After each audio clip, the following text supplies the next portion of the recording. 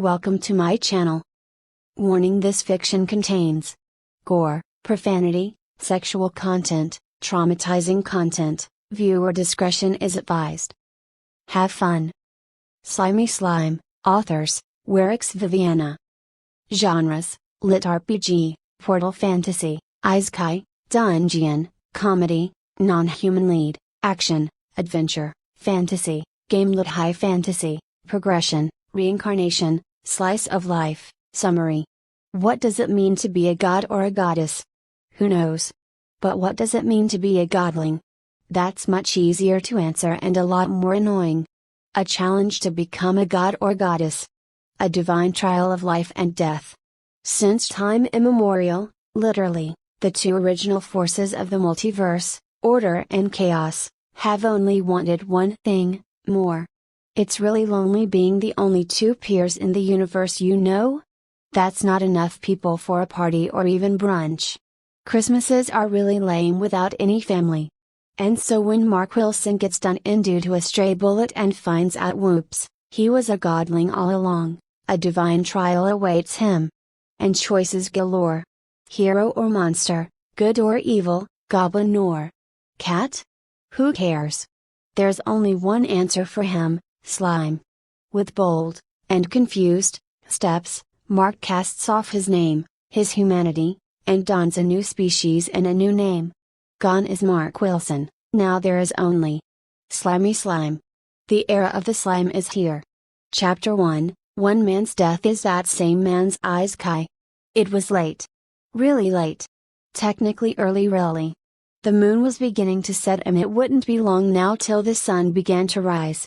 Yesterday had been the 4th of July and of course, I hadn't gotten any sleep at all.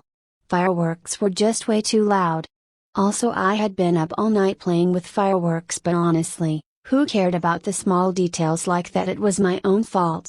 No, the night had come and gone and I had wanted to go to bed, but some idiots were out shooting their guns.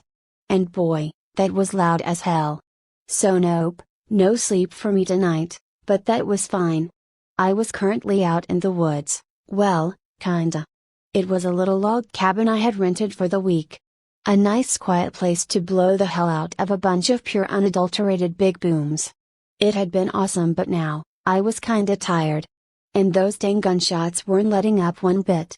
Boom. Boom. Boom. What, did someone die? Why are there so many? It's 4 a.m. Go to bed. Boom. Boom. Boom. Pain. Pain. Pain, pain, pain, pain. My entire world was numbness and pain. I looked down at my chest from where I was laying. Blood, so much blood. Chat? Blood, blood, blood, blood, pain, focus. The gunshot. They were shooting their guns up into the air and one of the bullets must have fallen. My chest was red. So much red. Red, red, red. I was bleeding out and holy shit, do humans have that much blood? I tried to get out of bed and slammed into the ground. Weak. I felt so weak. Everything was starting to go numb now, even the pain. So weak. The life was draining out of my body. I had never felt so weak before. Moving a finger felt like lifting a mountain. I was in shock, the full reality hadn't hit me yet, my mind was burning. I was going to die. I was going to die. I was going to die. With shaking hands, I drew on the wooden floorboards with my own blood. Family, friends, they're going to find me. Find my dead body. I can't make them worry. Can't let them worry. Closing parenthesis, love yo, weak. Too weak. Can't finish it. Those will just have to be my final words. Love yo. Ha. Ha ha. Ha ha ha. Ha ha ha. Ha ha ha ha. Ha ha. Ha ha ha. Dot. Dot. Dot. Dot. Dot. Dot. Dot. Dot. Dot. Dot. Dot. Dot. Ha ha ha. I woke up, laughing my ass off, taking in deep breaths of air like a maniac. It was a full, belly-shaking laugh, from the depths of my soul. It took a while for it to subside to realize I wasn't dying. I was alive? I felt tears falling from my eyes and shock as I looked down at my hands. No blood, No pain, no unearthly feeling of numbness and weakness as my very life drains away from me. As I feel myself fetched towards oblivion. No awful reality where I'm dead. Also, why was I naked? Greetings, godling. Huh?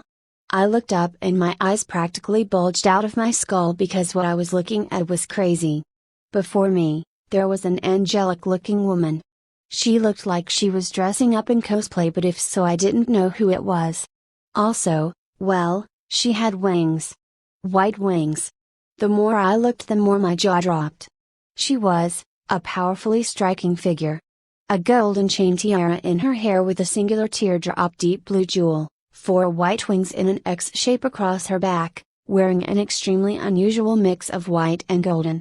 Silk panties and a bra. But as if to also spit in the face of that, she wore metal gauntlets. She was showing so much skin, I wouldn't be surprised if she told me she was going to a beach. And that didn't even touch on her eyes. Those were not normal pupils, and the deep blue color to match the few gems on her body was not lost on me. It was like waking up and seeing an anime character come to life, and it was extremely disorientating. What? She just chuckled. Hello, godling. You have been chosen to undergo a challenge. The challenge of ascending to godhood. You are a special case since you're the first to undergo this challenge with memories of a past life. Usually, this sort of rite uses fresh souls, but due to a god's suggestion we decided to change the premise a bit. I felt like I had just been slapped across the face. No introductions, no real explanations. The second I die I'm being told about gods and godhood? And what was that she called me, a godling? My brain felt like it was close to imploding. There hadn't been any time. Peaceful life, pain, blood, dying, now godhood stuff. It all was a singular mixed event in my head. No different from getting run over by a train multiple times in a few seconds, your brain won't separate it all into separate events. And it was all becoming way too much for me. I wasn't ready for this. I wasn't capable of this. I needed, fucking God, I needed time. I needed a second to fucking breathe. What the hell was going on anymore?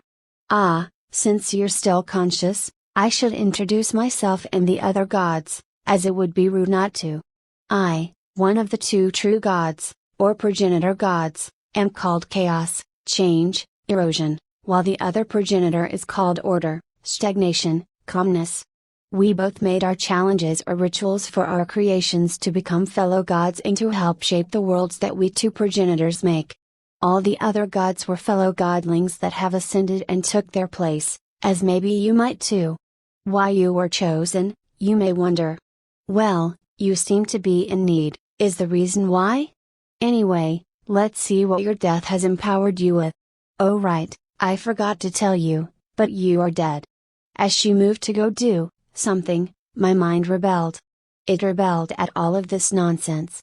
Shut up. She looked like I had slapped her. I just fucking died. Give me a minute here. What the fuck? What the hell? I can't just, I'm a pretty happy-go-lucky guy, but dying is kinda traumatic, you know? I can't just go and be like, yes, of course, all of the things you just said make total sense, and now let's keep going like, what? Just give me a few minutes. I collapsed to the ground, holding my head in my hands.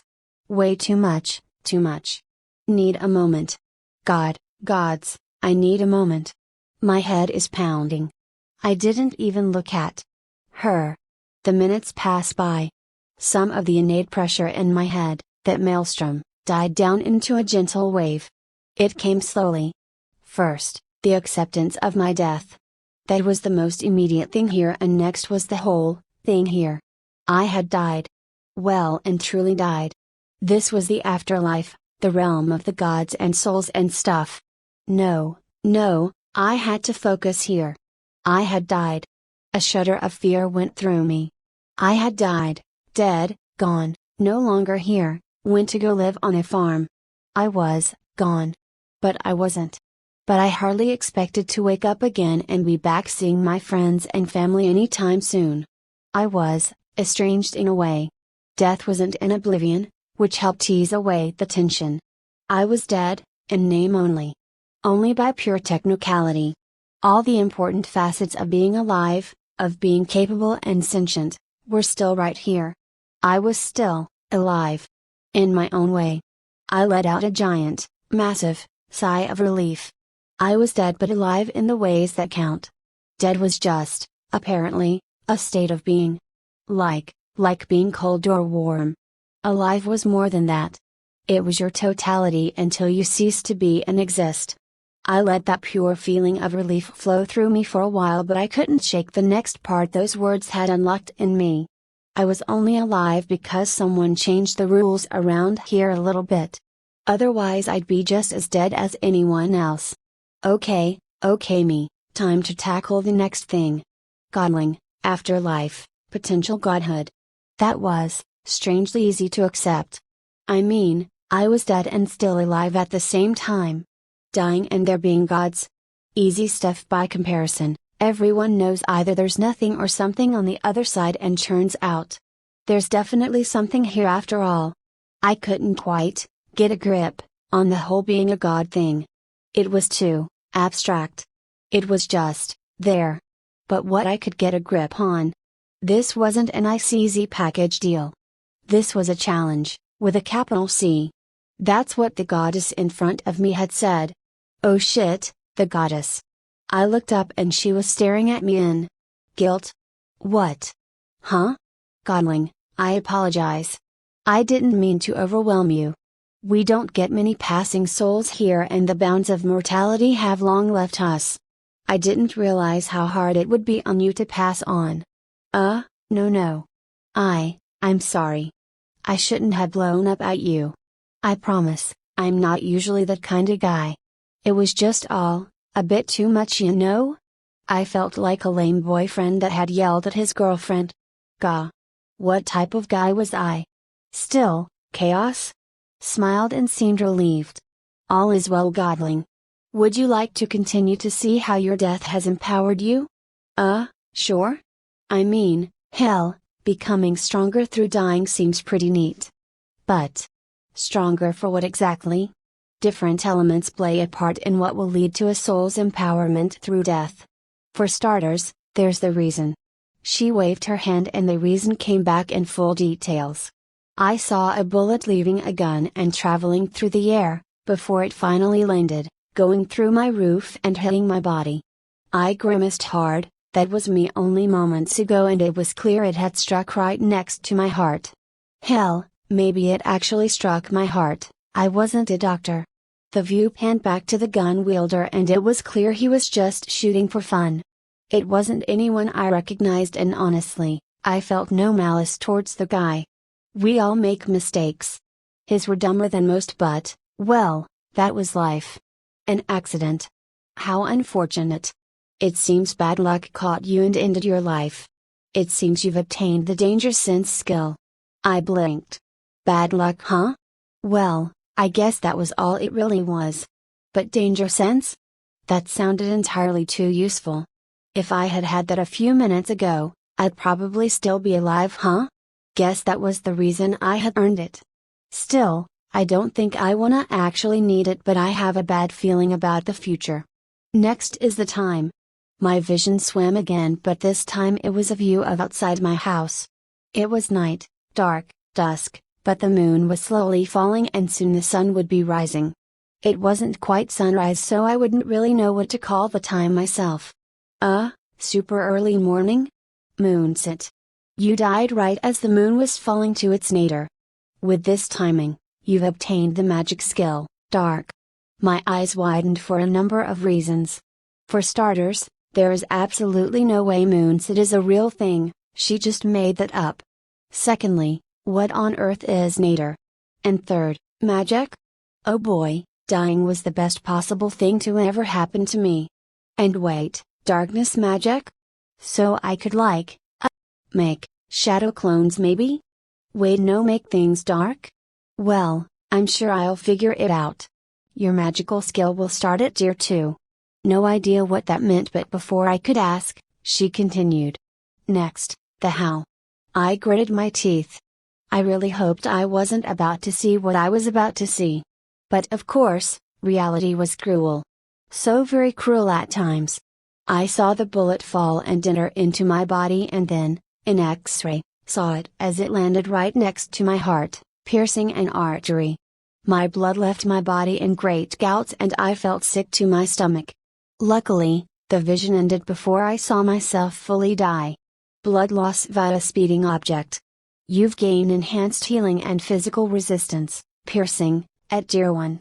Okay, now I really needed to ask about this dear stuff. Wait. What even are skills? What are tiers?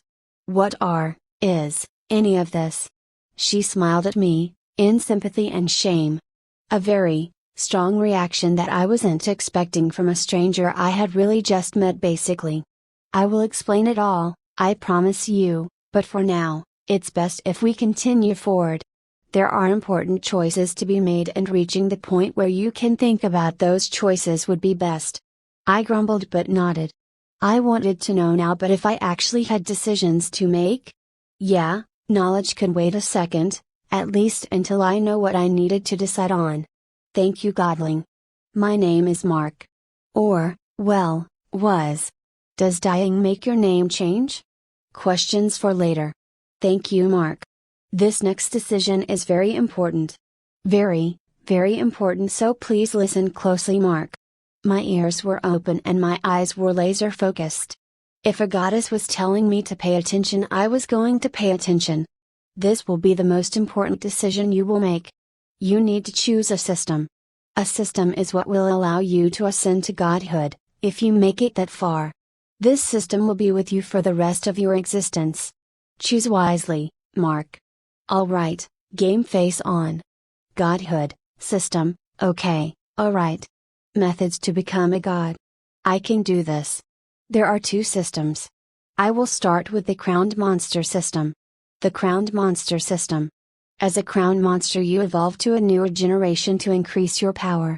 You will start as a Gen 0 monster and must work on your requirements to evolve into a higher generation. How many generations it takes to evolve into a creature worthy of being called a god is up to you and luck. The fastest creature to evolve using this system took roughly 571 years, 7 months, 15 days and 24 minutes. That current god is now the god of time and works to protect the fabric of time. The average time is around 3,000 or so years. My head was already rocking. Become a monster? Skills, magic. I wasn't going to be taking this challenge on Earth, that was for sure. But it didn't seem like I'd be taking whatever challenge this was here either. I was, oh my god. Was I being reincarnated? And I could reincarnate as a monster to become a god. That sounded insane. I didn't have a frame of reference, but becoming a whole other being? That sounded so totally crazy to me. And 3,000 years on average?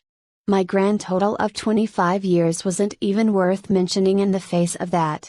As a crown monster, you have access to the special crown ability. This allows you to manifest a crown that makes you able to command other creatures. The crown's appearance is determined by your personality and race. The crown is tied to your soul, and you will only be able to manifest it at most 5 seconds at the start. The stronger you become, the longer you can manifest your crown. Usually by Gen 7, you should be able to manifest your crown for 12 hours at least. This crown can be destroyed. If the crown is destroyed, you die. The power needed to destroy your crown outright would take more strength and effort than just outright killing you. Those of strong will or are stronger than you can resist the commands of the crown. Holy crap, that sounded horrifying. Commanding others to do what I say? I mean, there's a certain form of appeal, but not like that. Plus it only seemed to basically work on those weaker than me. That didn't sound useful. I'd much rather have something that can help me against stuff stronger than me. Still, this was basically my option 1. Being a monster and continually evolving till I became a god. That was weird and crazy. But it also sounded pretty amazing. What kind of monsters could I be? A dragon? Could I become a freaking dragon? That would be so cool. It might even be worth it. And can't plenty of fantasy-esque monsters become humanoidish? Maybe I'll be taking this option, but I don't know. I'll have to hear the others. The second of the two systems is the human hero system. This system is a subsystem of the normal human system. There are plenty of other human subsystems, like human king, human sage, human acolyte, etc. All these systems work in a similar method to the monster evolution system, with each one working only slightly differently from each other. The essence of the human system is by going through classes like a monster evolves through generations, with each class having requirements to fill before you can change it. Your hero part of the system comes from the fact that you can see ahead one class tier, what requirements they need, and being able to swap classes at will. Your hero system does allow you to access the other subsystems like the king system, as well. Too much information, but I knew more was about to slime into me. This system comes with the markings of a hero. To signify that you are a hero, a tattoo with wings and halo will be somewhere on your body and will change forms depending on your personality and actions. From the amounts of wings, to the halo turning into horns, in the end it is an indicator of what others see of you and your interaction with the world around you. You will know the location of your tattoo on your body, but where it ends up being is completely random and will always be on your skin. If you show a human your mark, they will instinctively know what you are. Which system will you choose? I was feeling really disassociated at this point. I had all of that happen and then all of this happen, and then was being asked to make a choice. I had to think. This was important. But, basically, wasn't it really simple? Human or monster? That seemed pretty easy and simple, but, wait a minute. Something Chaos had said stuck out to me. How long does it usually take for people with a hero system to become a god? On average, 1,500 years. What? Do humans usually live that long? She shot me a confused look. No, wait a minute. How long will I live with the hero system? Roughly 300 years provided you don't find a way to increase your lifespan somehow. I blinked and my jaw dropped. Wait a minute. Wait a dang minute. Doesn't that mean that most people who become heroes fail? Almost all godlings fail. That sent a cold shiver down my spine. Right, most people who probably go do this challenge probably fail and die. But I'd have to figure out how to what? Quadruple my lifespan? Could I do that? I mean, I'd have 300 years, but is that enough? How many people who have taken the hero system manage to increase their lifespan that far? Roughly 15% have managed to increase their lifespan to the average time it takes to achieve godhood. I grimaced. On top of an already hard challenge, I'd have to do that. How many years would it take to maybe be part of that 15%? I was assuming I was better than 85% of the people that had ever chosen the hero system? No way. What about monsters? How many people manage to increase their lifespan with a crown monster system? As long as you continually evolve, your lifespan is functionally immortal as a monster. Less than 1% of crown monsters have gone out of their way to increase their lifespan. That was amazing. And really made my choice easy for me. I needed all the help I could get. I choose the crowned monster system. For the first time, Chaos absolutely beamed at me. Excellent. Now, let's begin. And then came all the answers I was seeking. And gods and goddesses, it was just as overwhelming as before. But it was answers. Where to even begin in my own head? For starters, I was told that I'd start as a Gen 0 monster.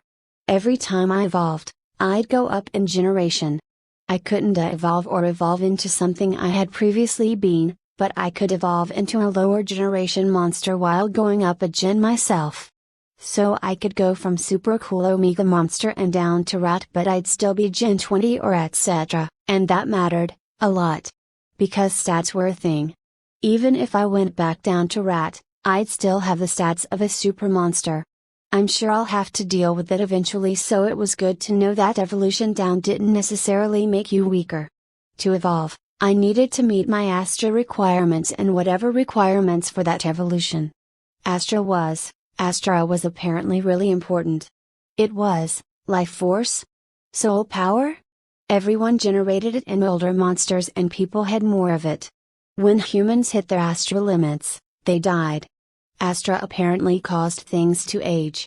Monsters, however, usually had a cap of some sorts. I would not. That didn't make me safe though. If I generated too much Astra, I'd basically explode and die. So, that was a ticking time clock, but I also needed high levels of Astra in order to evolve. Stronger evolutions generally required more, much more. It was life force, soul power, and evolution energy all rolled up into one.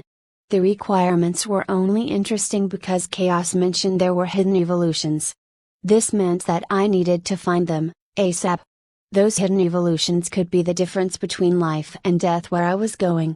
There wasn't any information on unlocking them, but the requirements could be convoluted and annoyingly, anything. Still, there were some ideas from my days playing video games that were giving me some early ideas on what could be what. I'd hopefully figure something out. And that was it?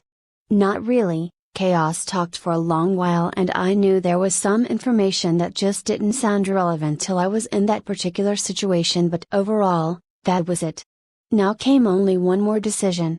Chaos looked at me. So, what monster will you become? I looked at the 8 options with excitement and apprehension. Chapter 2, The Superior Power of the Slime. I had to start as a Generation 0 monster. That meant bottom of the barrel, lowest of the low in the totem pole. That was fun to say. Anyway. What are my choices? I blinked because in front of me were 9 pieces of paper. Well, no, they were flat, but they looked more like floating computer screens than anything else. The first listed the 8 options I had and the rest seemed to list the evolutions. Here are your choices. Please, take your time and look thoroughly. Chaos gestured behind me and a beanbag chair had formed. Well, alright. I slammed my behind down in the beanbag and started reading. I wanted to know what I could become too badly to really appreciate how awesome this beanbag chair was. My god, it was really great. But no, focus mark. Slime, gain 4 Astra per day, +2 end, requirements, N.A., skill gains, melt. Use your slime to corrode through materials, can melt up to steel tier items. Absorb, envelops a target into your body, then slowly eat away it. This is akin to eating. General info, the lowly slime, one of the most common monster types. Do note, that you will unable to see, only able to feel your way around the environment. Some metals, like gold, are naturally resistant to your melt skill. Pass. Pass. No way. Slimes were cool and awesome and amazing, but being blind? Are you kidding me? I'll probably die before I can ever evolve into any sort of slime with eyes. My heart hurt at having to refuse, but, next. Goblin, gain 5 Astra per day, +2 strength, requirements, N.A., skill gains, goblin breeding, able to mate with all creatures but the children will always be goblins. Children gain enhanced stats or skills depending on parents. Minor enhanced healing, wounds close faster and blood is quicker to replenish. About 100% faster. General info, a common monster group, goblins. They rape, pillage, and are a general menace to all creatures of the world. They tend to form communities with fellow goblins, and due to this it is very rare to find a lone goblin out in the wilds. That's a really good choice actually. My crown abilities specifically work with people underneath me. Like a king. A goblin king doesn't sound too bad. It wouldn't take me long to probably get up to that point with my system it sounded. I didn't exactly want to lead a roving band of evil though.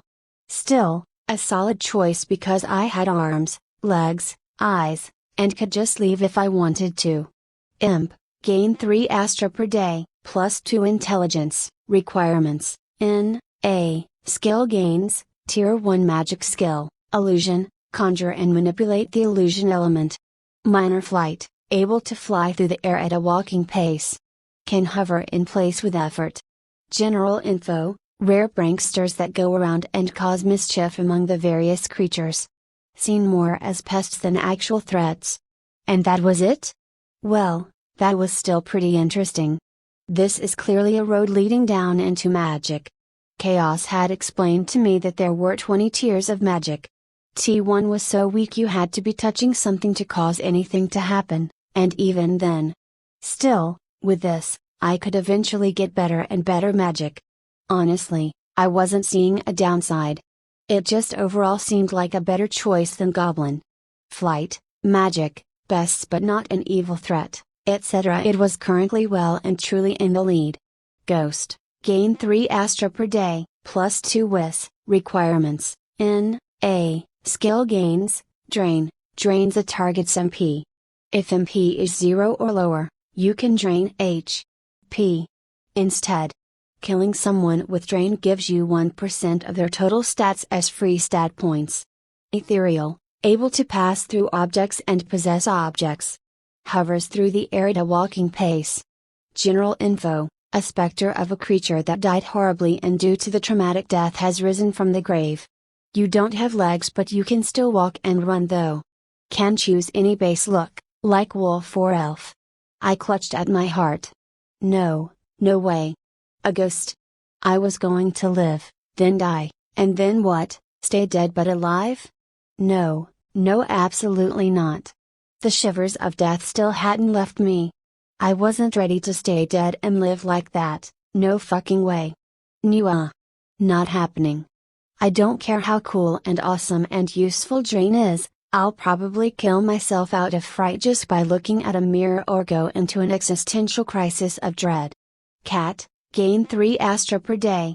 Plus 1 Agi, plus 1 Dex, requirements, N.A. Skill gains, night vision, able to see better in low light environments. About 200% better or so. Silent step. Your footsteps are silent and cannot be easily heard. General info, a generic cat. The bane of all mice and mayhaps men as well. To some they are pests that breed out of control, to others, a fluffy companion. Which will you become, I wonder? I blinked. Blinked again. A third time for good measure. Nope, I was looking at cat. Were all cats monsters in this new world? How on earth did people deal with that? Your cat could just become. I quickly flicked through the evolution pages. A panther? Your cat could just become a panther at nearly any time? What the hell? Were dogs a monster too? Were all animals? Wait, could all animals evolve? That was crazy. But also, hell no, I'm not becoming a cat. No way. Over imp. I'd have to be insane. Huge snake, gain 5 Astra per day. Plus 1 Agi, plus 1 strength, requirements, N.A. Skill gains, swallow whole, able to swallow creatures that are smaller than you. You will slowly digest them over time. Make sure not to swallow anything that might be able to cut their way out of you. Inject venom, you are able to inject the venom into creatures that you bite. This venom slowly kills your victim. You are immune to this poison. General info. A larger than average size snake that slithers about looking for food. You smell through your tongue instead of your nose. Commonly found in jungle environments. Alright, that confirms it. All animals are technically monsters. So, a snake, huh? Could I eventually become something like a hydra or maybe even a dragon? No, maybe a dragon is too much, but a wyvern might be possible or something? Maybe one of those cool snake-like dragons? Still, I can't say I'm in love with the idea of being a snake or an animal at all. The first 4 options were at least monsters to their core. But now, animal after animal. Wolf, gain 3 Astra per day, plus 1 strength, plus 1 and, skill gains, tracking, able to see details that help you follow or find creatures. Scent, able to detect and sense other creatures and objects through smell. General info. Ravenous creatures that are commonly found in wooded areas and sometimes encountered in plains. Wolves tend to naturally form communities with fellow wolves. I had to resist a yawn.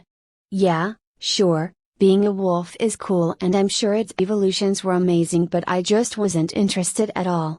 Huge rat, gain 6 Astra per day, plus 2 con, requirements, N.A., skill gains, infectious bite, your bites have an increased chance of becoming infected and potentially killing your victim. Carrier of illness, your body is a carrier to a host of many different viruses and parasites. You are immune to the negative effect of these carry-ons. General info, a bigger than normal rat. These fearsome creatures are hunted down before they can reproduce and cause more problems. A huge rat is often seen leading many smaller rats. I grimaced. That sounded utterly awful to become and be for any length of time at all.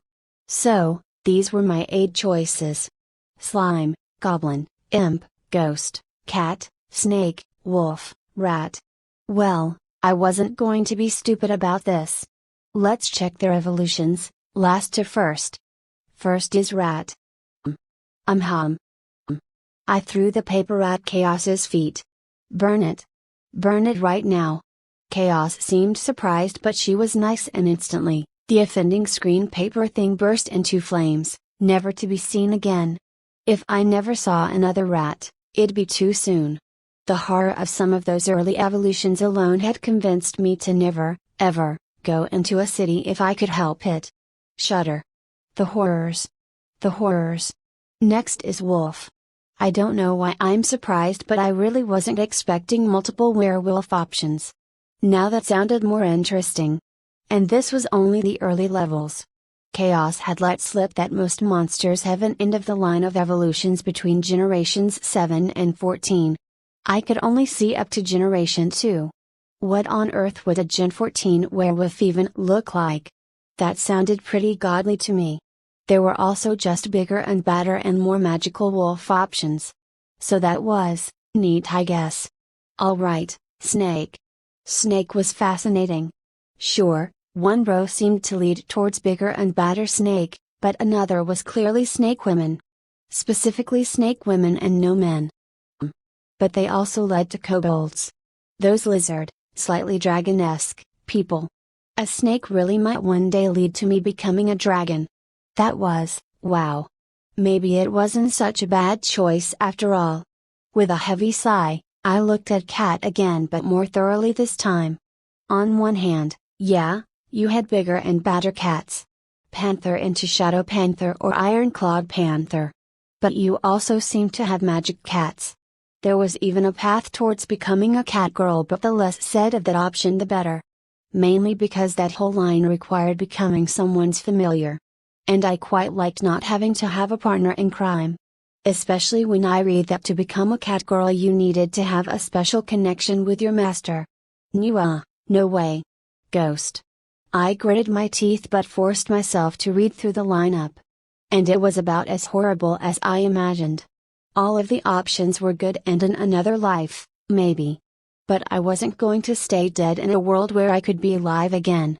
I did know that if I ever ran into these things, I'd probably run away screaming. What the hell even was a soul leech? And ghosts could become skeletons, ghouls, and zombies. Yeah, that was all hella spooky. Cool, but it also just hit home too close to my heart. I didn't think I'd ever develop a fear of undead, but just seeing them reminded me of my own mortality. Hard pass. Imp. Finally, some of the good stuff. Imp was really weird. I knew imps were demons, but some of these choices. At the end of the line that I could see were devils, fae, doppelgangers and redcaps. I wasn't sure which road I wanted to go down. Devil was straight out, I wasn't evil. Redcaps were too specific on the requirements. But becoming a pixie? That could eventually probably become like a fairy queen or something, right? And doppelganger, well, I could blend right in with any town or city. I hadn't considered it before, but that might be pretty important. Clearly, some monsters were fun and others weren't though. No one complained about the animals that existed, judging from the descriptions. And imps were outright called pests at worst. So it wasn't that necessary, but stronger monsters, well, I'd have to see when I get to wherever I'm going. Now, goblin. I flicked over to the page and was nearly blinded by choices. Goblins became so many things. Hyena people that were called gnolls, a bunch of special goblins, a succubus, and more. That was kind of a tough choice. The pure variety goblin offered wasn't expected. It would help me specialize in anything I wanted as I went down the line. With a now thoroughly confused mind, I read about slime evolutions, with a heavy heart. I wanted to be a slime, I did. It was just so cool. But I couldn't be blind. Even at Evolution 0, that was just way too much. Slimes were weak starting out, and if I couldn't see, anything on earth could kill me. Still, I read through the evolutions. And then my heart felt like it had stopped. I read again, and again, and again. My eyes were glued to the paper, my heart rate increasing. No way. I thought it through in my head, again and again. I tried to resist, to not choose what felt like certain death out of pure greed and ambition, but I couldn't help it and the words slipped out of my mouth. I want to be a slime. Excellent. I looked up. Oh crap, I said that out loud. I wanted to deny it, to choose imp, but I couldn't. Slime was just too powerful. If I could master the Gen 2 option I saw. No, if I could get a special evolution version of a Gen 3 I knew was there. It was suddenly and quickly occurring to me that low Gen monsters weren't necessarily weak, they just had less of a max badness potential. The Gen 2 rat I saw could have wiped out a city. I'm sure a Gen 7 rat could wipe out a country. So if this was only my options at Gen 2. My heartbeat was heavy and I felt like I was shaking. Strong, way too strong. I looked back at the second and third evolution I was going to be aiming for. Core Slime, gain 3 Astra per day, +2 strength, +1 intelligence, requirements, 60 Astra, absorb 30 creatures, absorb 5 human hearts, skill gains, Slime Core, a magical core made from solid slime, which acts as your heart, brain, and eye. You can see through your core like one huge eyeball. Remote control, able to control severed parts of yourself at will. General info, a slime that has eaten enough creatures to use their mass to make a core. These slimes are feared by humans due to the fact that these slimes can grow out of control.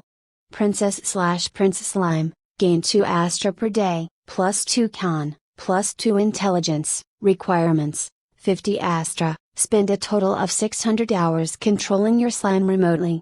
Skill gains, Tier 1 shaping, able to shape parts of your body. Now you can make cute little slime soldiers that march about. Enhanced control, you are now able to manipulate a huge amount of slime and are able to sense through them. Royal Core, you now have control over lesser slimes and are able to command them. Your core now sports a cute little crown to signify your royalty. General info, a slime that is actively hunted down by humans and monsters alike, before the slime evolves further.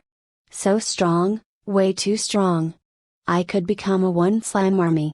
If sensing through slime is at princess level, what would king be? Could I cast magic through my slime? Become a massive hive mind? It straight up says I'd be so strong that both humans and monsters will come for me. This is Gen 2, Gen 3 is obvious, but what about the rest? Chaos was clear, every line has at least 7. That doesn't make those with only 7 weak, far from it. I can barely, kinda, imagine a Gen 4, but that's it. I have no idea what could come after that. Even at just Gen 4, I feel like I'd be unstoppable. And what about hidden evolutions? Even just being able to see the other slime lines, like Metal Slime and Medicine Slime, gives me more than a few ideas. If I wasn't already sitting down, I'd need to. Isn't this kinda really strong? Then a sobering fact came my way. Almost everyone who had tried this challenge had failed. Chaos had said so. I wasn't the first to see this combination, even if other people didn't get memories of their past life. Someone else must have tried. And they must have failed. It was easy to see why. This was declaring yourself an enemy of the world, that your potential was too high. Everyone would be gunning for me and that fervor would increase into a worldwide hunt as I evolved further. It wasn't enough. I needed more or I was going to be a smear before I ever got to that point. I had to think this through and, are you ready for your crown abilities, Mark? What? Huh? As part of being a crown monster, you get 3 authorities and 2 crown types. What? We're not sending me now? She seemed to blink in confusion. There's still plenty more to go through though. We need to select your authorities, your crown typing, your skills, your items, the world to send you to, and where to send you in at. I opened my mouth in shock. The crowned monster system already gave me a massive leg up on everyone else.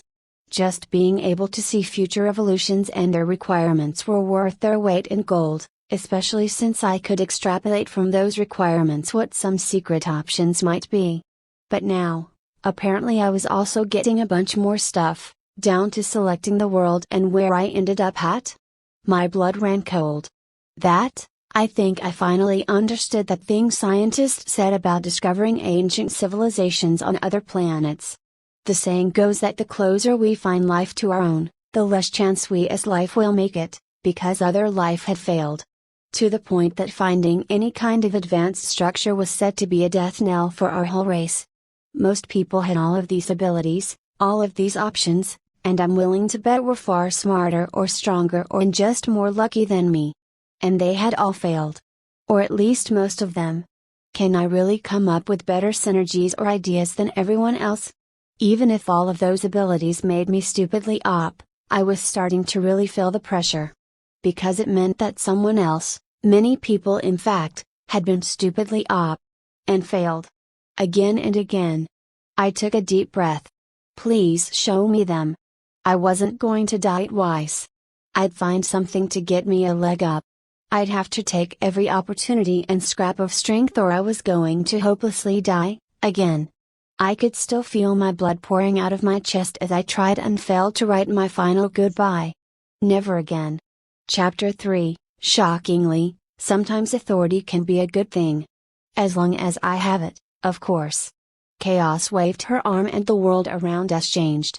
This entire time, I had been in a black void, totally naked, with just chaos and whatever she decided to have appear in front of me. Now the sheets of screen paper were gone, the bin bag was gone, and we were standing in what felt like a forge? No, not quite. More like a waiting area of a forge. Where are we now? I am having us move closer towards the other godly domains while we begin the process. You'll be meeting my sister Order after this and then a host of other gods. Each will help you along the way. Order would normally be the one you would talk to if you selected the human hero system, but instead she'll fill you in on information that may prove important. I just nodded along. This was a far more involved process than I had expected or normally read about in my books. I guess it made sense. I didn't get the sense the gods wanted me to fail. No, quite the opposite really. I'd have to ask about that later. Suddenly, with a wave of her hand, there was power. Separated on 2 sides were glowing things. Boxes, but they definitely weren't boxes. Containers came to mind. Containers holding stuff of immense power. On the left, I could feel command. Authority, implied by the name. On the right, I could feel what felt like gentle power. Like a piece of clothing going around something. Attached but also not you. These were probably the crown types by process of elimination. You will be able to choose 3 authorities and 2 crown types. You can only use your authorities when your crown is out and the passive effects from the crown types only apply while your crown is out. It costs crown time, which generates over time, to use your authority. As a Gen 0, you would get 1 hour for every 24 hours. There is a mathematical formula for it, if you'd like to know. At Gen 19, you would generate a little over 25 hours of time every 24 hours. So, I'd need to reach Gen 19 before I could manifest my crown permanently all the time. Well, that's good to know if I ever reach that far. It had occurred to me that I could just go and become a bunch of low requirement monsters, but that came with its own problems. Take Prince Slime for example. It requires core slime to control slime. If I became a core slime and then into something else, I wouldn't be able to control any slime and wouldn't be able to go back to slime. Maybe I could become a different slime, but would I keep the skills I had as a core? If I wasn't careful, And even if I was, transitioning into different monster lines could permanently lock me out of certain evolutions. It would royally suck to be 1,000 years into this and realize my earlier choices on day one meant I'd never become a god. No, the risk was too stupidly high for that quick gain of power. Crown types don't require time, beyond the time spent out. It's important to remind you that crown time and how long you can have your crown out are different things. You should be able to have your crown out full for a full 24 hours at Gen 10 and able to keep it permanently going at Gen 19. You can gain 2 more authorities if you manage to slay a hero and more crown types depending on the amount of creatures you rule over. If you lose too many minions you will lose additional crown typings. That splashed some cold water on me. I was a target already. Heroes were going to be a thing where I was going and there's no way that they got nothing for killing me if I got something for killing them. I was going to be a special monster or a boss monster or something. If I played my cards wrong, they were going to annihilate me. The idea of going up against a monster or hero who was also going through this entire process sent shivers up my spine. It was one thing to know you might not be as good as others were, it's another to think you'd have to fight that someone. Are there other godlings where I'm going? Ah, no, we don't put godlings together in their challenges. Then, can anyone just become a hero or a crowned monster?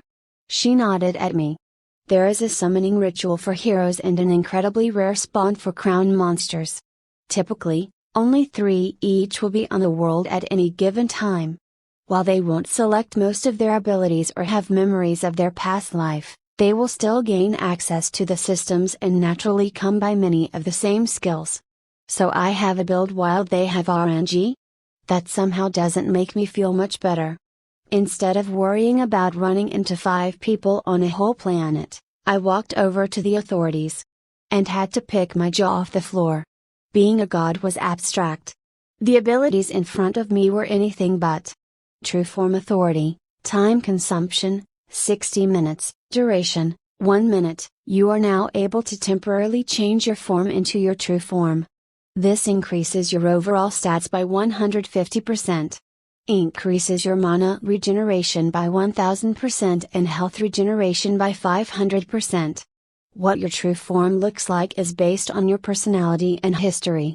An evil creature with a history of murder and rape would have a demonic and infernal form. While a kind creature with a history of generosity would look angelic and gold.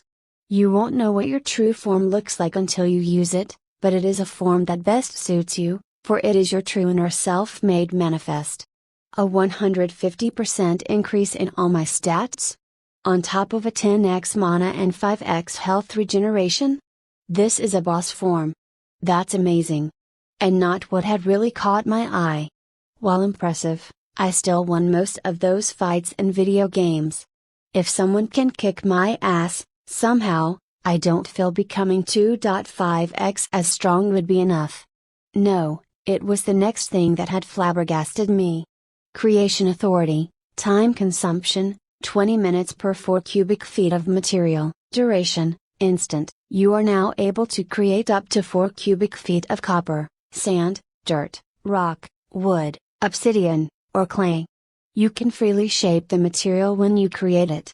You will be able to create other material types with enough practice, eventually being able to create and manipulate any material. The earth and all things of it will bend to your will. Just pure matter creation? I could just make things, anything, out of thin air? Imagine if I got good enough to make multiple things at once and shape them. I could just spawn any item or creation I wanted.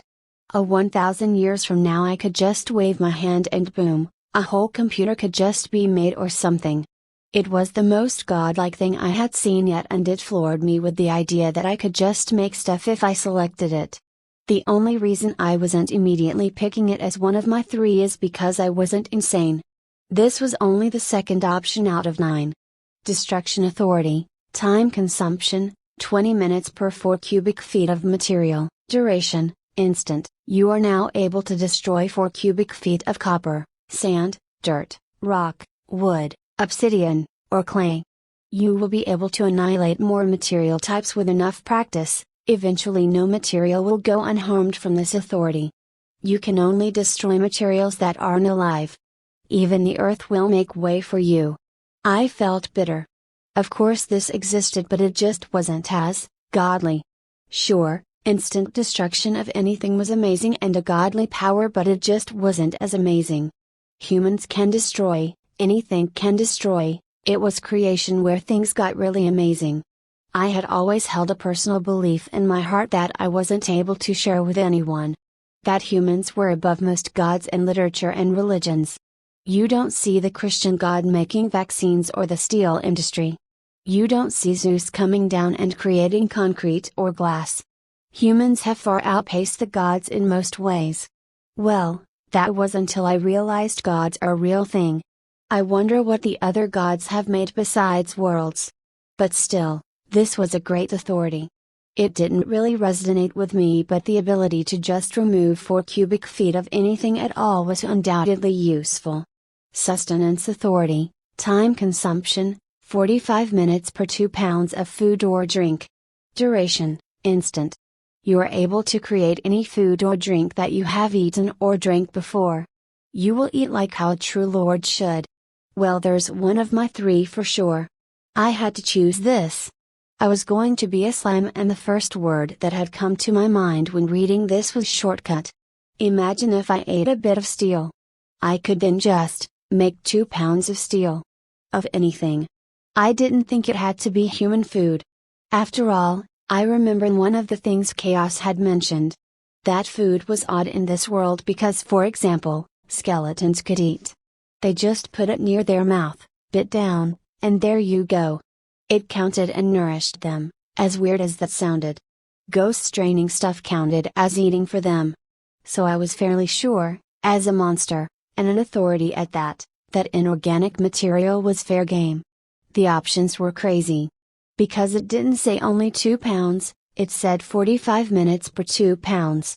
If I saved up a whole day, and had eaten an anvil before, could I create an anvil because it was food? A sword? But more than all of that, the requirements for core slime came back to me. 60 Astra, absorb 30 creatures, absorb 5 human hearts. I didn't want to kill people, not even if they really came after me. It wasn't because I was too kind or anything like that, it just seemed, I didn't want to kill people. And yet I needed human hearts. With this ability, would it let me count that? Absorb, for a slime, meant eat. Eat 5 human hearts. This authority could make anything I had eaten before.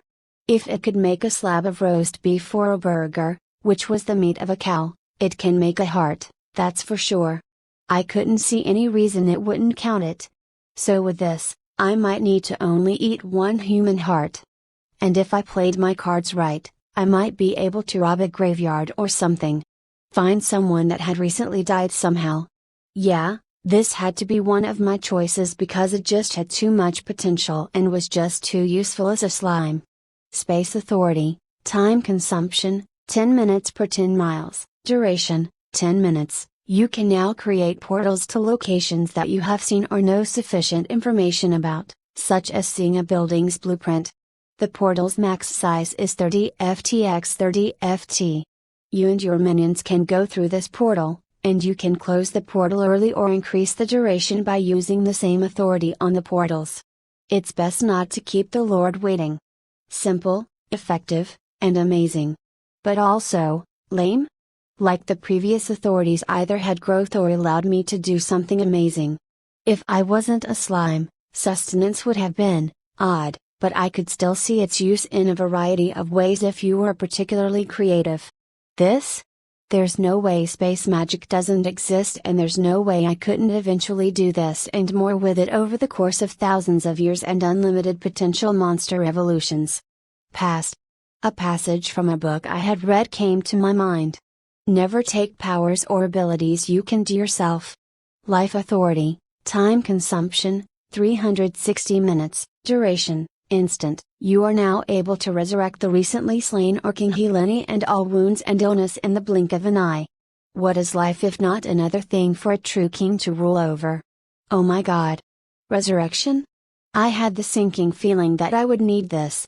Even if I learned healing magic, could I really resurrect people? Probably not. That seemed like the realm of the gods, or at least the truly strong. Something was brewing in me. A realization. I felt my knees go weak and had to sit down. Chaos was looking at me with worry, but I couldn't focus on her. Everything was just happening too much and too fast, but I wasn't that weak. I was adjusting fast, I felt, but that just meant that there was more room for my future to roll out in front of me. Dying, becoming a god, becoming a monster, getting hunted, probably dying, magic, etc., etc., etc., etc., etc. Now a new one was starting to sink in. I was going to be a king. Not just a monster called a king. I was truly going to be a king. A leader. A ruler. I was going to have people underneath me. Sure, they might be monsters, but clearly monsters were just as much as capable of being people as anyone else. I grit my teeth and stared at life authority. I didn't care what others existed. I grabbed it. None of my people would die like I had. I'd not allow it. I'd break the world before I let people suffer for me like that. I may be trying to become a god, but I didn't care anymore. I wasn't going to let myself evolve off the backs of my people. We'd all go up together or not at all. If I was to be a king, I was going to be the best I could be, or I'd die trying. That was hefty. The weight was hefty.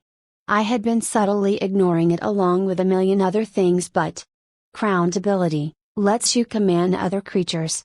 Princess/Prince Slime. Royal Core, you now have command over lesser slimes and are able to command them. Crowned Monster. It was there, staring me right in the face. Chaos had been right, it was the most important choice I would make. I had made a choice to be a king. A ruler, a leader. The hero system was the vanguard and safekeeper. The hope in the darkness, or the darkness that overwhelmed. The crown system was to be a king. An emperor. I could feel now, especially as my authority settled in me, how both led to godhood. One would allow you to reach the height of an ideal. The one who can do the impossible, who could overcome the world. A hero represented a god like Hercules. Mighty, great, powerful. Able to break reality, able to overcome obstacles not capable by mortal men, a legend and epic in the making. Their story of struggle would lead them to godhood. Not because they reached for it, but because they would become so great the universe would bow before their might and story and acknowledge them as a god. For what else could they be? A crowned monster wasn't the same.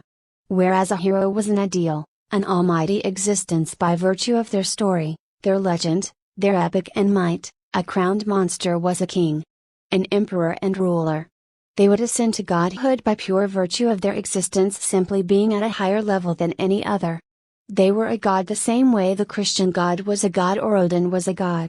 No feats were necessary, no great epics. They would happen, as was only natural for any great being. But they were merely simply a higher existence than any other. As their empire grew, as they became more, they would ascend to godhood. The authority finished settling in me, and I blinked in my own introspection. That had been, weird was a word, but enlightening was another. A hero and king were diametrically opposed. They could kill one another. A hero, defeated by a higher existence, like Hercules brought low by Zeus. Or a king, defeated by a hero, like Loki killing Odin. Neither were necessarily enemies, but both were each other's bane. I shook it all off and got back to looking at the rest of the authorities. I had only looked through 6 before my mind or soul had been integrated with that strange form of innate knowledge. Dominate authority, time consumption, 80 minutes, duration, varies. You are now able to dominate a creature by looking into their eyes. They will become perfect slaves to you and your will. Weaker creatures can be dominated forever, while strong-willed creatures can break out of it or outright resist the effect. Bow to your new overlord. I spit on the ground. Mark? Chaos was glaring at me. Sorry. But seriously, what the fuck? This pissed me off in a way I couldn't explain. Yes, my crown and other abilities allowed me to command or control others. No, I wasn't going to abuse that. This was completely different. It was a total enslavement, erasing the will of another. I wanted to rip the authority to shred on principle. I knew it wasn't just me and my own emotions, it went deeper than that. The second I had selected the crowned monster system, it had become a part of me. Seeing this was like looking at a piece of shit that was moving around to me. Absolutely disgusting. If I took this authority, I'd probably explode. It was that repulsive to me on a base level. It went against everything I stood for. Slavery was abhorrent, but it wasn't just that. This violated what it meant to be a ruler to me. There can be no king without subjects. And a slave was a dead subject. This was killing your own people and pretending you hadn't done so. No, perhaps even that could be reasoned away in my head more than this. A slave was at least still a person with free will, even if all their options were hell. This was to remove even that. It was unnecessarily cruel. I couldn't even say or think pass, because that assumed it had ever been an option. I'd rather kill myself and die, again, than ever have this piece of utter garbage be a part of me.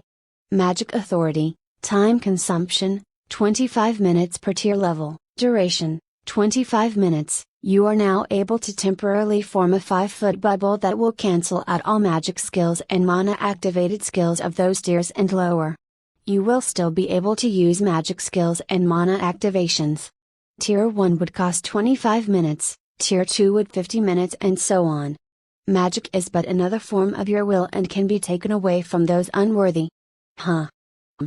Protection from magic sounds great, and it's something that I could probably never, ever do with another ability. It doesn't necessarily have growth, and a 5-foot bubble isn't a lot of space. I'd basically have to be on top of someone for it to matter, and nothing in their right mind would ever get that close to me if they knew about the ability. Most magic would be range anyway. Somehow I doubt canceling out magic skills means that if someone shoots a fireball from a mile away, the fireball just disappears. Even if it did, I'm sure dropping a meteor on my head would have plenty of non-magical ways of killing me after it went off or landed. So, it would be best used for assassination or the like. A surprise attack. I'd have preferred an active offense or defense, but I can work with this if push comes to shove. Minion authority, time consumption, 30 minutes plus 30 minutes per minion's generation, duration, 60 minutes. You are now able to temporarily summon minions from forms that you already were. For example, if you were imps once before, you can now summon imps to do your bidding. A true king has plenty of minions fully willing to carry out whatever their lord desires. I was stumped on this one. It resonated with me and my goals and desires. The ones I was rapidly forming the longer I spent here. But it was also clear. I put my hand near it to get a better feel for the authority. It truly meant temporary summoning. As in, I'd create people out of nothing and then they would cease to exist afterwards. They'd last an hour and then be gone. I focused hard. They wouldn't be technically alive.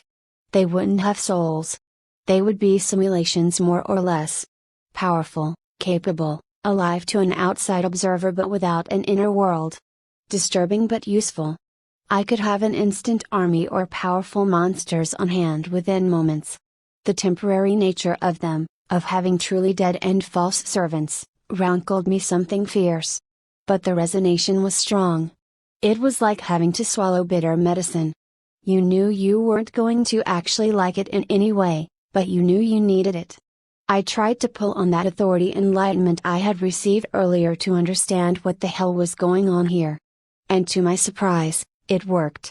I was going to be a king, but a king needed minions. Simple, but what if it wasn't easy? How long would it take to build a kingdom? How hard would it be to defend your land? What if you didn't have enough people to build walls? Enough caretakers for your people? A kingdom was built off the backs of others. That was a necessary part of any place of rule, of any place where there was at least one thing alive. Yes, the false subjects would only last an hour, but with enough time saved up, that could translate to hundreds of minions in an instant. Enough to build a city practically overnight. False minions to have real subjects. I sighed and grabbed the authority. I didn't really want it, but I needed it. I also seriously needed to get the fuck away from wherever the hell we actually were because I was basing that entirely off the feeling my soul was feeling from these authorities. My mind was very confused why I wasn't excited for instantly having a goddamn army that could be any monster I had been before. Just imagining having a bunch of Prince Slimes all making their own little armies was incredible to me. And going even further. Despite the cold dread of someone has probably tried this, done this, and failed. I was pretty happy with my choices so far. The last one, I naturally grabbed Sustenance Authority. The tipping scale was definitely metal. Being able to produce infinite amounts of metal just was way too good, let alone the human heart issue. After I had selected them all, I had expected a kind of sense of completion. Instead, I felt like I was still missing something really important. I turned my head slightly to the right. Ah. Right. That. Are you ready to select your crown typing? I sighed and nodded. Yeah. Today was gonna be a really, really long day. I was actually starting to be annoyed. Cool abilities or not. How long was it going to take till I became a slime? Chapter 4, The crown on my head is only cool cues and glows. Part of me, most of me, just wanted to get on with it, but I swallowed my complaints. They were stupid, I was being impatient. I had to fight for every scrap I got. And these were important. I put my game face on and looked at the 6 options in front of me. I got to select 2 of these, but they were much more simple than the authorities. Immunity type, your crown now exudes an aura of purity. When wearing your crown you are unable to be affected by any negative status effects, as well as curing any negative status effects.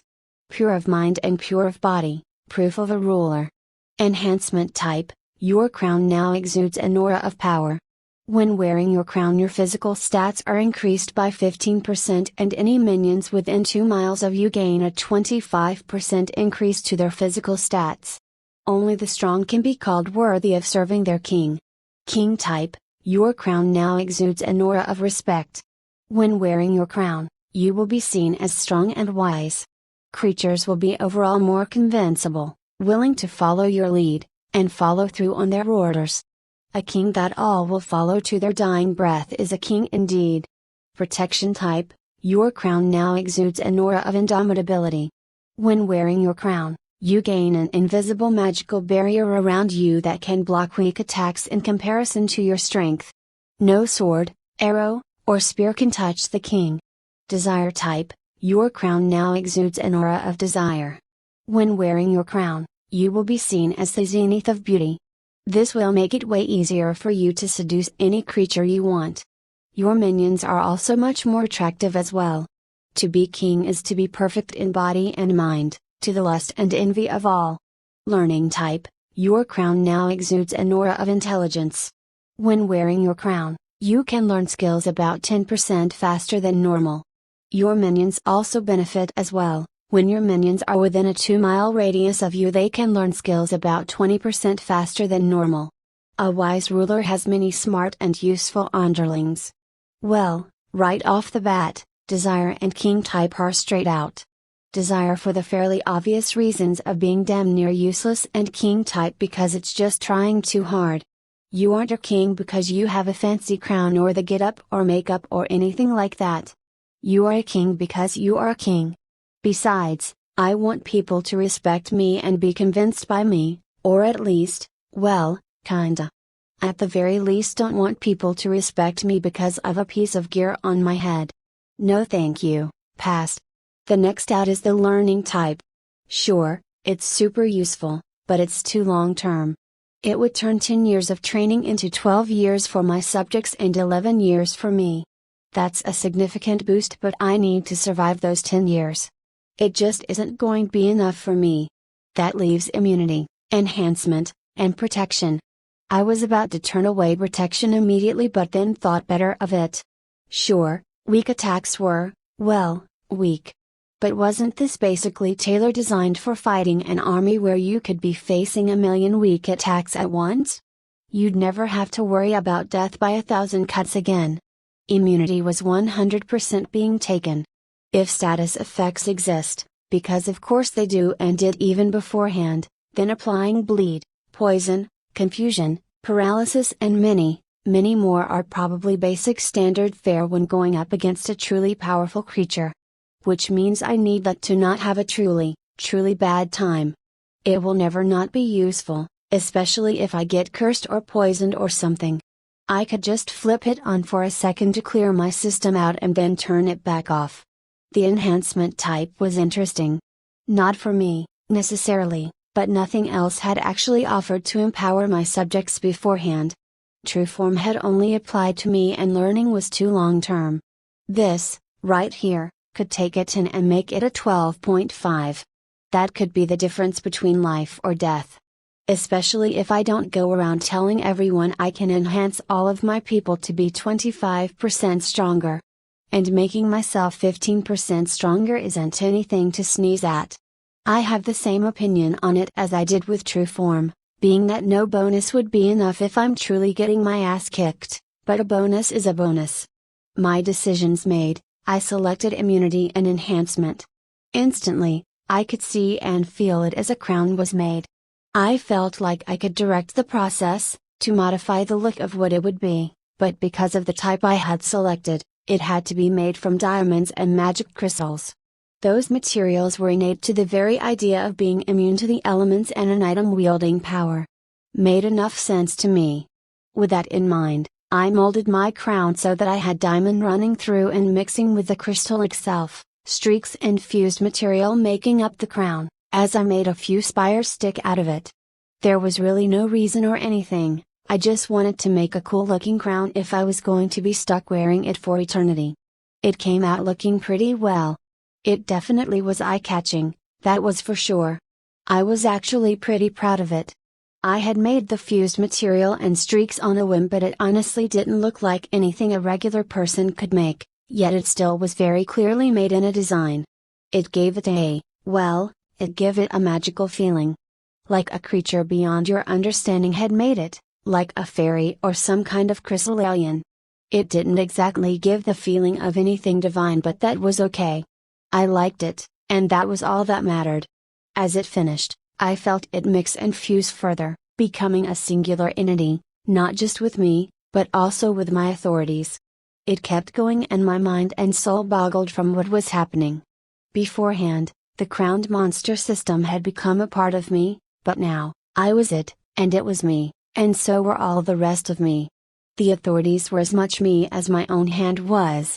The crown, even more so. It was right next to my soul in terms of meanness. It felt so weird. I felt it rest on my head for a second and then vanish, disappearing inside of me. I wasn't even remotely strong enough to pull that thing out. It was truly a monster of strength. I wasn't a high enough dear being to wield it yet. But I would be. Chaos clapped, shaking me out of my thoughts. Now that we're done, let's go visit my sister order. As soon as she said that, she waved her hand and we were somewhere else, and I immediately felt like I had the air punched from my lungs. That room, that domain or place, had really been messing with my head. Where on earth were all my weird ass thoughts even coming from on authorities and king and all of that? What on earth? I had never once thought about being a king beforehand and, I just knew that reaching out near an authority would provide me more information. And that something just didn't fit because they weren't me? What the hell? I felt, really strangely, like a person who had just been knocked on their ass right after spending about 10 years sitting on a mountaintop and listening to the scriptures of the Buddha. I wasn't exactly unhappy with all that weird spiritual stuff I had just been through, but getting thrown out of it and back to normal was like being dipped in freezing cold water, except for my soul.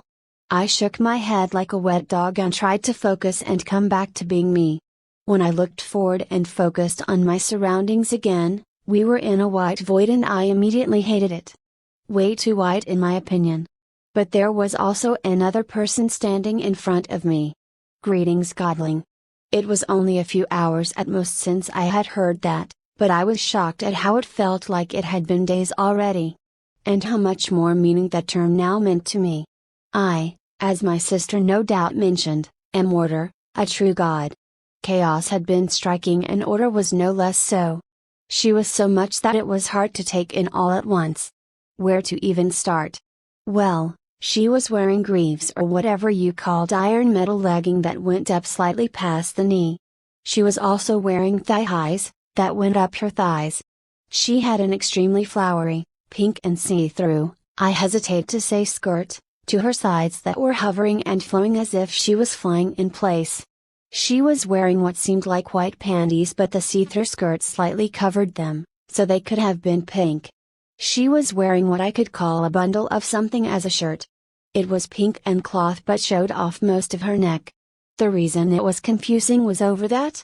Attached to that was what looked like part of a white cloth hanging over it that covered her chest to the point I couldn't at all tell her breast size. Now all of that was the really simple stuff. Her giant massive pink and white wings, the glowing floating yellow and golden feathers constantly swirling around her peacefully, her pink hair, her double-wreathed floating golden halo, and giant magical staff all combined to make her look like the most magical girl that had ever magicked, that was doing a partial female night cosplay over their magical girl costume. And they just happened to be part pink angel. If all gods and goddesses were so flamboyant, I was seriously worried about my future if I made it. I hadn't even mentioned everything I was seeing, but I was kinda being blinded by too much at once, especially in this white void, which I was only now noticing that it had hints of pink in it. Chaos was specifically looking at those hints of pink with light disapproval, and I had no idea what that meant at all. I ignored it. Hi. I'm Mark. Greetings, Mark. Normally, I would be the one to instruct you if you chose the human hero system. We would spend the time carefully crafting and sculpting your body and selecting your class. As you have chosen the crowned monster system instead, I was not and will not be the one to guide you. I nodded along. Made sense so far. Even so, I have knowledge that may be very important to you as you traverse your new world. As such, I will be informing you about things relating to humans and the human system. A more in-depth explanation on the system in general will be by another goddess after this. She summoned a desk with an actual shitty desk chair and I groaned. A lecture. I was in for a lecture. I sat down and talked. And talked. When Chaos had informed me beforehand, it had felt casual but important. This felt official and important, and that difference was, night and day. Some stuff stood out immediately. For starters, all species were their species, but also humans, basically. Humans, referred to A. the species, and B. anyone with a human system. So, very weirdly, an elf was an elf, but also a human. I personally hated that, but what were you gonna do? Fine. All races were humans, except monsters. Bah. Maybe it would at least cut down on some of that inevitable racism any world with multiple species and races would have. Next was Astra, and my ears perked up. Astra was very important. Order said as much, and I hadn't forgotten what Chaos had said either. All humans produced 1 Astra a day. And once they reached their limit, which every human had, they died. Astra was aging. A human couldn't survive without at least one of it, and they didn't even age if they stopped gaining it. The more you had, the older you got. But conversely, you were also stronger. Not in a stat way, but it just made all of your stats more. So old monsters were 100% a thing, even more than I realized. And I didn't just mean monsters when I said that. Next, most importantly, were the races themselves. There were, on average, 6 races most worlds had. Though variations and particulars existed, of course. That was apparently a different goddess I'd see later. Human, elf, dwarf, beastkin, infernal, and angelic. What shocked me most was that my planet was the weird one out. No magic, but plenty of advanced tech. Only 1 species. Very few Futanari, and boy, was that weird to learn. As a flat percent, 20% of humans and elves in most worlds were hermaphrodites. Little higher for dwarves. 1/3 RD for beastkin. Half female, no males, and half futal for angelics, what the hell, and 85% for infernals, no females. What the hell? The rest of the worlds in the universe were weird. I felt like I was in school. Hell, I was in school. The gods and goddesses really wanted me to succeed for some reason. To the point this challenge actually seemed necessary and not a rite of passage or anything. I asked Order about it and she grew quiet. We're lonely. For the longest time, it was only the two of us, chaos and order. That was it. We made worlds, more beings than the human mind can conceive, but it wasn't enough. We wanted equals. Beings like us. It was hard. Even with us working together, it was hard. The closest we finally managed to create were godlings. Those with a spark and potential to become more. But it wasn't consistent. They showed up at random and sometimes when they died, they'd lose what had made them godlings in the first place. It took us eons and countless attempts before we finally managed to succeed. We rejoiced. We cried for 1,000,000,000 years in triumph. But 3 wasn't enough either. The god grew even more lonely than we were, quickly. After all, they had people around them for their entire existence that had at least been close. And now, there were only 2.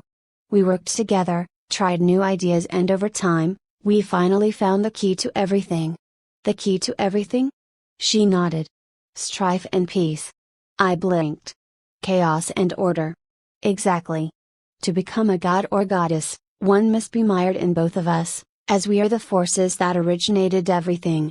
After countless tinkering, the challenge was made. It had the highest chance of success and even now, innovations are constantly being tried. We are now attempting to take your planet's idea and bring heroes and monsters to other worlds with their memories intact. I knew I must have looked like a gaping fish but I couldn't help it. My planets? Yes. Time is non-consistent. There is a reason many of the worlds you find will seem similar to your media, specifically the kind you have personally seen. Your planet though, gave us the idea and we're trying it out. We hope this causes us to have a higher success rate. You will understand if you make it to godhood. It's lonely at the top. There was genuine sadness in her voice. This whole situation took on a new light. I knew they wanted me to succeed but I didn't really realize that it was like this. I felt like a child? No, that wasn't quite right. A hopeful, for sure. They needed, people to join them. This was just the best current method. How many gods and goddesses are there then? Well, even if you had 1,000,000 of them, that was probably less than a grain of sand compared to how many people were out there. The whole conversation left me melancholic. Even if I did become a god, I'd probably feel that pressure too one day. I might even find myself offering the best advice I could to who knows how many godlings, hoping they will make it up here in a few thousand years. I listened closely but honestly, it all just washed over me. I would remember it but my mind was elsewhere. It's lonely at the top. I sighed. Well, I just have to do my best. Chapter 5, School really sucks but godly school. Also really sucks. Oh my god, I was going to die. Order just kept talking. I now knew enough about humans that I felt like I could build a person while blind. At least classes were kinda cool but I honestly didn't really care at this point. Boiled down, you rank up a class, you sometimes go up a grade in a class, you get skills from a class. The main part one really honed in on was how completely boned I was. I'll be honest, I didn't pay nearly enough attention to the class part as I should have. But a class can rank up to 500, even if only heroes were expected to get that far with it. Over the course of a lifetime, you could switch classes, and they provided so many points that unless I did my math wrong, I didn't, a person got like 2,000-ish stat points from a level 500 class. That was a single class. And there wasn't exactly a penalty for switching classes. Again, like with generation monster swapping thing, I wondered why everyone didn't just pick up 15 classes and swap around until they had a bunch of points. The reason given was time. 500 ranks. At ranks 150, you get 1 points. 51 required a grade up and you got 2 points at 51. 101 required a grade up and you got 3 points at 101. So on and so forth. and grade ups got you free points and advanced skills, which seemed very important. For example, a mage got enhanced mana regeneration right off the bat, at rank 0, grade bronze, the starting level. It was more worthwhile, to most people, to try and spend your time and effort focusing on one, maybe two classes, than multiple. That still meant a commoner who level up to, say, level 50, would have 50 stat points. They would be auto-determined, sure, but that's still 50 points. A level 100 warrior would have 150 skills, plus free points for their rank up, and so on and so forth. How many stat points did I get for evolving a whole generation? Gen plus 2. So a Gen 2 monster moving to a Gen 3 monster? Plus 4 points to every stat. That was apparently 40 points, but, still. I felt like I was getting raw-dogged. Order finally finished and I nearly bolted out of my seat before her words continued. A goddess will be with you shortly to go over the system with you. Nah, just let me be a slime. No, hold it together, Mark. There's power in knowledge. Order disappeared and I noticed that at some point, Chaos had left as well. I hadn't been paying nearly enough attention. I waited and soon, a new goddess appeared and my mouth hit the desk I was leaning on. I had met two goddesses by now and thought I know what to expect. Flamboyant and a whole fucking lot of shit that was hard to describe. This goddess broke that rule over the head. Because she was naked. Nearly completely and utterly naked. She had see-through leggings, see-through sleeves on her arms, golden anklets and bracelets, a collar with a heart on it, and a golden chain tiara on her head. But I was much more focused on her tan skin, C or D breasts, and striking figure. She seemed like an Egyptian goddess. It took me more than a few minutes to notice she was wielding a scythe and had wolf ears on her head. Those hadn't seemed at all important. A part of me wanted to scream, "Why are you naked?" But her expression cooled my lust. She was looking at me with utter boredom. Greetings, godling, I am at $% carrot and carrot, a god of knowledge. My fucking ears. It sounded like her name was a screech that I couldn't understand. Whatever her name was, it was simply not meant for mortal ears. Chaos and order never caused my ears to nearly implode by their name alone. What gives? I am here to explain and show you what the status, stats, and skills are. I will be explaining them one at a time with the status window. Prepare yourself. And gods above and here, she meant it when she said prepare yourself. She completely and fully explained the status to me, what MP and HP were, what each stat was and how they worked and so much more. My head felt like it was full of bursting. A very condensed version is this: everyone gets a status window. Look depends on person. There were 3 tabs. General, shows a visual representation of my body, stats, HP. NMP, Astra, current generation and monster, class for humans, and my skills. Crown, hero, for me, shows an image of my crown, how long I can summon it, crown types, crown authorities, and all other such relevant crown information. Class, evolution, shows current form, future forms, past forms, and the requirements and details and etc. will only show up to 2 generations away and will advance when I advance. And that was the status I could see. It was simple but in-depth details were insane. For example, you could go deeper and see a creature's height, weight, and general likes and dislikes, or you could change how the visual representation of your body looks like slightly and about 1,000,001 other tiny small things that added up and up. Next were skills and my focus rallied and became laser focused. This was important. I hadn't forgotten that I already had a few skills. Danger sense, enhanced healing, magic skill, dark, tier 2, and physical resistance, piercing, tier 1. There were 4 skill types. Physical, magical, general and special. I refuse to repeat all that information again. It was a lot, varied, and sometimes hyper-specific. It would come up later. The important parts: magic skills had 20 tiers, physical resistance skills had 5. Each physical resistance skill added 5% resistance and then doubled up to 5. So T5 would equal an 80% resistance. The problem with that, is that it requires extreme and long-term amounts of receiving damage from that type, a month or two of constant significant damage or suffer a lethal amount of that damage and then somehow survive afterwards. I can already imagine spending over a year of literally constant stabbing so I could gain an 80% resistance to it. I'd probably go insane after 3 days. But the most important part was learning other skills. You just did it and it basically made you better at things. Which was horribly lame, but foundations were important.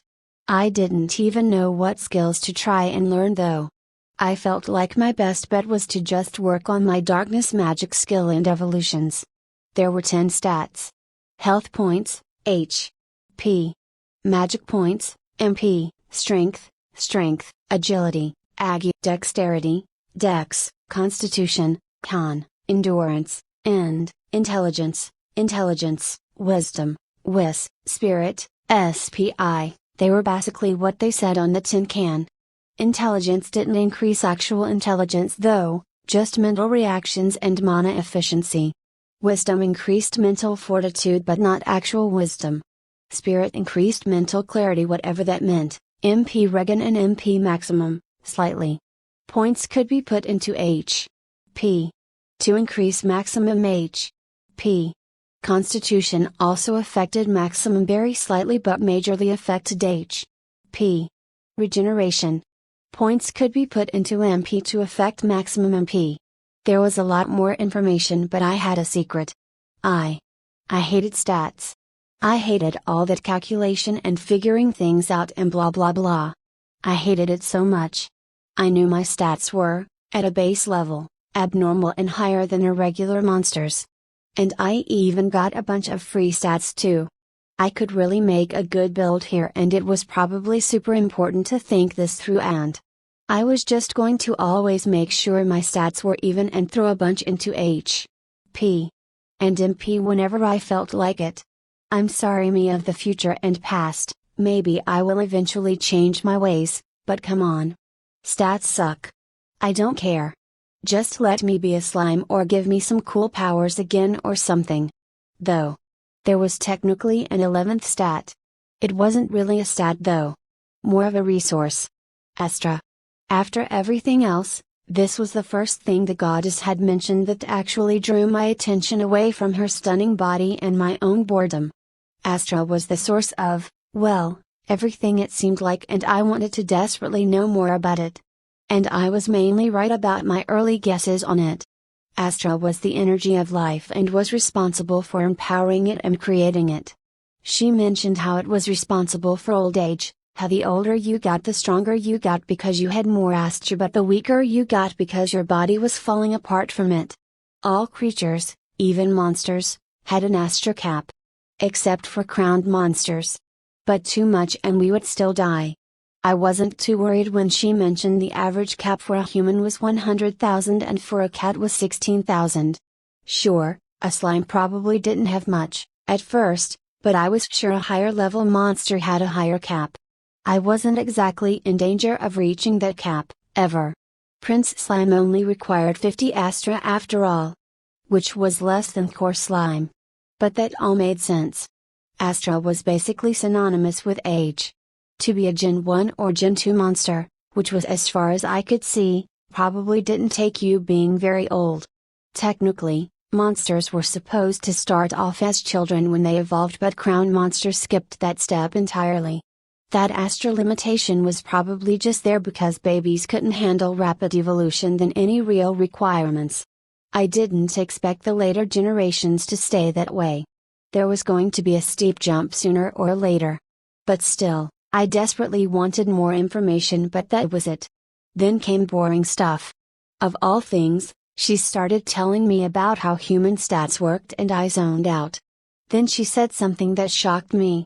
Monsters gain stats from evolving and eating hearts. Creature hearts will give you generation +1 free stat points. So a Gen 2 monster will give you +3 free stat points. Human hearts are special and that they give stats from their total grades plus 1/6th total rank into free stat points. A human with 2 classes at grade 3 and 25 total ranks will give you 10 free stat points. What? No way, that was impossible. My brain latched onto the last part to not go insane from hearing the first part. 25 divided by 6 equals 4, rounded down, plus 3 and 3, from each class being at grade 3. So, 10 stat points, sure. But what the fuck do you mean I can eat monsters to get Jin plus 1 free stats? What? What? Is no one else seeing the problem here? What's to stop a dragon from just eating 2,000 goblins and getting 2,000 points? As my heart shook with excitement and cold dread, I realized the answer to my own question: nothing. Nothing was stopping them. Or from them spending dozens and dozens of years doing exactly that, getting tens of thousands, no, hundreds of thousands of stat points. Hell, if you got strong enough and found a fast enough breeding species. Farms. People and monsters have probably made monster farms, specifically to train up monsters this way. I was wondering when the other shoe would drop, when I'd find out why so many heroes and monsters have utterly failed to become a god. Imagining a 1,000-year-old dragon with over 1 million stats was my answer. I'm sure humans had their own thing, but, well, most humans didn't live that long. Most died at 100. Heroes only lived to 300, unless they found a way to increase their lifespan. It was to the point I was shocked any hero had made it to godhood. I instinctually knew, from my authorities, they needed to make a legend for themselves. There was no hard and fast rules for godhood. Even a legend was a bit misleading because it didn't mean they needed to be known at all. Merely for them to have accomplished a miraculous string of deeds to the point the universe recognized them. They didn't even have to be strong. It was completely possible to become a god through just cooking, but it would be much, much harder than through fighting, in a way. Fighting was a straightforward form of strife and a straightforward way of making a legend. Cooking isn't. No hero would live long enough to become a god through non-combat alone. Not unless they became immortal before they became a god. Every single craftsman god and goddess out there has now just earned my undying respect. Because that's fucking amazing that they made it. The goddess of knowledge shook me from my contemplations. I had still not gotten used to her nakedness. I hope you caught everything I said and that it all makes sense. My time with you is now over and I will be handing you over to another god. Our time was short, but I did enjoy it, as I hope you did too. I nodded to her and she nodded to me, and then she was gone. I got up from my desk and it poofed away. I stretched, wondering how on earth a soul could feel sore from sitting.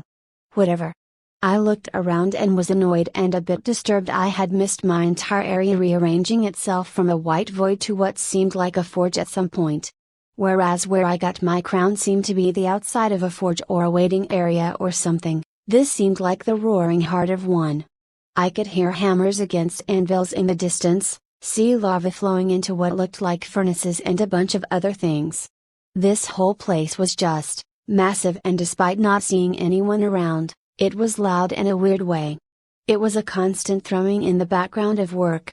I looked around for a bit until I heard loud boisterous laughter from behind me and nearly jumped out of my skin. Ho ho, it seems a godling to be has wandered into my soul forge, I see. I whipped myself around to look at who was talking to me, and my mouth dropped open at the pure, absolute manliness on display here. The man was massive. He towered over me and looked like he fucking wrestled and ate bears for breakfast. He was like a hyper lumberjack mixed with a massive bodybuilder. He was wearing nearly nothing but a brown pair of underwear. I genuinely hadn't ever seen a pair of underwear like it. Like a less tight Speedo? It covered plenty either way. But that was it. And he was big and hairy. He was the definition of a man's man. So muscular it nearly hurt to look at him, with a chest the size of 2 barrels. Hairy, smoking a cigar, with a broad smile on his face and a magnificent beard. I wasn't into muscular men and I was perfectly happy with my previous body, but I was now questioning both of those things as this raw chunk of an absolute beast stood before me. Greetings, I %&% hash at hash, a god of crafts, will help you forge ahead through this section. Ho ho ho. His laughter wasn't necessarily loud, but it was deep and hearty. Was this a coincidence? I had just been thinking of crafts god and here one was in front of me. Though if I had to guess, he was probably no stranger to combat. Wait, did he say Soul Forge? Before I could ask, he seemed to read the question on my lips. Before we begin, I should explain as to what we will be doing here. I will merge your soul with skills through the use of soul forging. All you need to do is tell me what you want. I will also be forging your items and equipment later after we are done here. Oh, and don't worry, Godling, I haven't messed up once during my time as the operator of the Soul Forge. Yet. Ho ho. Bah, I'm just joking, yeah. Now, enough stalling, let's get this forge alight, shall we? In a somewhat surprising manner, it seems the god of crafts, was a bit impatient. He wanted to get right to it. But, I needed more than that. I mean, he's going to be working on my soul. Literally forging it in ways. I didn't even know what that meant. Was it going to hurt? He started lighting up a forge and I was having one of those weird moments of enlightenment again. Where I knew things and I had no idea or reason why I knew them. The soul forge was an allegory. It existed, was real, but the whole forge here wasn't what it really looked like, or rather, it was, because the god of crafts wanted it to look that way.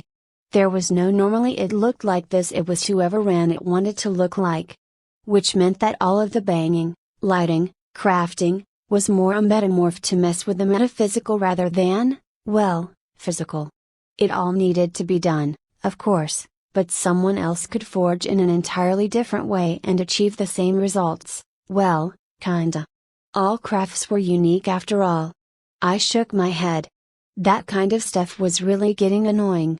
God, I hope they don't read books like that up here. How boring would that be? The forge was raring to go now and pouring out heat. The god of crafts looked at me. So, what now? Well now, why don't we get you a purchasing sheety? Then, more of those screens that reminded me of my status appeared, except for the fact that I could touch and move them. So, paper screens. Hope your head ain't too busy bursting from that $% carrot and carrot, cues. I got some stuff I gotta tell you. All of these skills are gonna be tied directly to your soul. That means that no matter what, these skills will never be able to be altered, destroyed, or turned off. No one, not even you, can change this fact. He had a light smile on his face when he said that, but the look in his eyes was serious. I nodded. Good, now, you may be wondering how I can even add skills to your soul in the first place. Well, that's because you're a wandering soul that has been altered by the true gods. Normally doing changes like these causes the soul to explode out of existence, but thanks to the true gods it won't happen to you, so thank them the next time you see them, eh? I stared in abject horror at his words. Explode? He scratched his chin, giving me a what can you do? Look. Anyway, this comes with many upsides and downsides. The advantage to this is that you will be able to use, say, magic skill, fire, no matter what besides the normal limitations such as MP. This means that no one can counterspell it or alter your spells cast with magic skill, fire. Now, the downsides are that skills like a tier 1 magic skill can normally evolve to become tier 2, but this is no longer true. This means that the skills bought here cannot increase in strength nor can they decrease in strength. This only applies to bought skills. So choose wisely and with intent. That was a lot. I had gone back to needing to make decisions about big things that would affect my entire future, the literal rest of my life, right after getting creamed with knowledge. The fucking whiplash hurt. I sighed. I just wanted to be a slime, damn it. When did that happen, huh? Ugh. Okay. This was cool too.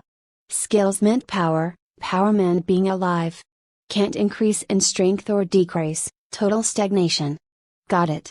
I took a look at the skills and my eye sharpened. For starters, I had been given a number of points and the skills cost them. That felt so very out of place that I had to ask. Why the points? Well, you see, they're kinda metaphorical ho-ho. We used to do it without them, but people just understand currency better than feelings. Your soul only has so much strength and increasing it requires bending some rules. Made enough sense to me. I sure wouldn't want to go off feelings for this type of thing. So the points were more like how strong a skill was, huh? I read and my eyes began to shine. There was a lot of options here. Some of it was a bit ridiculous. Like, what was I seriously going to do with an enhanced body part? My entire body was going to be slime and I didn't see any real option for that. Some skills, however, were necessary. I instantly mentally marked a few in my mind. Natural instinct, naturally understand the intricacies of your new body. Universal speech, understand any language spoken or written. Able to translate languages into other languages you are aware of. I hadn't even considered either of those two things. The fact that I would have to actually get used to my new body, constantly, every time I evolved to boot, and the fact that if I ever wanted to actually communicate with anyone, I couldn't, because none of them would be capable of speaking English. I felt like an idiot for not considering it. Then again, I thought I would just kinda get those things for free. Apparently not. The next few were interesting, because they were already marked. They were the free skills I got from literally dying. Danger sense, able to sense danger 5 minutes in advance to your life. This sense is a sort of gut feeling. The closer the danger, the stronger the feeling. Enhanced healing, increases your natural healing and recovery. Recovery being your eyes adjusting better or your ears clearing out faster from loud noises. A 400% increase. Magic skill, Dark, T2, a material magic skill that allows you to manipulate something that physically and naturally exists in this world. In this case, darkness. Physical resistance, piercing, T1, 5% resistance to piercing. They all kinda said what they did already by name alone, but I was still incredibly happy with them.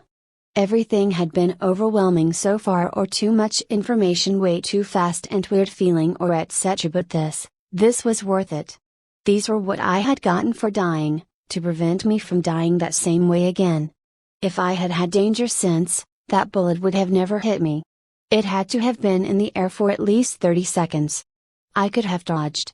Enhanced healing might not have been enough to save my life, but it could have been. If I had applied pressure, maybe I wouldn't have lost so much blood so fast and been able to live. It wasn't likely, at all, but it was possible. Alright, fine, the magic skill wouldn't have helped, but controlling darkness sounded freaking amazing. I wasn't sure about it being a physical material, but a cloud of darkness sounded incredibly useful. Couldn't see as a slime?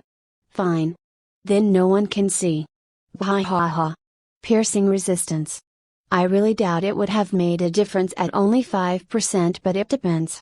How deep did the bullet go? Would 5% less have been enough not to reach my damn artery?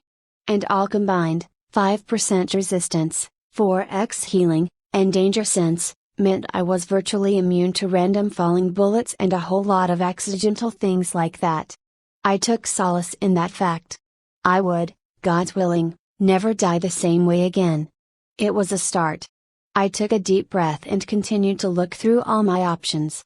Then my eyes landed on something I couldn't believe. A solution to my blindness problem. Chapter 6, Who's Got Skills? Me, that's who? Ha ha. I was selecting my skills. Already, I had chosen the literal bare basics and they had cost the appropriate amount. Honestly, universal speech alone seemed worth its weight in gold. All languages. If anything was more than a mindless beast, a dialogue could now be opened. But then my eyes had landed on True Sight while I had been skimming. True Sight, you become able to see even if the race or circumstances does not permit you to see. You see from the point of view you subconsciously believe to be where your eyes are at. With enough practice you will be able to move your vision, in order to look up that cute girl's skirt, for example. Ignoring the last part, this was exactly perfect. It was exactly what I need. What was my major problem all of this time? Well, besides dealing with so much in such a short time frame that I'm pretty sure I'd need literal months to decompress. It was that I was starting out weak and helpless. Literally blind. With this, that issue was fixed and I just needed something for combat and defense. It was an instant buy. I started to scan the rest of skills and some were strange. AHUD and Minimap for example. Good but not something I'd want to buy over other things. I could purchase magic skills but they were costly the higher up in tiers I went.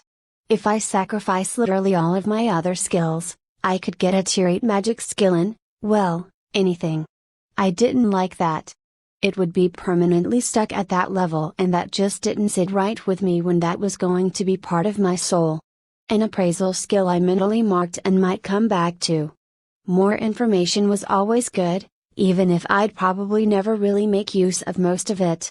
It wouldn't give me a supreme memory after all. Dark vision was redundant. True sight seemed like it would allow me to see perfectly fine anywhere. Maybe it was affected by the dark, but if it wasn't affected by me literally being blind and not having eyes, I doubted light level mattered.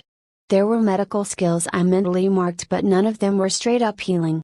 More like advanced magical degrees in being a doctor and a nurse.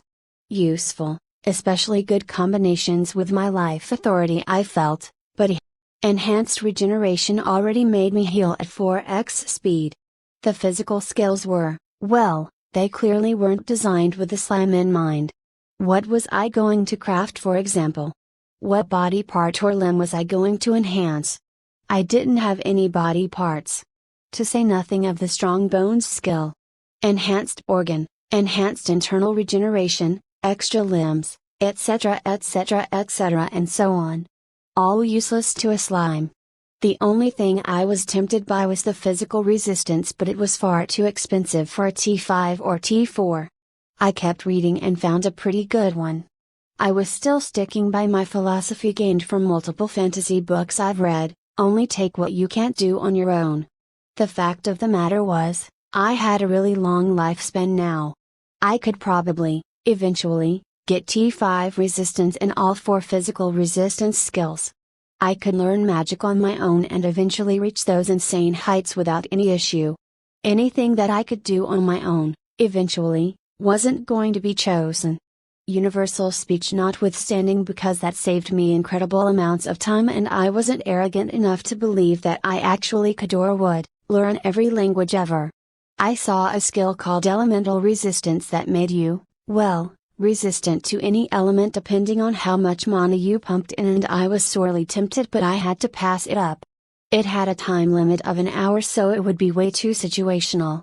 I did grab Magic Diet though.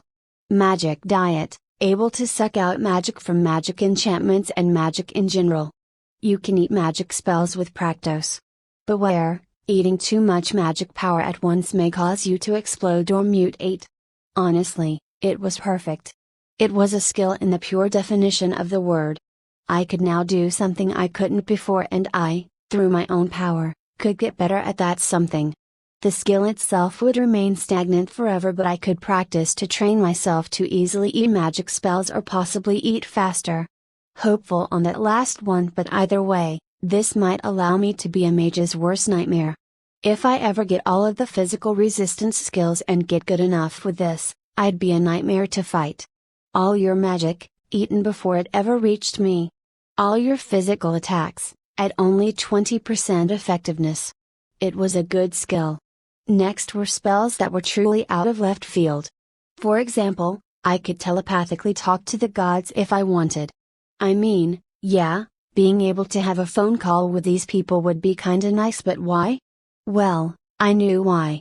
It said as much. Telepathic link. You gain a link to the god realm, allowing you to talk to the gods every now and again if you're feeling lonely. Amusingly enough, I wasn't looking forward to being a god. The eternal sense of loneliness might have something to do with it. Still, on the other hand, it seemed like the gods and goddesses were working on it as hard as possible. I wonder what the divine realm would be like after everyone had enough people in it? Wait, hell, I don't really know what it's like now besides having a bunch of gods wanting me to join them. Questions for literally thousands of years later. Hopefully sooner. It'd be pretty funny if I beat the God of Time's record. Another skill was literally just to turn into a skeleton. Oh, but don't worry, you also had a similar thing for us trumpet, a kind of sex-crazed succubus. Weird skills. I did pick up a skill called Spirit Hands as honestly, I didn't believe I'd quite get something like it from many other skills or evolutions. Spirit Hands, able to summon ghostly hands that can pass through walls and objects that are not warded, enchanted, or made of a special material. You can cast spells through these hands. You also have a vague sense of touch. Can make the hands corporeal in order to grab objects and other things. The synergy with True Sight was amazing. As long as I could see, I could make these hands anywhere I pleased. Blasting an enemy 1,000 miles away with a meteor sounded pretty great. Also, well, I was going to be a slime and having hands sounded pretty useful for literally everything. I kept reading and my breath hitched hard. Oi! Breathe there, my boy. The god of crafts knocked me on my back and I could breathe again. I kept reading, shaking like a leaf in sandstorm.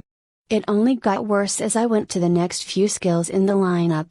This is, no way. This is, how can this be a skill that's offered? No way, even more than that, how can these skills be offered? The feeling of being absolutely ridiculously strong struck me again, but this time, there wasn't the cold dread of someone having tried it before. I had to calm down. My mind was a mess. The skills in front of me were so unbelievable, they literally changed my entire life, my entire reality. I could feel like a string of fate had been plucked. Oi! Annoying. Who let fate in here? Shoo. I took deep calming breaths and reread the skills that would change my whole life. Astra Acclimation. Astra has less of a negative effect on you, making you age twice as slow now. Astra Manipulation. Rec. Astra Acclimation. Able to interact with and manipulate Astra in ways extremely rarely seen. Able to absorb Astra from other creatures and shoot out Astra to make them age. There are a plethora of ways for one to use Astra. Increased Astra Accumulation. Rec. Astra Acclimation. You now generate twice as much Astra than normal. Double per purchase. I had to take these. No, let's think this through. Yes, I had to take these, but my mind was already swimming with ideas. What was my time limit? Why couldn't I just hunker down in a bunker somewhere and be safe forever, slowly working on myself? Nothing. The only real threat was the entire rest of the world, and that I would need to evolve, eventually, or I'd explode due to Astra. This eliminated that issue, which was nice, but that was never a major concern. No, more than that, it let me control Astra. Astra was life energy, it was why people aged, it gave people and monsters a certain kind of ethereal and very non-ethereal strength. It made your stats a bit more. How much more was variable, but that wasn't the main point. Astra was also evolution energy. It was a very low threshold early on, while getting higher the further you went down the line. But I had a sneaking suspicion, a light dread in my heart. Look at, say, one of the second evolutions of a goblin, a hobgoblin. It cost 45 Astra. I didn't know this, but somehow I felt my early idea of just rapidly switching generations was even stupider than I thought. It only cost 45 Astra to go from goblin to hobgoblin. If I went all the way through 7 generations of slime, became a goblin for my 8th, would hobgoblin still only cost 45? It should, there was literally nothing telling me it wouldn't. It was the basic requirement after all. And yet, I felt like generation really did mean generation. You were improving your whole body and form. And that meant that sure, you could be a goblin or hobgoblin further down the line instead of at the beginning, but to hold that kind of power, to evolve into a goblin that was that strong? That took more energy. More Astra. But let's ignore even that. It wasn't all about the amount. Astra was evolution energy. I literally couldn't imagine what being able to control evolution itself could do to me. What I could become. Some ideas flashed in my head though. Could I naturally increase my strength? Put more evolution energy in when I evolve and become a stronger monster at base? Use Astra to go further down a line that has reached its end, creating new, unique, never before seen monsters? After all, I might even unlock some hidden options that way, though I personally doubted that. The power was endless and unknowable. But there was one thing it definitely could do. It could affect time. Well, no, it could affect age. If I shoot out Astra at people, I could age them up, till they died. More effective on already old people or monsters with short lifespans. Like a slime. But still. And on top of that, I could suck Astra out of people and things. This wouldn't necessarily make them de-age. But it would make them live longer, for sure. With this set of skills alone, anyone I wanted was now immortal. A seed of an idea bloomed in my heart and I squashed it ruthlessly. If I ever got to that point, I was inviting a calamity on my head. Anyway, having an immortal kingdom sounded pretty great. There was exactly one way, to get loyalty. And that was trust. People had to trust you. That was it. It's why even hardened criminals typically had a code or kept their word. Because without it, no one could trust you and all of your enemies would now be enemies that were afraid of you, in the wrong way. If I made anyone who came to my kingdom immortal, well, that was a hell of a way to earn trust. Thus loyalty. I grimaced. Those were a weird mixing of my thoughts and my enlightened thoughts via authority. They still hadn't fully meshed together yet because I hadn't the time to unpack everything, but yeah, I was going to be a king and rule a kingdom, and yeah, it'd be pretty helpful if all my people were happy and strong, and them being immortal would make them incredibly strong over time. I just had to not get my ass utterly wrecked by pissing off the powers that be. I groaned. One angry dragon or mad king and I'd be doomed. Even those thoughts weren't enough to dull my enthusiasm. Astra manipulation paid so many dividends in the short and long term that it was insane. Sure, long term, immortal kingdom. Medium term, probably cool powers. But short term? I could age certain things to dust. Well, maybe. Probably not. It would probably take a while, even with accumulation. I picked up all of the skills, spending all my extra points in Astra accumulation to get a x8 multiplier. Sure, there were plenty of other great skills. From a magical inventory to being able to redistribute stats to even being able to combine magic together and more and more. But I knew where I wanted to focus. As a slime, with an Astra generation of 4 I think. That meant at x8, that was 32 Astra day. If I had to guess, a slime would probably only live a year or 2. Hedging my bets, maybe 3 years. So that was around a 1000 Astra cap, which I didn't follow. But there was still a limit. Wait, even if I was a monster, Astra acclimation made the negative effects of Astra halved for me. So, we could say I had at least a cap somewhere between 2000 and 2500. Maybe a little higher. I stared at my Astra accumulation, feeling bitter. 32 Astra a day was fine. But it wasn't what I wanted. At the higher end, my natural cap would skyrocket. If I survived the first few gens, I might even have a higher cap than some humans. That meant over 100,000 Astra, before any other effects. Astra accumulation doubled every purchase, but I was out of points. I couldn't buy it anymore. I grumbled to myself. I wish I had more points. Oh. Right. I looked up, startled. The god of crafts was looking at me. Remember that little thing I said about bending a few rules? Well, I forgot to mention, but you can get some more points from allowing yourself to be cursed. But don't worry, these are all temporary misfortunes, but just one of them can kill you if you aren't careful. I looked up at him. That sounded scary, horrifying, and perfect. I needed every scrap of power. Inviting challenge into my life so early on sounded like a recipe for instant death, but, well, it depended on the curse. That sounds awesome.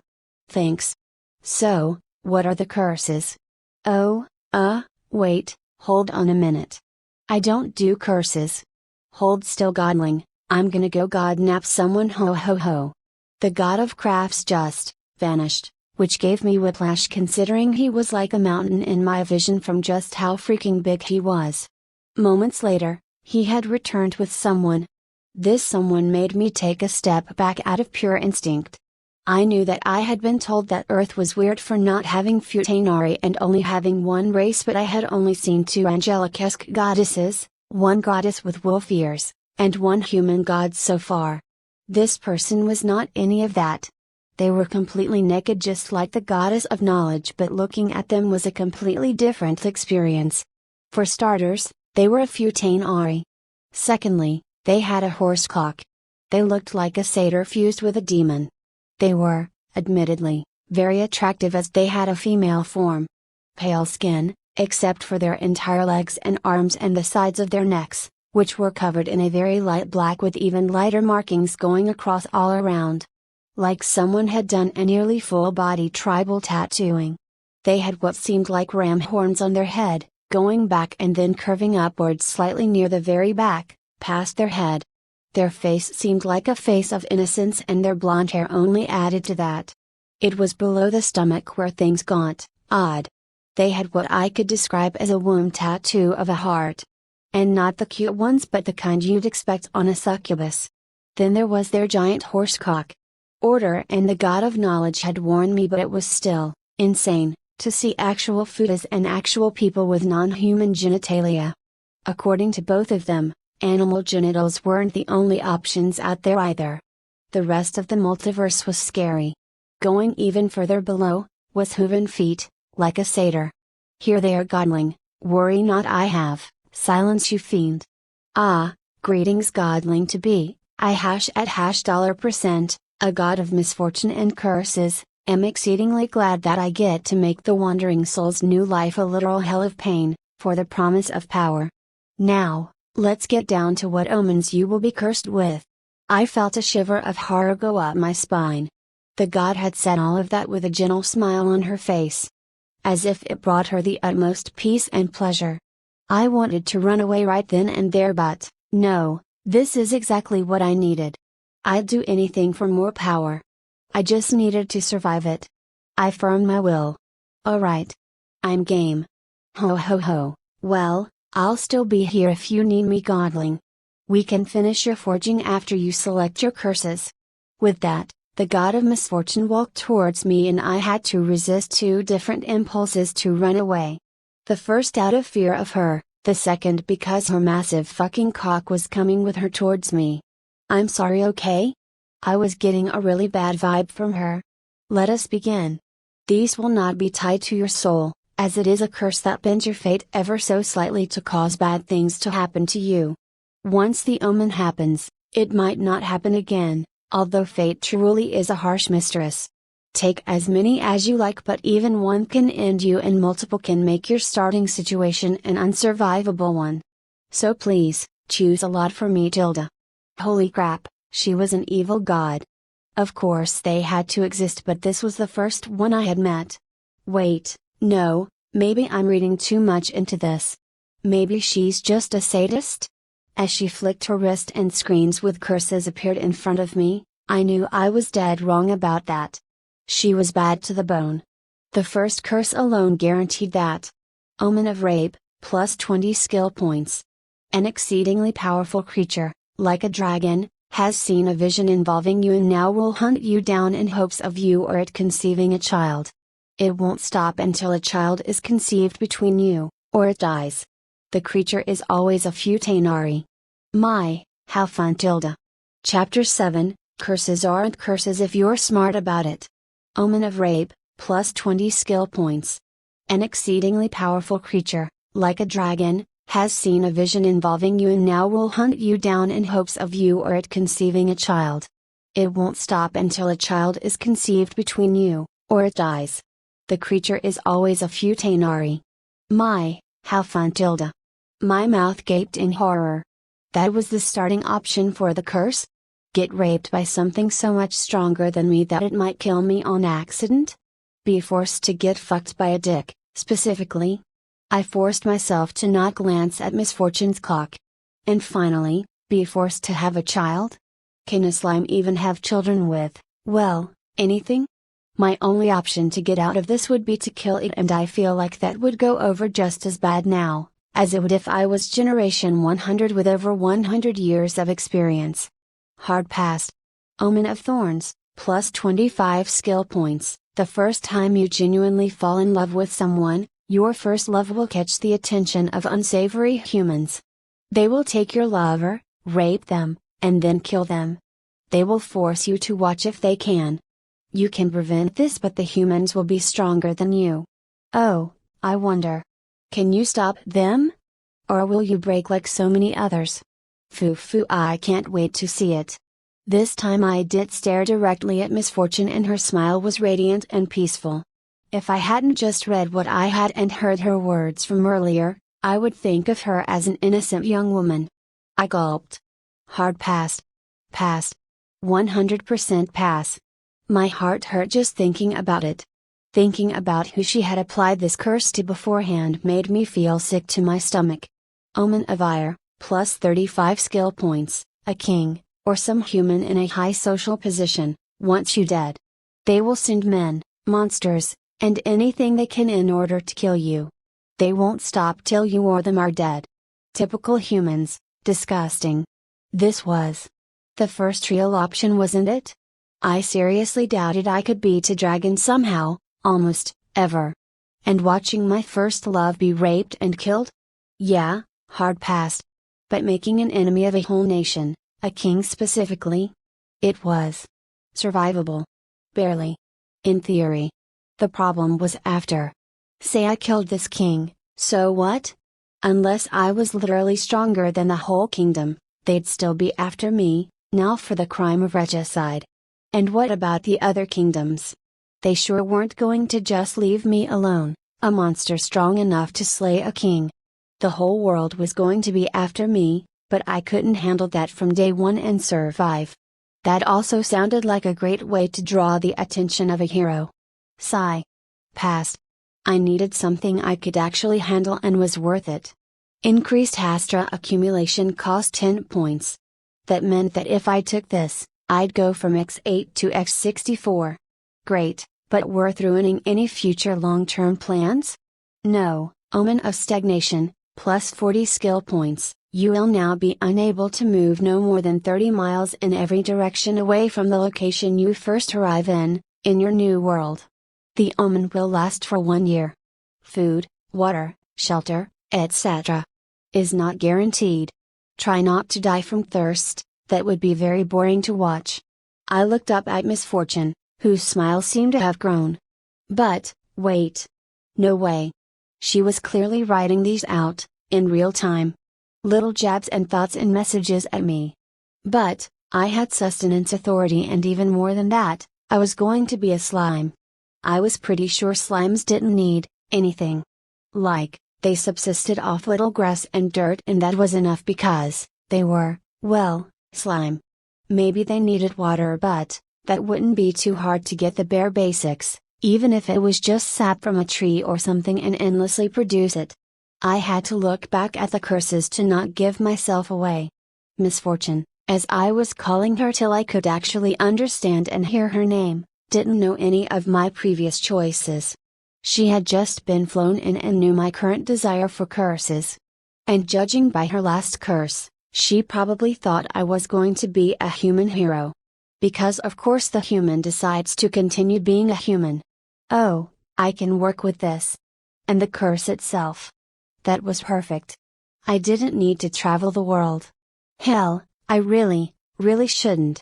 I needed to bunker down and work on my magic and skills that could be trained up. Focus on learning what I could from Astra. In fact, even just seeing the curse was kind of a blessing in disguise. It reminded me that just staying in a cave for a year and becoming strong enough to survive for a little while was a perfectly valid strategy. A 30-mile radius wasn't anything to sneeze at either. That was plenty of room. And that was 40 points for something I'd probably do anyway. Yes. I selected the curse, and for a brief second, I saw Misfortune's true self come out. It unnerved me on an incredible level. I wished she had broke into a broad grin or a creepy smile or laugh. Instead, it was the exact same smile when I saw a mother looking at her newborn baby. To say I was creeped out was an understatement. I moved on to the next curse. And immediately questioned choosing a curse before reading all of the curses. Omen of Destruction, plus 50 skill points. You have 3 hours before destruction occurs in your starting location.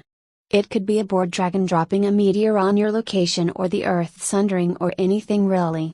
All you need to know is that you need to leave and leave quickly. Ha ha, now this is more like it. Run godling, run. I blanched. Choosing this now would be a death sentence because I'd be trapped. Not that I'd have chosen it anyway, a slime isn't the fastest creature alive. Maybe if I had picked some way to teleport that I hadn't seen or something. Space magic as a soul skill could probably have done something here. Still, now it was locked out and honestly, good riddance. I didn't want to bite off more than I could chew. Misfortune seemed particularly displeased as I passed it over. Omen of Lust, plus 20 free stat points. In 1 year a human will find you to be the most desirable piece of meat, and they want you all to themselves. They will kill everything and everyone around you in order to make your body their property, to do with as they please. The human is only slightly stronger than you. Oh my Tilda, I know you look good godling, but I didn't know you could drive someone insane. How interesting. Alright, that was getting stupidly annoying. Misfortune hadn't said a single word to me but kept saying stuff to me through system messages. It was like someone texting you while looking at you but not actually speaking. God, what is your problem besides being incredibly evil? As for the curse, lame. Apparently, we were now done with skill points and we're on to stat points. And as for that, well, woo, 20 free stat points, not like I couldn't just eat, what, 20 goblins or 10 hobgoblins. Admittedly, it's an easy curse to deal with. The second they see me and I see them, I just have to power up somehow. I have a year of time, I could prepare for that. Hell, it says slightly stronger than me, laying a big enough trap alone might be able to do them in as long as it could take me out. So, easy curse but a nearly useless reward. I suspected Misfortune knew it too. Even if I was a human hero, well, right. Humans had it harder in the strength department. That was 20 ranks in a basic class. If you honestly thought you could easily beat them, that was probably a week of time saved. Even for me, I was tempted. Slightly weaker than me meant that the stronger I got, the more worthwhile killing them would be. And I didn't need a human heart. I was going to be stuck in a forest for a year anyway. And I didn't want to kill anyone, but that was inevitable, even without me actually needing a heart to advance. This was a guaranteed way to get a heart, guilt-free. This raised another question though. Was I really going to be a basic slime for a whole year? I didn't know. Unless I spawned near a conveniently evil human to murder or a graveyard, I could be stuck in my evolution for a whole year. Which, well, that was fine. I needed to work on my foundations anyway. I had to start getting used to a really long-term view. Sometimes, you just got stuck in a forest for a year or something in order to improve yourself. Let's consider it my training arc. Now back to the freaking tutorial. I mentally decided to grab it, but not before looking at the rest of the curses to make sure I didn't lock myself out of anything good. Omen of Avarice, plus 25 free stat points, you will be cursed by a powerful undead in 1 to 3 years. This curse will cause the undead to slowly take over your body. You must find a way to remove the curse or suffer your body becoming someone else's. Do your best to struggle to remain in control godling. It's more interesting that way. I blinked. Well, alright, taken then. Wait, let's think of a backup strategy. Alright, taken. Well, I guess some curses are just that easy to solve. I'll take a free 25 stat points. Omen of Emptiness, plus 30 free stat points. Your first 10 children you conceive will die before they have a chance to leave the womb. Filthy godling, co-signing your future children to death for empty power. I looked over at Misfortune and rolled my eyes. She shrugged. Curses were meant to hurt me and make me suffer. If I chose this, clearly, I didn't care about my children and thus would probably not suffer. So it was a nearly empty curse for Misfortune.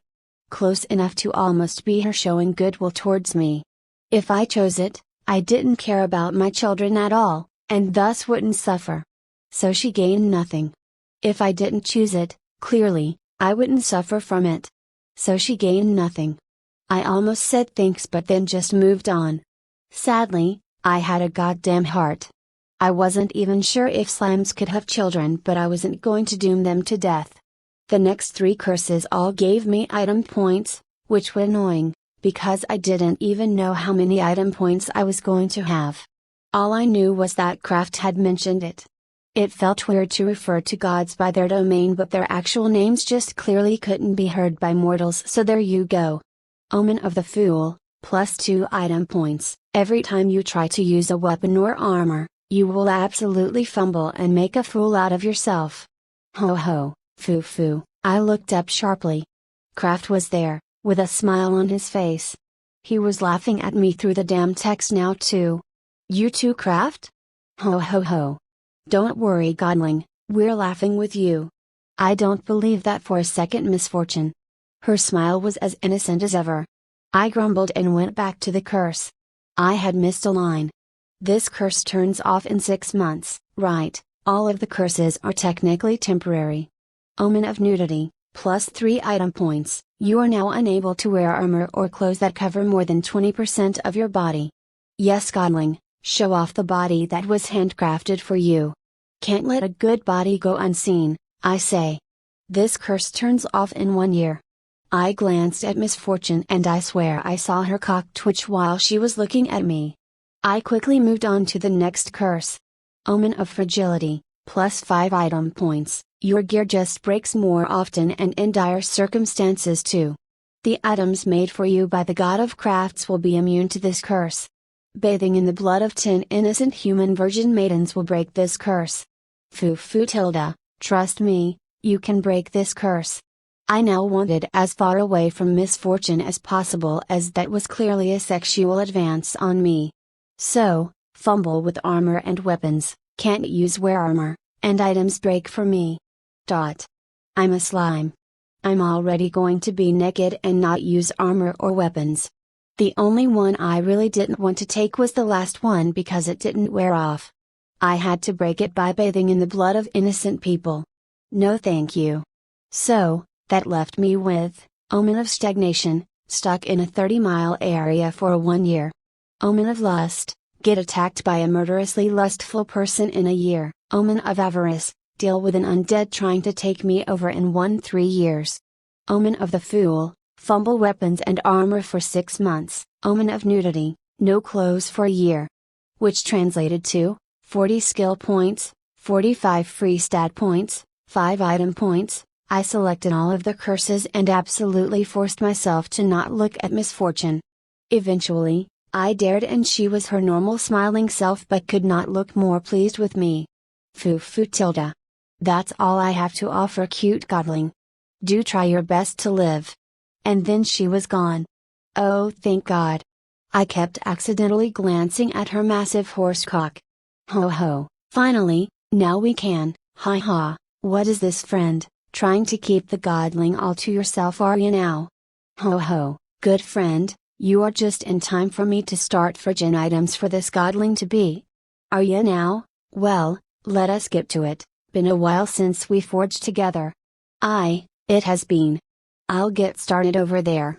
I was caught by surprise, but yes, a second god had shown up. He was like a complete mirror to Kraft. Except, British? That's the feeling I got anyway. Big, hairy, broad, a giant of a man, but whereas Kraft radiated at a distinctly American vibe, this god had a mustache and beard combo I'd only ever seen on old British explorers. He was smoking a cigar, and whereas Kraft's shorts underwear were brown, as was his hair, this new god's hair and shorts were black. Oh, of course, how rude of me. I covered my ears for a split second. His real name was really long. A god of crafts. Since there's two craft gods here, I'll do most of the explain while we work. You can call me Item, if you'd like. You're the first godling to have two craft gods forge items for them and at the same time too. Bah, enough talk, there's work to be done. Both Item and Craft burst into boisterous laughter and got to work. I felt distinctly weird. Because I knew for a fact that Craft was currently working on my soul. I mentally panicked, worried I hadn't put my skill points into use yet but saw they were already where I wanted them to be when I looked over at the floating screen. My bot skills were as follows then: Natural Instincts, Universal Speech, Spirit Hands, True Sight, Magic Diet, Astra Acclimation, Astra Manipulation, Increased Astra Accumulation x7, 128x. My jaw dropped as I looked at that. A 128x multiplier. Forget 4 Astra a day. I'd be making 21 every hour. It was probably higher than my mana regeneration at this point. It was enough to fill my theoretical going to explode limit within 4-5 days. I would have to shoot a lot of it out at rocks. I doubted I could ever age up a rock to death. I turned back to Item, who had been patiently waiting for me. So, let's get you started, Suddenly, the screens from earlier vanished and new screens took their place. These ones with items.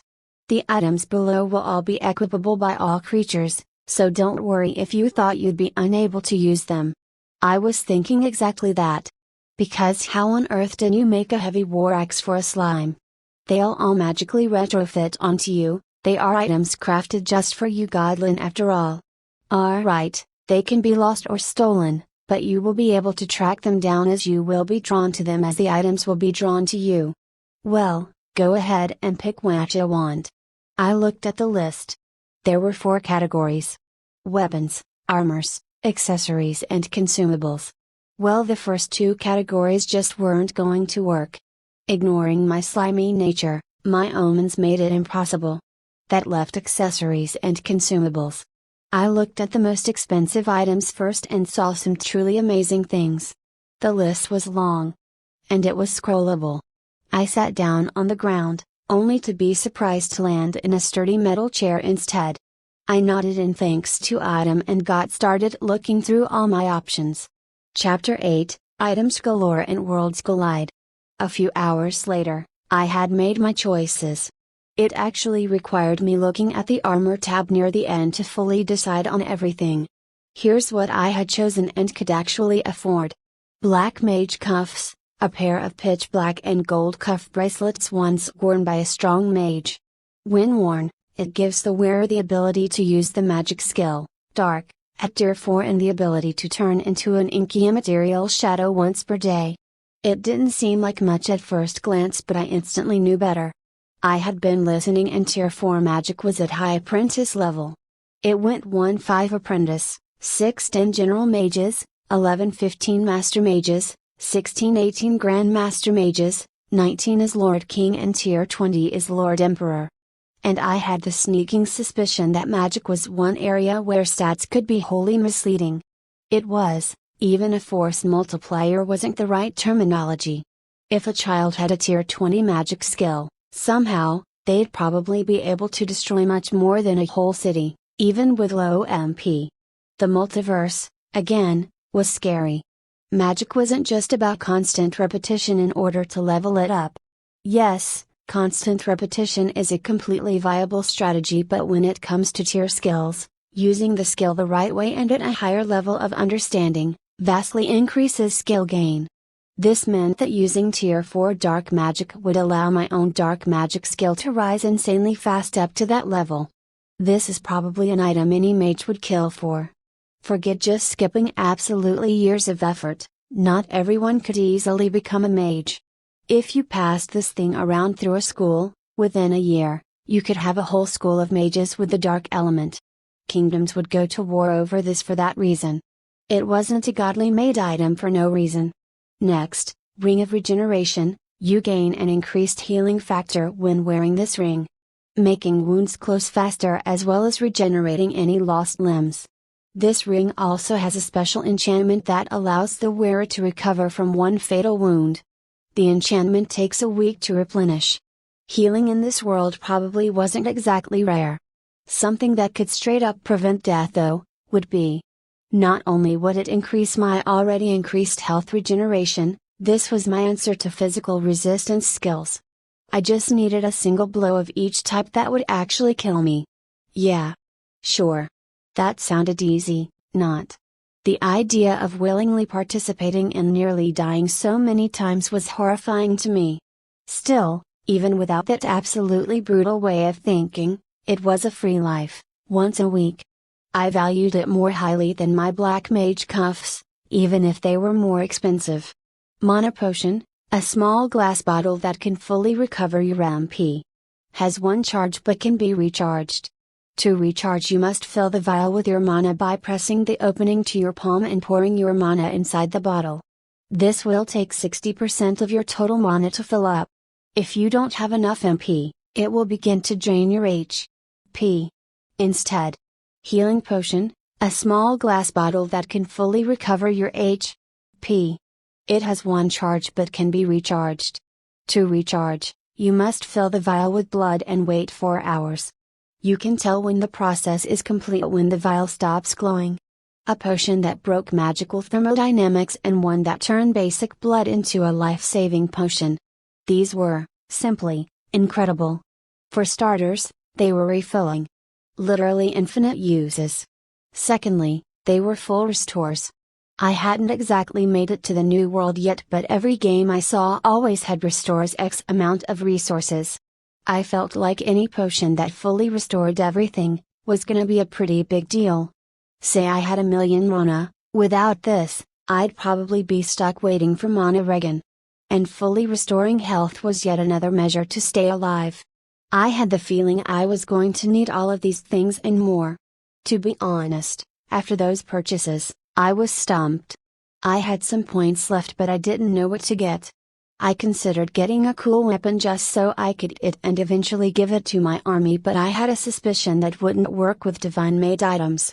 So I went simple. Amulet of Mana, this special amulet when worn acts as a sort of mana reservoir that you can draw from. Increases your total mana by 50 points.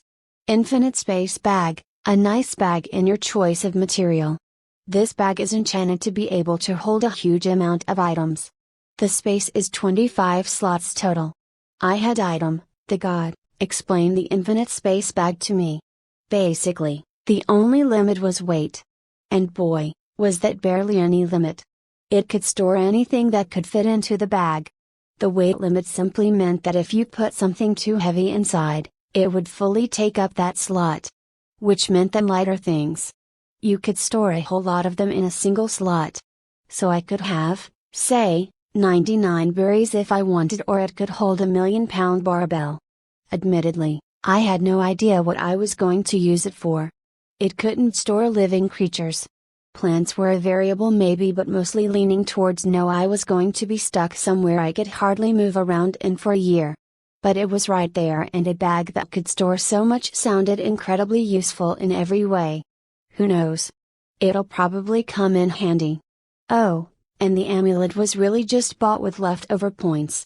More mana, more spells, faster tier up. I waited, idly kicking my feet, after I had selected everything. It didn't take too long, especially considering the items they were making from scratch for my feature slimy body, but in the end I was really bored just sitting and waiting there for an hour. In a way, it was a low-level form of torture because it made me second-guess every decision I had made and worry about my soul and how my mind seemed to be adjusting already to this place and getting weird knowledge and etc. etc. I tried to mainly think of the future so I wouldn't become a nervous wreck or have a mental breakdown. Too much, way too much. Eventually, with a loud bang that I only realized afterward was Kraft clapping his hands, the gods were done. I could feel it now. How my soul was just slightly different from before. Which was weird, because why could I feel my soul? Well, anyway, it was finally finished.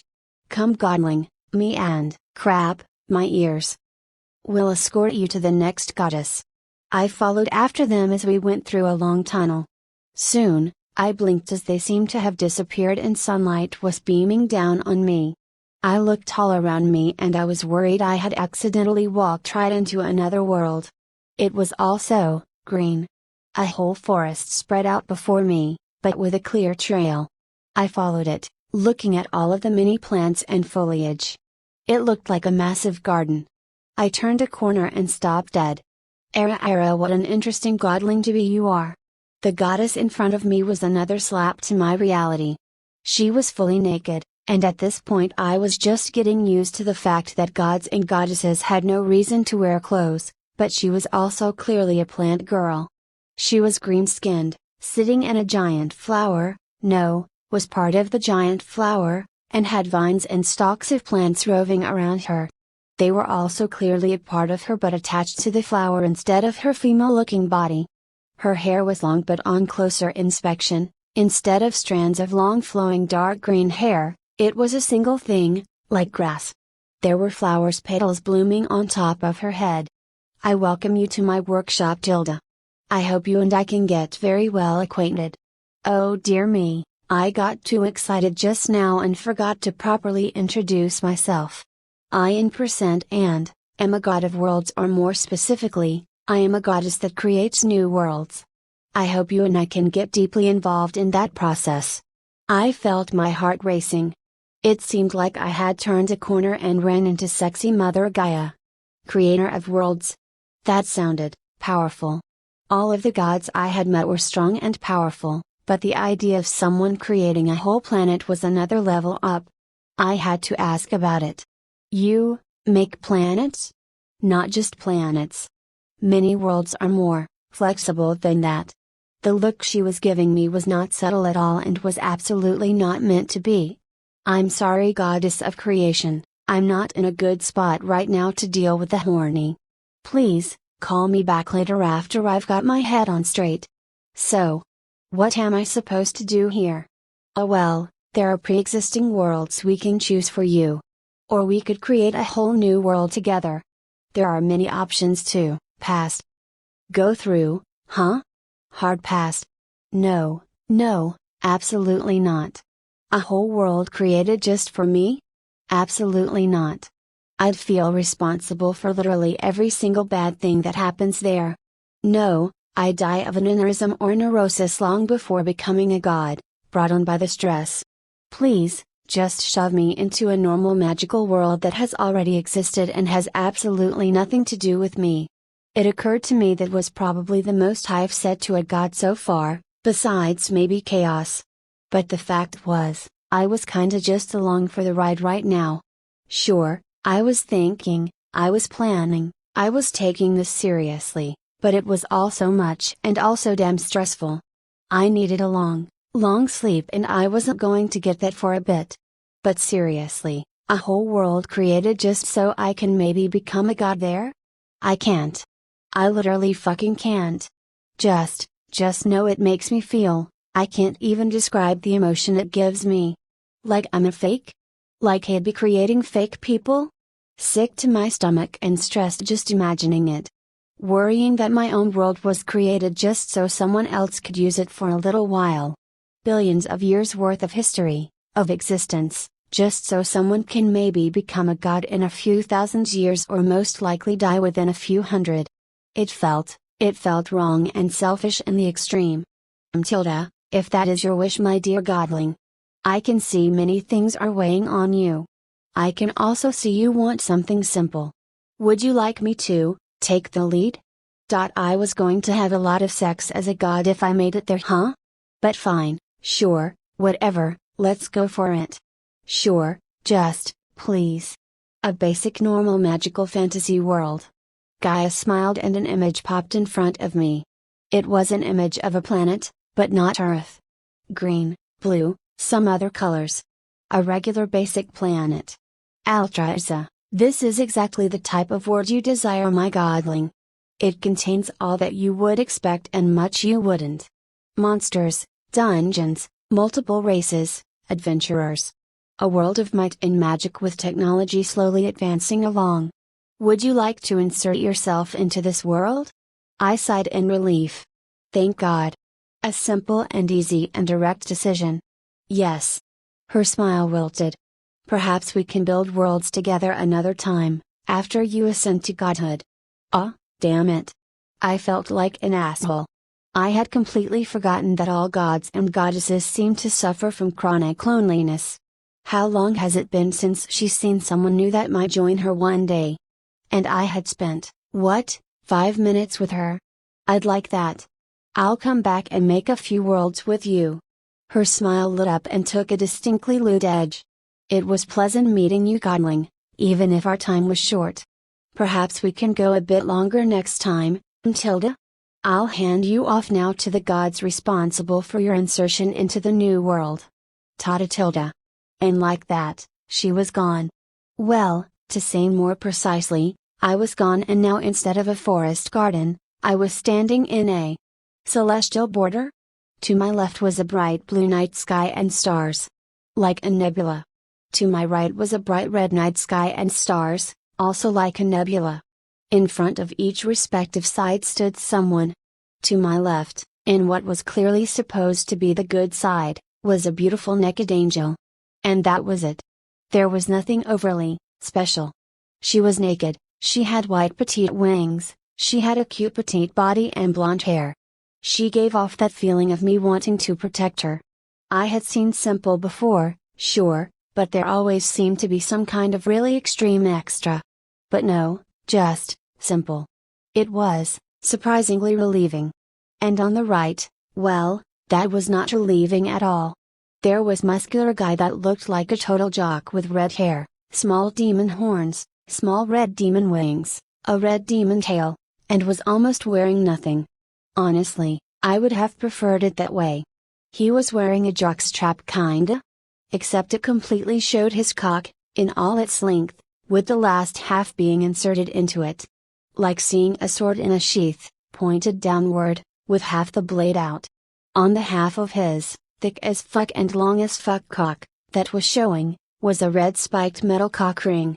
The angel spoke up first. I, a god of angels, greet you godling to be. I, $%, am a god of demons. Sup? The demon continued while I was stuck staring at both of them really. They were too night and day to be in the same universe, let alone in the same room as me. We will be guiding you through your insertion process. Once we're done here, you won't be able to go back. So make sure you have everything in order before proceeding forth. Your insertion process will change depending on which system you have and which of us you have to deal with. I felt a sinking me. I am in charge of the hero system insertions. Said Angel. You'll be with me if you're crowned. Said Demon. Great, just great. I picked monster and now I gotta deal with this. Alright, honestly, his dick hanging out and the fact that he's a demon worry me. But he's been fine so far. Not a single god has chosen to hide what they are, in any way, since I got here. So, it'll probably be fine, right? Then my mind felt like it was getting punched. Demon was talking to me, I could see that, I could hear that. But they were also talking with Angel. Oh please, let us just skip this drool and get to the parts that matter. This is important information, you know. I shook my head and focused on the words being actually directed to me. Before we proceed, we should explain to you what a hero and a crowned are. If you took a look at both systems, you should be able to see that fundamentally they are the same system. You fulfill requirements to increase in power. All for you, a godling, to become strong enough to ascend to godhood. The hero and crowned system are meant to enable you to become a leader among those of your system. You can then use your status as a leader to endlessly grind monsters and humans against each other in an endless fight to fuel your ascension. It took me a second to figure out what demon meant, and when I did, I was pissed. War. He was talking about causing a war. Constant war, until I became a god. Endless carnage isn't the only way to acquire enough power to ascend, you know. The endless fighting makes for good entertainment, so make sure to reap as much carnage as you can, godling. Us gods will be watching. Honestly, at this point I was just tired. I just wanted to get this all over with and go to sleep. You are not forced to do this, as there are godlings that decide to enjoy their mortal life and die naturally. What you want to do with your new life and powers is up to you. This is where the insertion system comes into play. Too many godlings have no idea what to do with their life and struggle when let loose without any direction. Come with me, I'll show you your options. With that, the entire universe became hell. Literally, hell. Fire as far as the eye could see, at the very least. It took me a second to realize we were still in the red nebula from before, but deeper this time. It was like the cosmos was on fire. That woke me up quite a bit. Gods were scary powerful, but I didn't usually get this kind of experience with them. God, usually? This kind of? I've been here way too long. Right now, it was just me and Demon. After a moment, he started speaking. Welcome little squirt to your future options that will define how you will take your first baby steps in your new world. What monster did you pick as your Gen 0? Slime. Chose the little gooey guy, eh? Well, I hear some people are into that, so good luck to you, bud. It was bizarre to have someone that was probably at least somewhat evil, act like a caring older brother.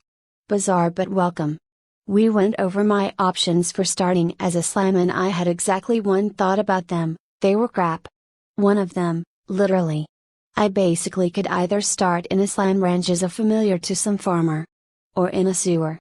Considering I was going to be stuck in that location for a year, neither sounded very appealing. Sure, that sewer meant city, but that was even less appealing.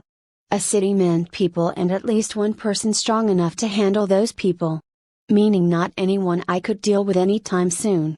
The slime ranch was worse. I'd be a slave till I evolved.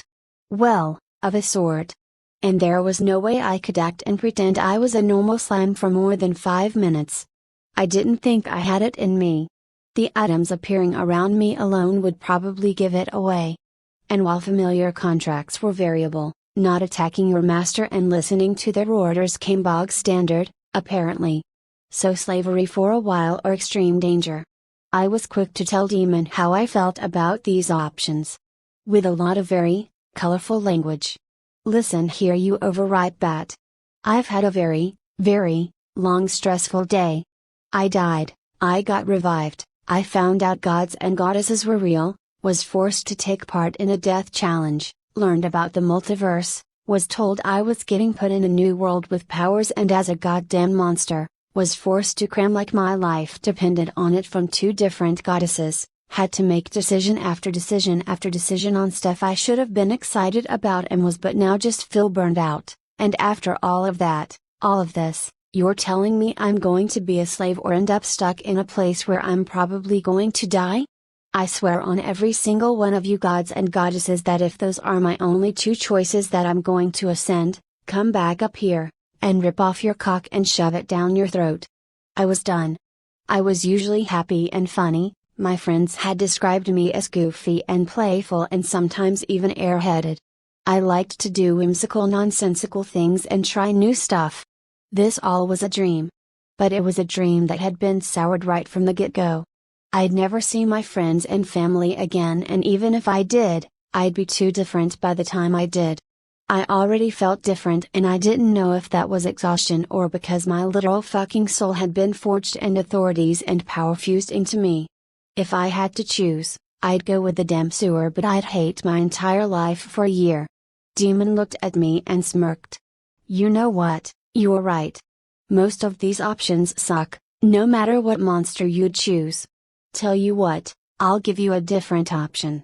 It's this or the sewers or temporary slavery. It's an option befitting a crowned monster like yourself. I didn't like how his smirk was growing. It was a full-on grin now. It was full of nothing but bloodlust. Yeah, I'll even name it something that will resonate with what you are truly called. Did you know? There is another name for the crowned monster system. Its original name. Your true name. Demon Lord. Oh fuck. The look on Demon's face said it all. I had awoken something in him and I wasn't going to be able to put the genie back in the bottle.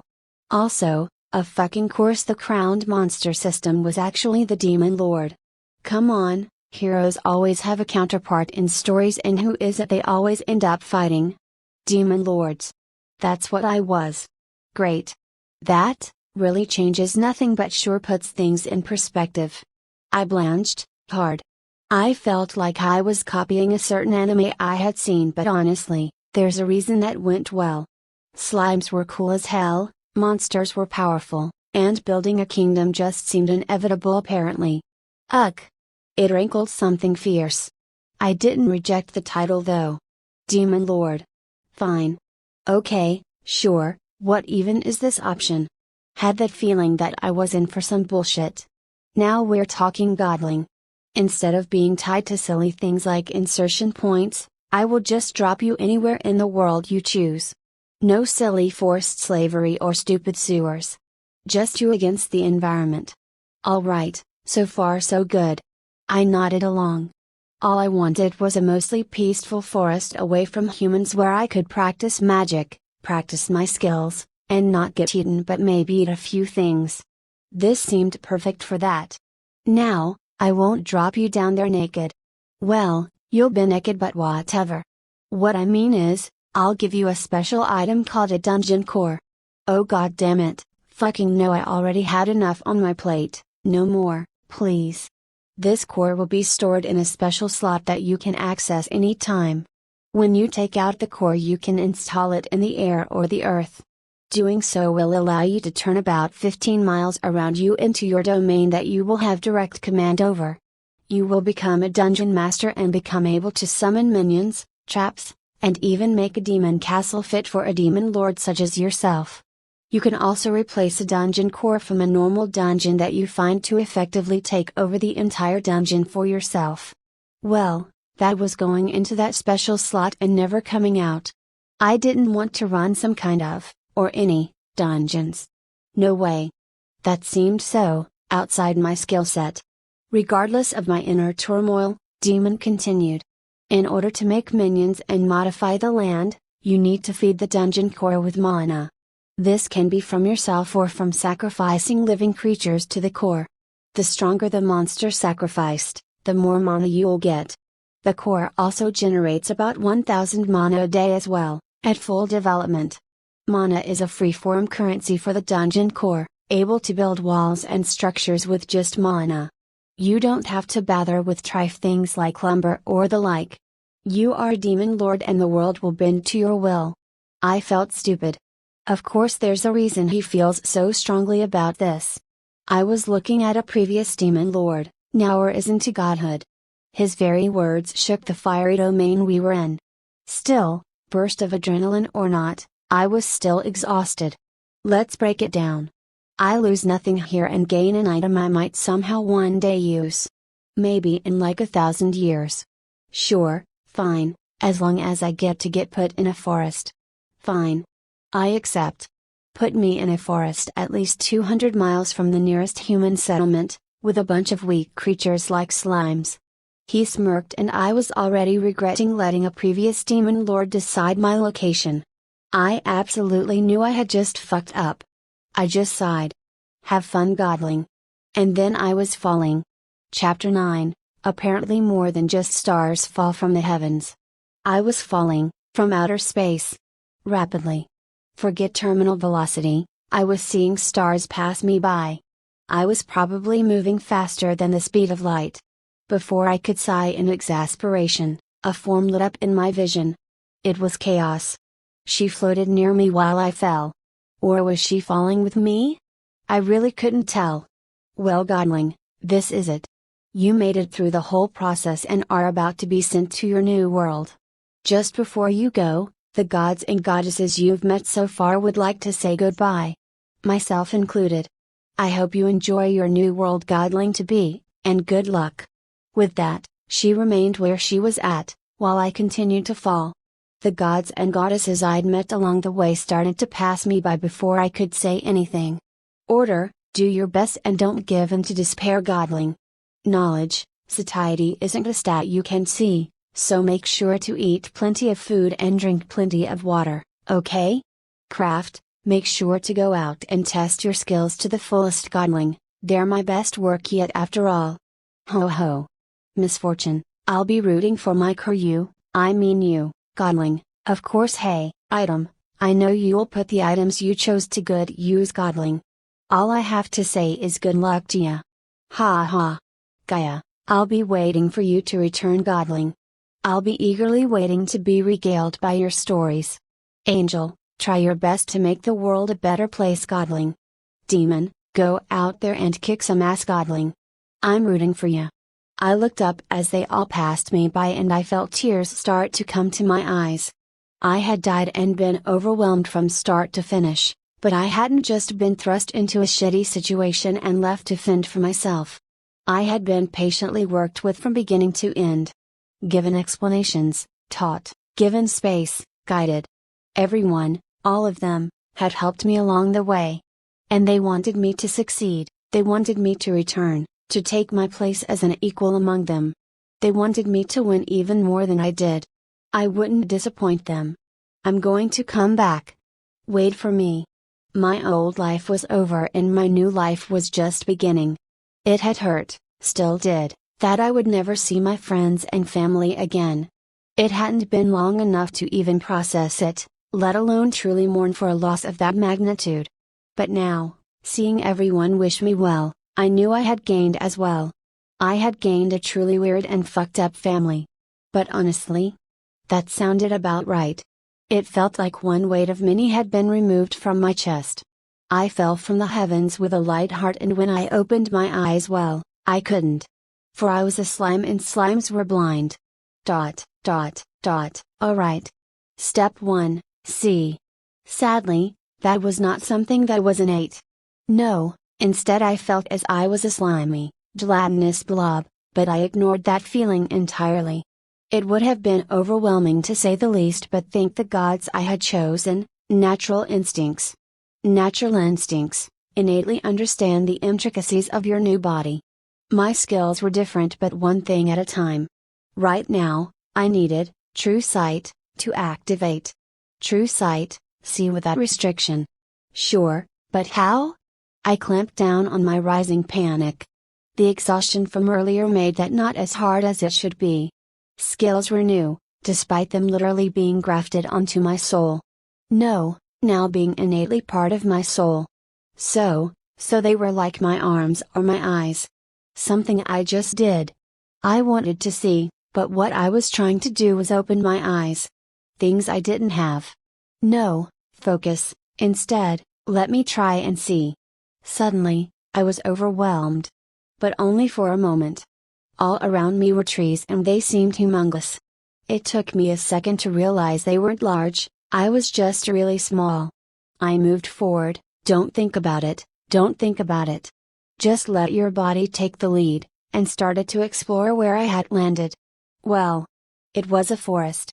A thought struck me, and before I could forget, I moved back to my exact starting position. I tried to activate, melt up to steel tier items. Some materials are naturally resistant. Tried being the key word.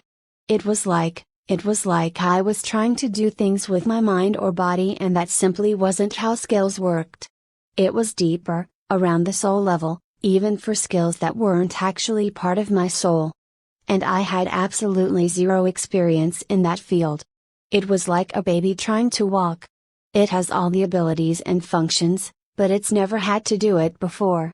I don't know how long I struggled until I calmed down and simply willed myself to melt the ground. And finally, it started working. That was going to take some getting used to. It was like thinking in concepts instead of words. Like imagining the color yellow instead of the word yellow in your mind. It wasn't really hard, but a lifetime of that not being how I thought or interacted with the world meant there'd be a learning curve. When I felt the grass I had been sitting on was well and truly melted, I slammed myself away and looked behind me. Yup. A circular melted circle. This would be my starting point. Which means I'd be stuck in a 30-mile radius around this point. Now before I moved on, let me look at my status. General/crown/evolution/dungeon, name pending, free stat points, 195, P. 100/100ths, MP 50/50, strength, 2, Agi, 2, Dex, 2, Con, 2, and 4, Intelligence, 2, Wis, 2, SPI, 2, Astra, 11, Skills, Physicals skills, Melt, Absorb, Enhanced Healing, Physical Resistance, Piercing, T1, Magical skills, Magic skill, Dark, T2, Magic diet, Spirit hands, General skills, Natural instincts, Danger sense, Universal speech, Special skills, True sight, Astra acclimation, Astra manipulation, Increased Astra accumulation x7, 128x, Holy mackerel. That's a long sheet of paper. I'll have to figure out some way to close skills later. But right now, aren't I really weak? I need to fix that right now before a wandering breeze kills me. Now, a responsible, smart slime would take their time, make a build, follow some kind of strategy. And nope. I don't like stats. Free stat points, 195, 42, H. P. 100 100ths, 120 120, MP 50/50, 60 60, Strength, 2, 20, Aggie, 2, 20, Dex, 2, 20, Con, 2, 20, and, 4, 20, Intelligence, 2, 20, Wis, 2, 20, SPI, 2, 20, I hadn't confirmed it yet. And points in Con and SPI increased H. P. and MP at 1:1 and 2:1. But now I was floundering just a tiny bit. It was possible to put points in H. P. and MP directly, to raise your maximum. But it doesn't raise at 1 point. It's 6 for H. P. and 4 for MP. I almost got caught in the trap of making difficult decisions before I decided to just say screw it. Free stat points, 0, H. P, 260 260, MP, 140 140, Strength, 20, Aggie, 20, Dex, 20, Con, 20, and, 22, Intelligence, 20, Wis, 20, SPI, 20, Perfect. I hit confirm. And locked up, in body, mind, and soul. Have you ever been to a really loud metal concert? Or been to a gym and ran for a few miles where you were feeling the burn? Felt enlightenment or magic seep through your pores? Felt your mind buckle and expand? Your body rearrange itself? Your everything change in a million ways all at once? That and so much more crashed into me. Soon, I got to find that yes, a slime could indeed pass out. I woke up blind, which was annoying. I opened my eyes, which was still not a natural thing to me quite yet. I literally didn't remember what happened or how long I had been out. I pressed confirm and blank. Just utterly blank. But I sure felt different. Maybe becoming 10x everything that I was a bit of a rash decision. And now, I was kinda suffering from the most insane high possible for a living organism. I was slime, I knew that instinctually, but I still felt like I could run a mile, bench press a truck, dance around a storm of bullets, take a bat to the face without flinching, heal from any wound, beat even a grandmaster at chess, outperform the greatest of mages, and outthink Sherlock Holmes himself. I don't think a human being, or any creature, was meant to feel this way, and I kinda lost my mind? Woohoo baby. Fuck Al. I'm gonna eat a dragon and ain't nobody gonna stop me. Of course in slime that was all, blurb glurb glurg glurg. With cute bubbles popping out and everything. I ran and holy crap I was running. I was rolling at insane speeds and it was so quick. I dodged a tree and another tree and slammed into one and then another and kept on moving. I sped up and down and boxed the trees and spat out Astra, and I didn't even know how I did that, and then shot out bolts of darkness and then found my items that I had been given and then threw them at things and absorbed and melted stuff and went absolutely fucking crazy. Time passed by and eventually, my absolute high of insanity edged away and I felt like I was waking up from a trance. I looked around the now thoroughly destroyed clearing. I had spawned in the midst of a few trees, not too close together, and they all looked like a really stupid slime had decided to try and melt through them all. My items were scattered all around and I had somehow managed to get my bag stuck in a branch above me. Most of the grass was absolutely wrecked, and with some extreme embarrassment I noticed that my insane running speed had been very slow. I hadn't moved more than about 15 feet from where I had started. Sure, some of that was me just going in circles for a while, but I still felt stupid. Agility didn't even work like that, not really. Sure, 20 points made me faster. But it wasn't exactly super speed. And I had gone insane and wrecked the clearing. I sighed. Now that had worn off, I needed to collect my items. I just ignored my bag, I'd get it later. I was tired. Really, really tired. The stats had probably helped, but I needed sleep. I tried to grab my items. And forgot I was a slime. At least that explained how I had gotten the bag in the tree. I didn't even try and focus, I simply willed two spirit hands to exist. Actually grabbing something threw me for a loop though. I was a slime. That was my new body and life, but the disconnect had been erased because of a skill.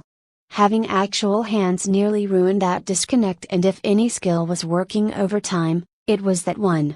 Having sudden and intense body dysphoria didn't sound like a fun time, so I quickly grabbed the bag from the tree, threw my items in, and went back to where I had first woken up.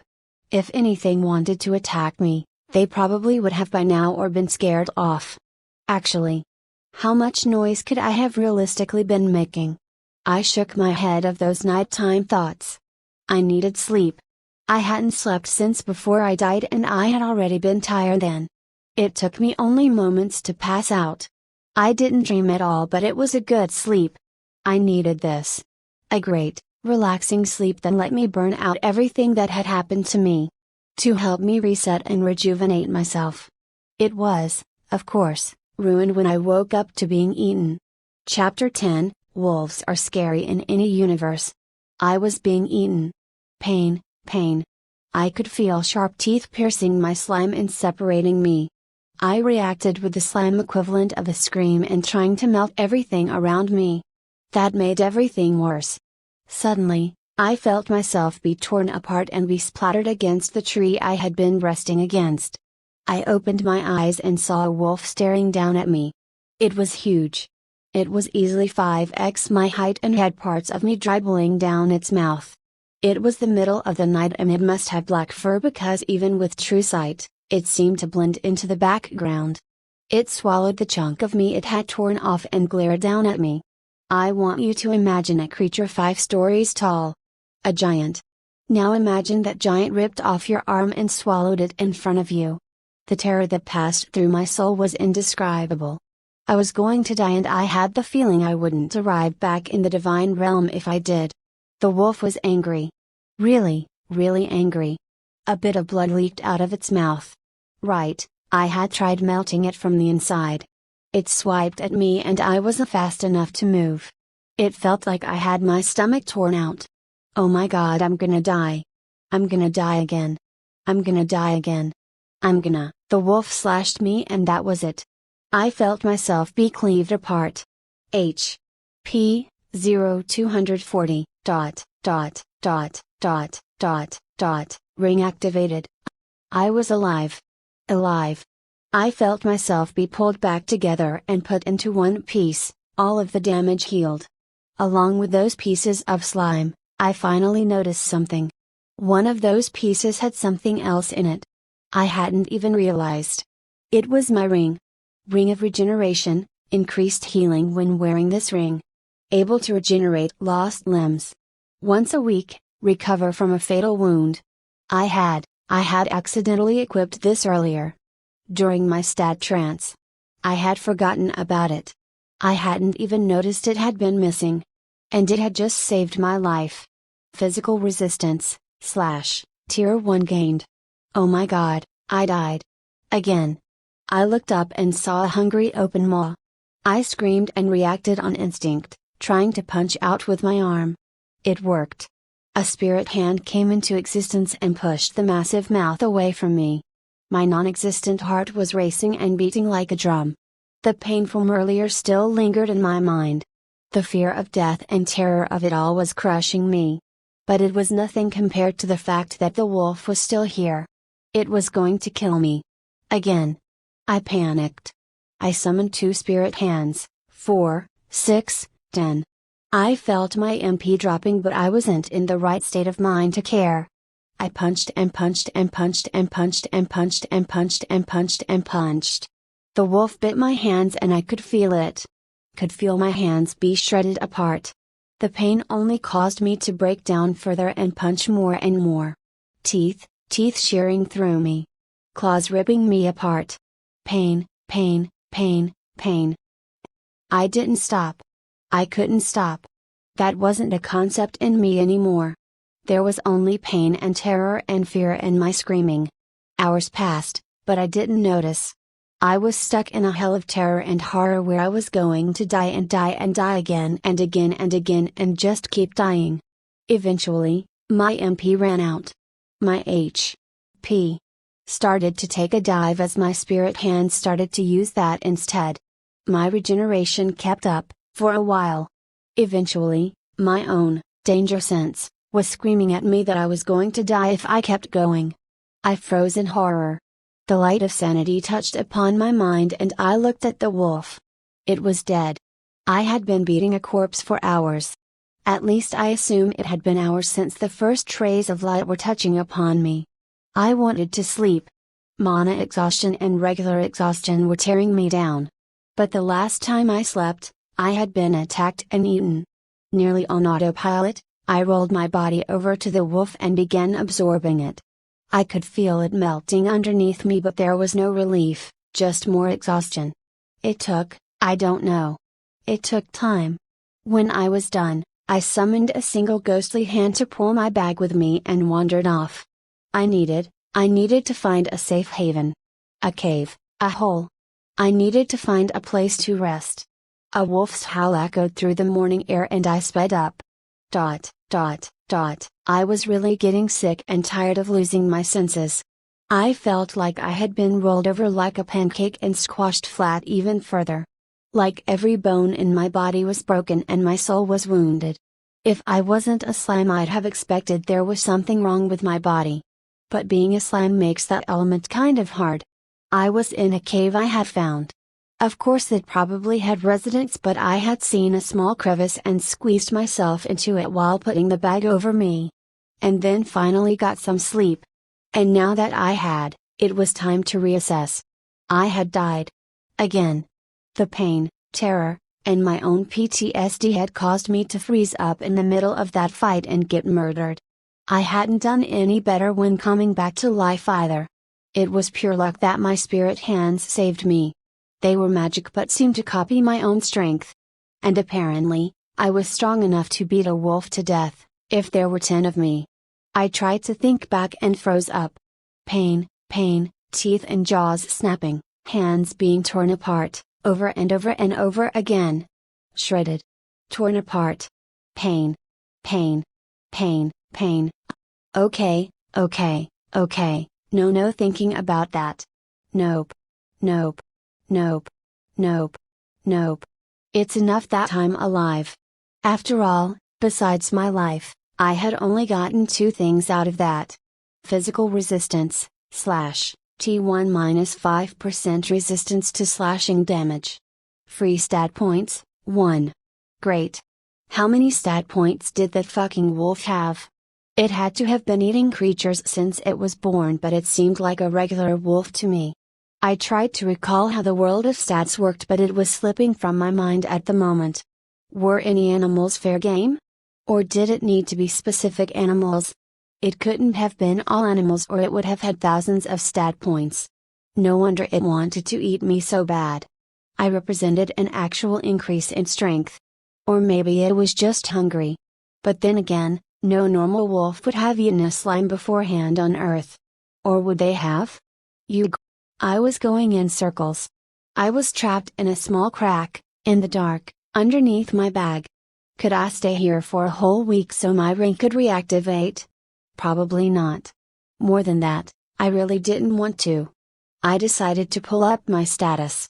General/crown/evolution/dungeon, name pending, free stat points, 1, HP, 260 MP, 140, Strength, 20, Agi, 20, Dex, 20, Con, 20, End, 22, Intelligence, 20, Wis, 20, SPI, 20, Estra, 173, Psi. I might as well throw my free stat point into Strength. I had noticed the name pending thing before, but I don't know if it matters. I could go with my old name, Mark Wilson, but that was just so boring. I had the opportunity to think of a new name in this new reality. A large part of me was tempted to name myself Wolfslayer or something, but no, I needed to really think things through right now. Mainly, combat. I glanced at my skills.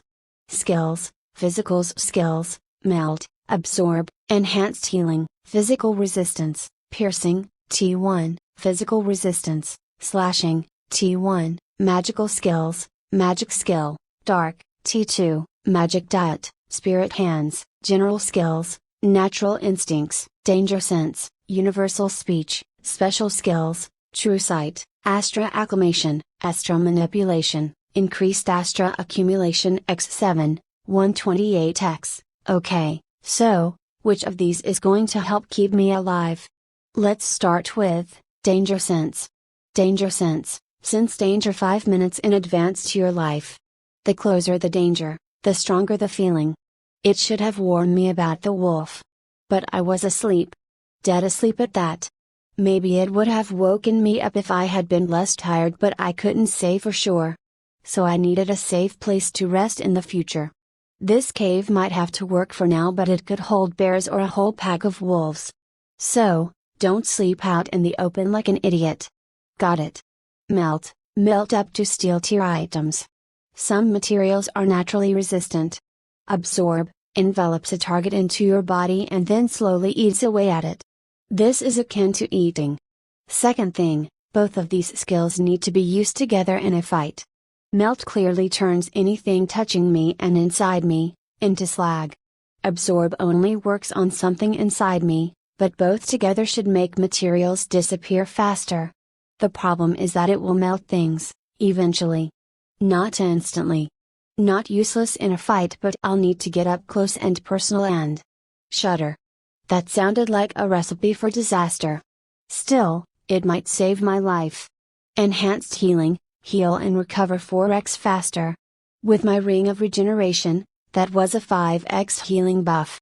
I currently regenerated at, each point in con is 10%, with a base of 1 an hour, so, 15 HP an hour. That's good? It means I could be near death and recover in a day. I'll take that. But it's not good enough for during a fight, which is measured in minutes or seconds. I'm a long way off from that. Stats are weird. They have a specific value, as in, they affect specific measurable things, and on specific value, as in, nowhere does it actually say and or more HP. Increases my actual defense, but they both have a non-measurable effect, and are then affected by Astra in a very metaphysical way. All of which just increases my hatred of stats more, but I'm gonna have to care.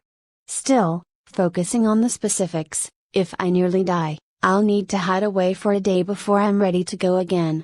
Spirit Hands, True Sight. I picked these two skills out of need more than anything.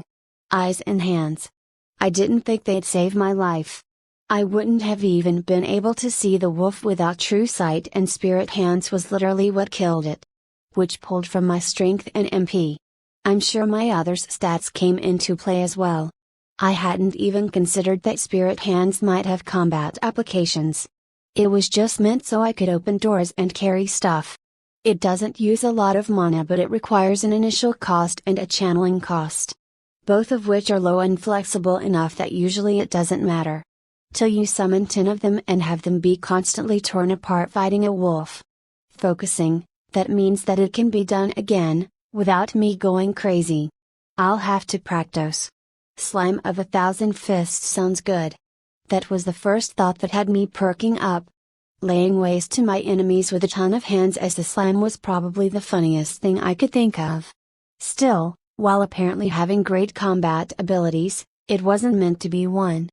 Magic Skill, Dark, Tier 2, this was meant to be my combat skill. But I don't know what I expected.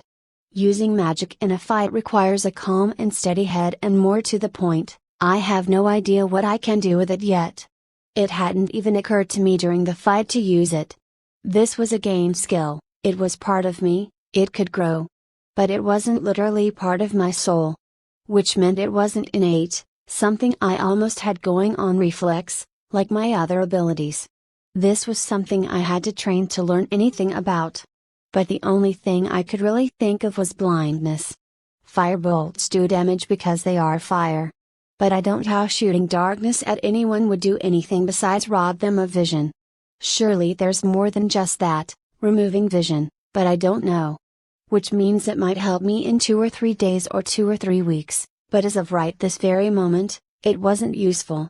Which left me with one more thing. Astral manipulation. While, like everything else, this needed training, it did have 2 immediate uses. A. I could shoot Astra. Sadly, I'd have to pump probably like, I don't know, 20,000 into a wolf to age it into death. Probably more. But it could also be drain Astra. Astra was your very life force. While you got old and aged because of it, nothing could exist without it either. There was no such thing as having negative Astra, you were just dead. So my combat strategy if I saw another wolf was, blind it with dark magic if I can manage it. Then, jump on it and try to melt, absorb, and drain of it of Astra all at the same time, while I also try to beat it to death with my spirit hands. No, that won't work. It's too much going on. Until I train dark magic, I'll cut it out completely and instead try to use my spirit hands to restrain a wolf or blind it. If I can get the wolf to go away, I win. If I can get it to not be able to move so I can jump on it and kill it, I win. Those were my most useful skills for actual combat. Maybe I was missing something amazing, but it's the best I had. But not all I had were skills. General/crown/evolution/dungeon, summon time, 5 second, time stored, 1 hour, crown types, immunity type, enhancement type, authorities, sustenance authority, life authority, minion authority. It would have been useless against the wolf. I had no time stored, which means I would have just gotten the passive effects and the control effects, and that wolf was not at all weaker than me. Now though, I'd need 6 more days to generate enough time to actually get an extra life. Same situation with my ring bitterly enough, but what I could do was summon a slime. It'd just be a normal slime, without anything I had. It would be cannon fodder at best, useless completely at worst. But it was an option. And one I'd probably do the second I could. Even if it only bought me a few seconds, those seconds could mean the difference between life and death. I sighed again. I wish I had been able to use any of my items besides the ring. Speaking of, when they said they were going to make the equipment fit for my race, I was skeptical you could make equipment for a slime. I was wrong. While annoyingly, the bag is a bag and the potions are glass potion bottles, the ring, cuffs, and amulet are all made out of semi-solid slime. Already, the ring had saved my life and the amulet had allowed me to keep punching the wolf with the excess mana. I don't know if that was necessary, but it had allowed me to do so. I was particularly bitter about the cuffs. Black Mage's cuffs, when worn, gives the wearer magic skill, dark, at tier 4 and the ability to turn into an inky immaterial shadow once per day. I could have used this instead to escape the wolf. But I hadn't even had it equipped. Now I did. At the very least, it gave me a few ideas. Apparently dark magic, at some tier, allowed you to turn into a goddamn shadow. Maybe I could eventually travel through shadows or summon physical darkness or something. Ideas were worth their weight in gold when I'd have to figure everything out myself. I glanced at my next 2 tabs but didn't open them. Evolution would be annoying because I already knew what options I had and what options I wanted. What I wanted to become, required eating human hearts. And yeah, I didn't think a random forest was going to have humans. But that was fine. I just had thought I was going to be stupidly up and could spend a year relaxing and learning. I don't really know how I thought that. My skills were good, but I didn't actually choose many things that could give me a combat edge, because I am an idiot. I guess, despite me never wanting to focus on stats, I thought I would just be that strong? And to be fair, I am. I've taken my time in this crack of the earth to really focus on stats more. Reading them. Remembering everything order and knowledge had said about them. And my answer? I'm probably twice as strong as a normal human man from Earth. Strong. Not faster, not more durable. Though I technically might be that too. I definitely heal stupidly faster than any person that has ever lived on Earth. The problem is that I'm not solid. I'm easily separated, and that's the issue. If I was even just flesh, I could probably have taken those claws and teeth way better than any human should be able to. But that's not what I am. And 2x average human man doesn't cut it in a world of magic and stats. My mental stats haven't come into play yet. Almost all of them revolve around magic after all. Assessment done. Time for a game plan. Get out of this crack, make this place my home base, and put up defenses. And there's only one thing I have in my possession that can easily do that. It was time to become a dungeon master. At least for a little while. Chapter 11, A King Takes Notice and a Dungeon Forms. Elsewhere, today was going to be horribly boring. A blessing and a curse. These were the thoughts of Heimskillian III, king of Elysia. His kingdom was a small one, but it wasn't without its own strengths. After all, they were much too much of a thorn for any of the bigger kingdoms to want to dedicate to, and brought in more than enough trade. He had seen countless kingdoms fall for that simple reason alone. They didn't make themselves valuable enough, or, rarely, worse. They made themselves too valuable. He'll never forget watching Alvaria, their neighboring kingdom, be integrated into the empire. They did not go peacefully. So days like these were a blessing and a curse. He never wanted anything interesting to happen, because interesting meant death, destruction, and misery for him and his people. It meant politics and backstabbing. It meant upheaval. But some days he would say that the boredom was just as bad. Sadly, it seems human nature just could not learn to not tempt fate, as no sooner had he thought that, the most important person in his kingdom approached him. Only his etiquette, and king's bearing, allowed him not to gasp and gape like a fish. His oracle was walking towards him. Alone, without guards, where she could be seen. Only something truly monumental could have prompted her to practically run at him and risk discovery. He wasted no time and activated a spell on his bracelet, teleporting both of them to a secure location. He wasted no words. Time? Year to 5 years. He cursed and then nearly slapped himself. He needed information now, regardless of timing. Threat level? He asked but already knew the answer. 10 with conditions. His eyes widened to saucers, his skills not able to prevent the lapse even with their constant attempts. He was wrong. He suspected an 8, even though the scale of threat went to 10, 8 was where their kingdom would be destroyed. 9 meant strong enough to cause a war with the Empire. 10 meant strong enough to have at least a small chance in a war against the Empire. Like a young dragon. Perhaps even an adult dragon, depending on the strength of the Empire. It was a simple system.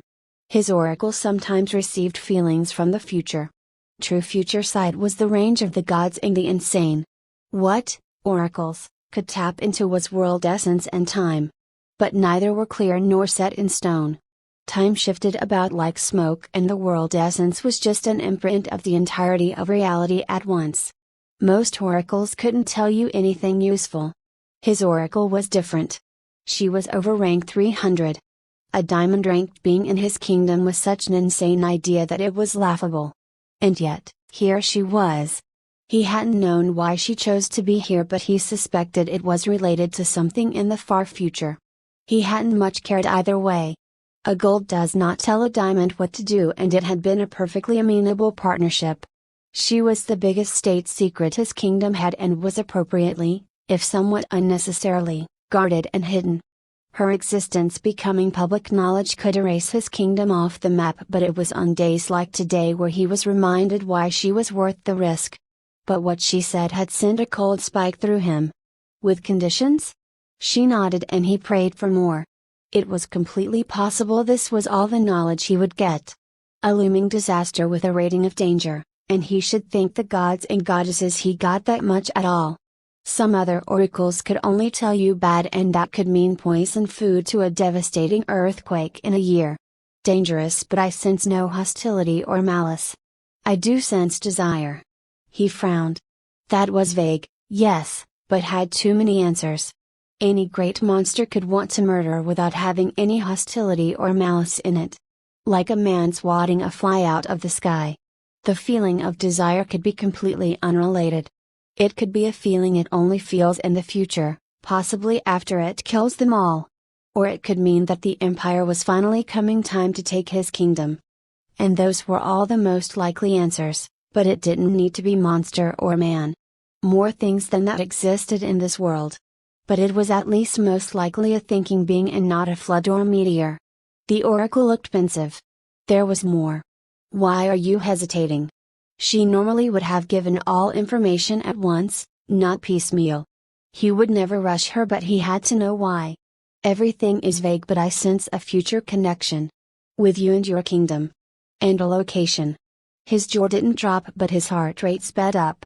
He had been thinking about this as if his kingdom was in the way, not the purpose. Someone wanting the oracle, the Empire doing its normal rounds, a dragon passing by and deciding it wanted to have fun. Not for his kingdom, and especially not him specifically to be the main focal point of something with a threat ranking of 10. And a location? That was nearly unheard of.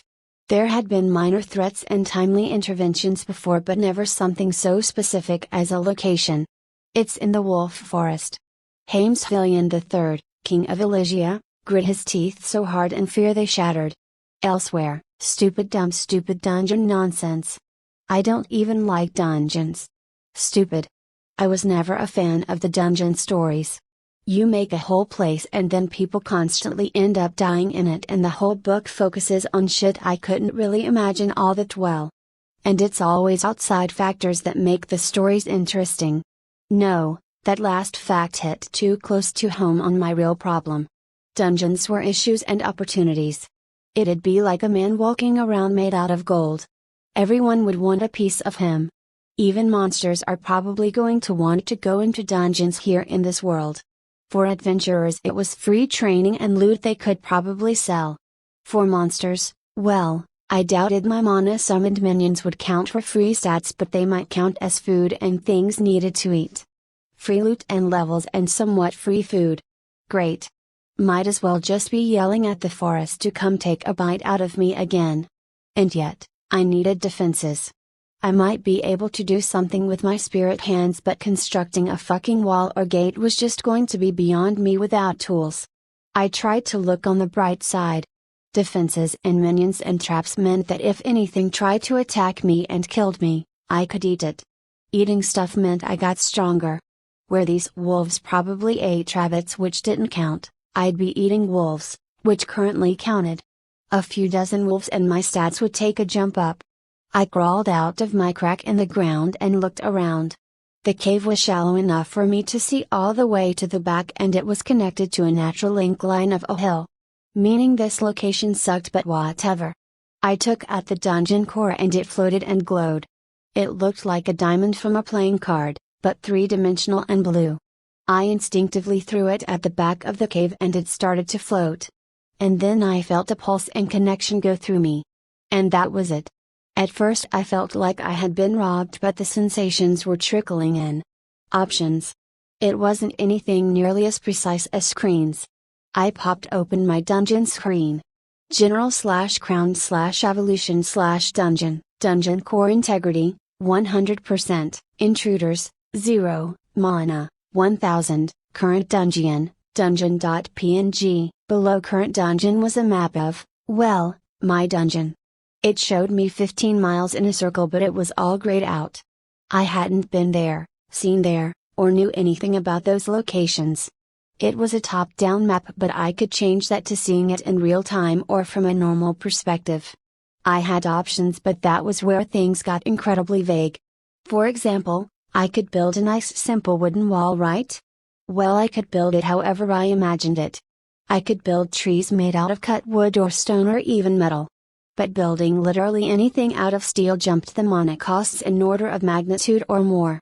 That was fine, I just wanted a wall or two. First, I made a flat but thick square of wood around my cave. The overhang from above was a concern, but I didn't know how to fix that. I didn't want any wolf to just drop down on top of me, but a wall wasn't going to fix that. Instead, I just made the wall taller and had it go further around the cave. I'd just include the top of the cave as part of the area I'd try to keep wolves out. Hopefully, wolves couldn't climb trees. Damn it. Right, whatever, we'll cut down all the trees within my wall later. Hell, we'll make a wall of stone later. Right now, I need defenses besides a wall that's only about 8 feet tall. I made a little gate for starters in front of me so I could easily leave and started trying to make spike pits. Until I saw the cost. Digging out the ground was no joke. Instead, I settled for obvious spikes pointed outward in front of my wall. I sighed. The wall was probably useless because I knew regular wolves could go up 8 feet. I knew they were smart enough to not just run face first into wooden spikes. But it did make me feel a little better. I put a giant wooden gate that went across the whole cave entrance, with a door with a latch, and started reinforcing the cave walls. A moment later I had to stop. Mana, 0, great. I looked at my own mana and did some calculations. MP 140/140, I regenerated around 1.2 mana every 5 minutes. So it would take me around 10 hours to refill all my mana. That was around 70 hours to get 1000 mana again. And that clearly wasn't enough to do more than make a few wood structures. Which, while great, would take less than 70 hours if you had 3 people working on it. Or maybe I was dismissing how great a feat making a 8-foot wooden wall was. Either way, it would take too long. I needed more mana than that, and I didn't want to try and get monsters to die nearby so my dungeon core could eat them instead of me. Luckily I had something for this. I used a spirit hand to pull out a certain item from my bag. Mana potion, a small glass bottle that can fully recover your MP. Has 1 charge but can be recharged. To recharge, you must fill the vial with your mana by pressing the opening to your palm and pouring your mana inside the bottle. This will take 60% of your total mana to fill up. If you don't have enough MP, it will begin to drain your HP. Instead. I love this thing because it broke some laws of physics for sure. With this, I could spend 40% of my MP on something, then pour the rest into this and then drink it and repeat forever. With this, I'll pour in around 56 mana into the dungeon core, the rest into the magic bottle, and repeat forever. With this, I'll get infinite mana. Ha ha ha. Things are finally looking up for me. Sometime later, oh my aching everything. Mana, 840, why? WHY? Why does everything hurt? New lesson learned. A creature cannot just chug back mana potions like no tomorrow and have infinite MP. I feel like my veins are trying to kill me and I don't even have veins. This isn't what I signed up for. Where's my infinite mana, huh? It made sense I guess, but I wish I had learned it an easier way. I'm sure for most people there's probably potion sickness or something, but I assumed that wasn't going to happen with me because it was a divinely made item. No, instead I got to learn that whatever metaphysical thing mana pulls from can be strained like a muscle. I couldn't use mana right now if I wanted to, and if I tried, I'd probably break something in me and I really wouldn't know how to fix it.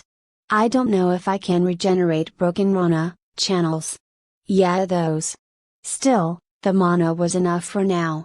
I sent it all into reinforcing the cave. I already hated how much I was focusing on it. But I remember dying too strongly to just give it up and go out and try fighting random stuff. Besides, the second I had a nice safe bunker below me, I could finally start practicing actual magic in a safe location. Most of the day had gone by now. It took a little longer than expected for infinite mana TM, and I had more passed out than anything the night before. As I was thinking through whether I wanted to try risking working on my spirit hands, or try doing that moving eye thing with true sight, I heard a terrible noise. A wolf's howl. Right outside my walls. It was soon followed by another. I felt a pang in my gut from danger sense. Chapter 12, Round 2. Fight. I immediately felt that absolute sheer terror and panic roll through me again. The memories of dying overlapping. First from a bullet near the heart and the second to a wolf tearing me apart. The feeling of pain, of numbness, of death. Of that moment of infinite oblivion right after where you feel yourself become nothing. Only to barely be brought back from the brink. Souls may move on and continue onward, but a person is not a soul alone. I slapped myself with a spirit hand, splattering a few drops of me away. It made my mana channels screech in pain. I had to snap out of it. There were apparently 2 wolves right outside my cave, and if I had to bet anything, I'd say it was theirs before I moved in. Alright, think. What would 2 normal wolves do when they find their home has seemingly been stolen and encased in wood? Wolves were smart, but they were still animals, so they'd eventually leave? More howls, but not more wolves. They were well and truly pissed, and that made sense. Then I heard scratching. Okay, alright. They're just testing the walls. That makes sense. Right? I heard a thump, soon followed by another. They didn't. A scratching on my door made me realize they did. They climbed up and over my wall like it was nothing. Stupid. Why didn't I put something like, I don't know, razor wire down? And what kind of wolves just decide to go over an 8-foot wall? Why? Alright, this is fine. I just need to beat them like I did the last one. With my spirit Hano fucking Christ. I tried to form 2 spirit hands and I felt like the spell nearly popped. Right, like an extra stupid idiot, I decided to exhaust my magical muscles till I couldn't defend myself. Amazing. Alright, how do I deal with this? How on earth do I deal with this? I have to beat 2 wolves without any magic. That leaves, astral manipulation, melt, absorb. Wait, no, I think, I have a plan. But I'd better do it fast before they get through the door.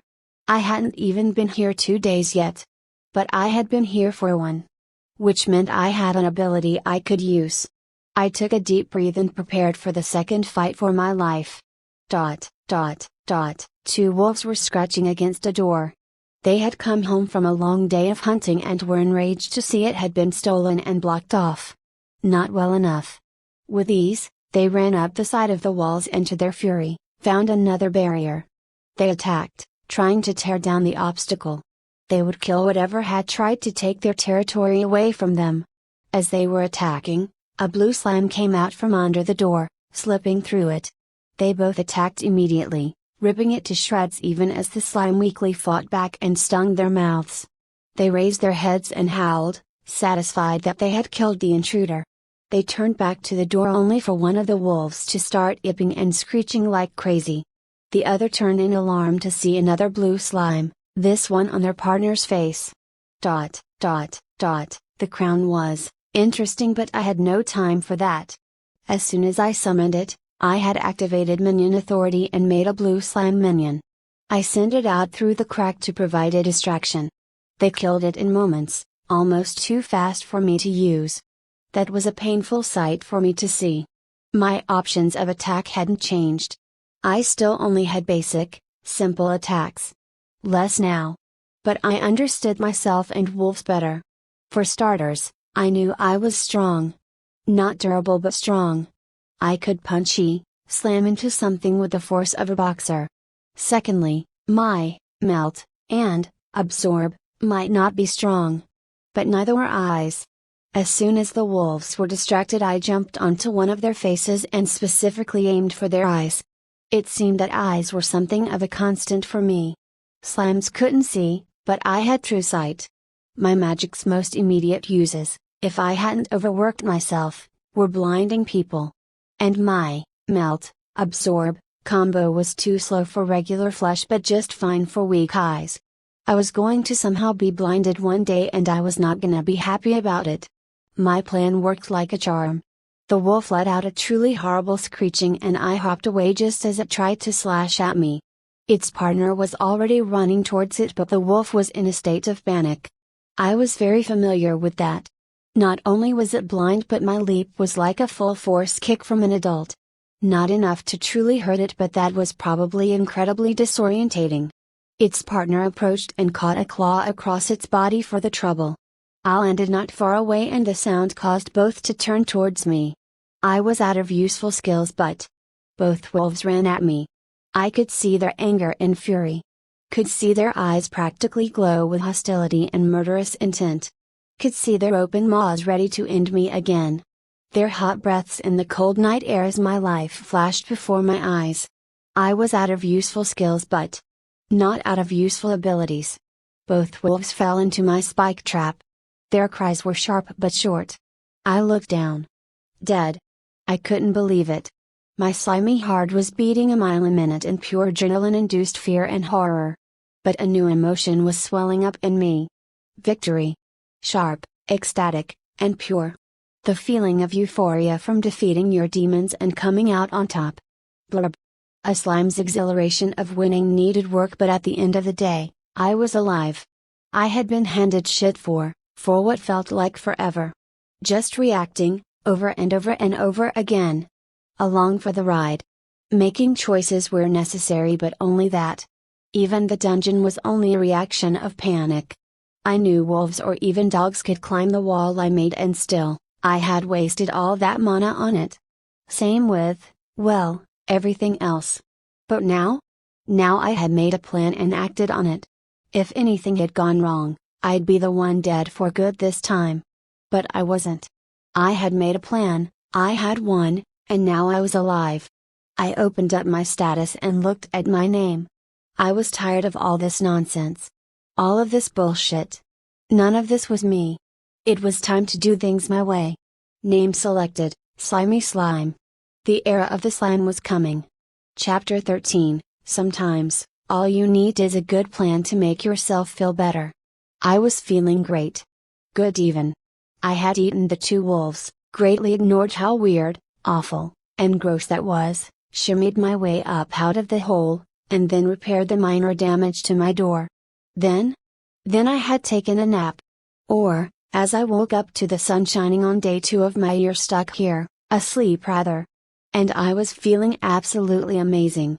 The first rest had been cut short, the second has been me passing out from exhaustion, and the third?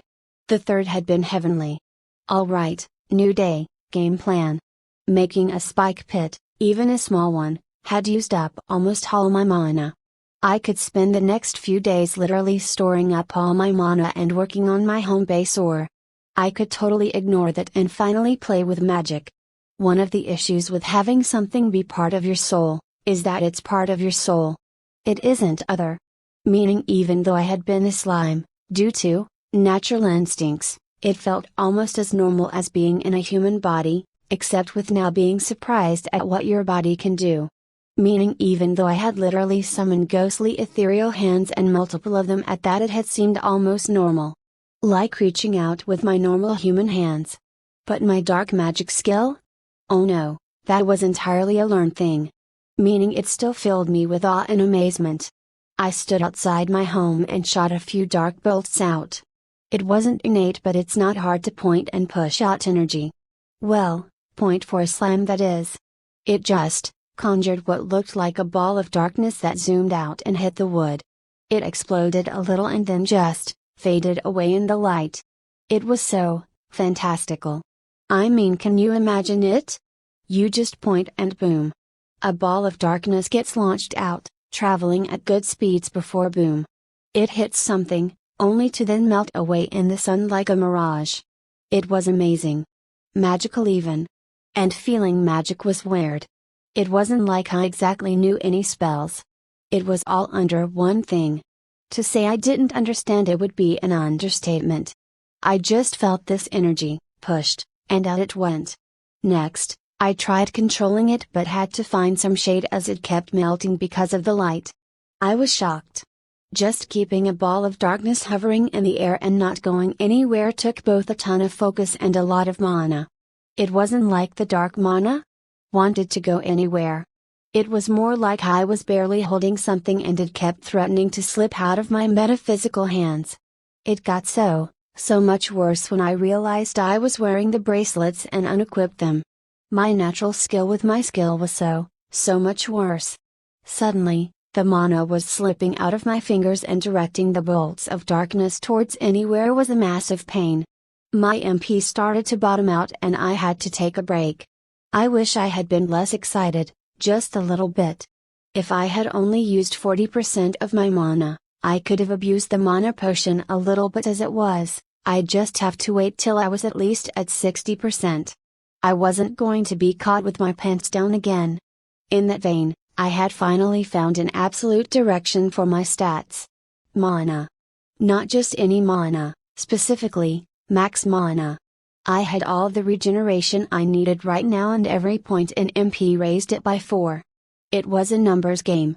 If I had, theoretically, 1000 mana, I could put 400 in, spend 600 to get back up to max, and repeat. That would boost my base building capabilities by a lot. It was a bit of a pipe dream because that would be 213 stats in it. I was a bit annoyed because only after I had put them in, that I realized raising my natural mana regeneration might actually help me regenerating so much constantly. But well, all of it was useful. I had also made a hard decision. I changed my plan.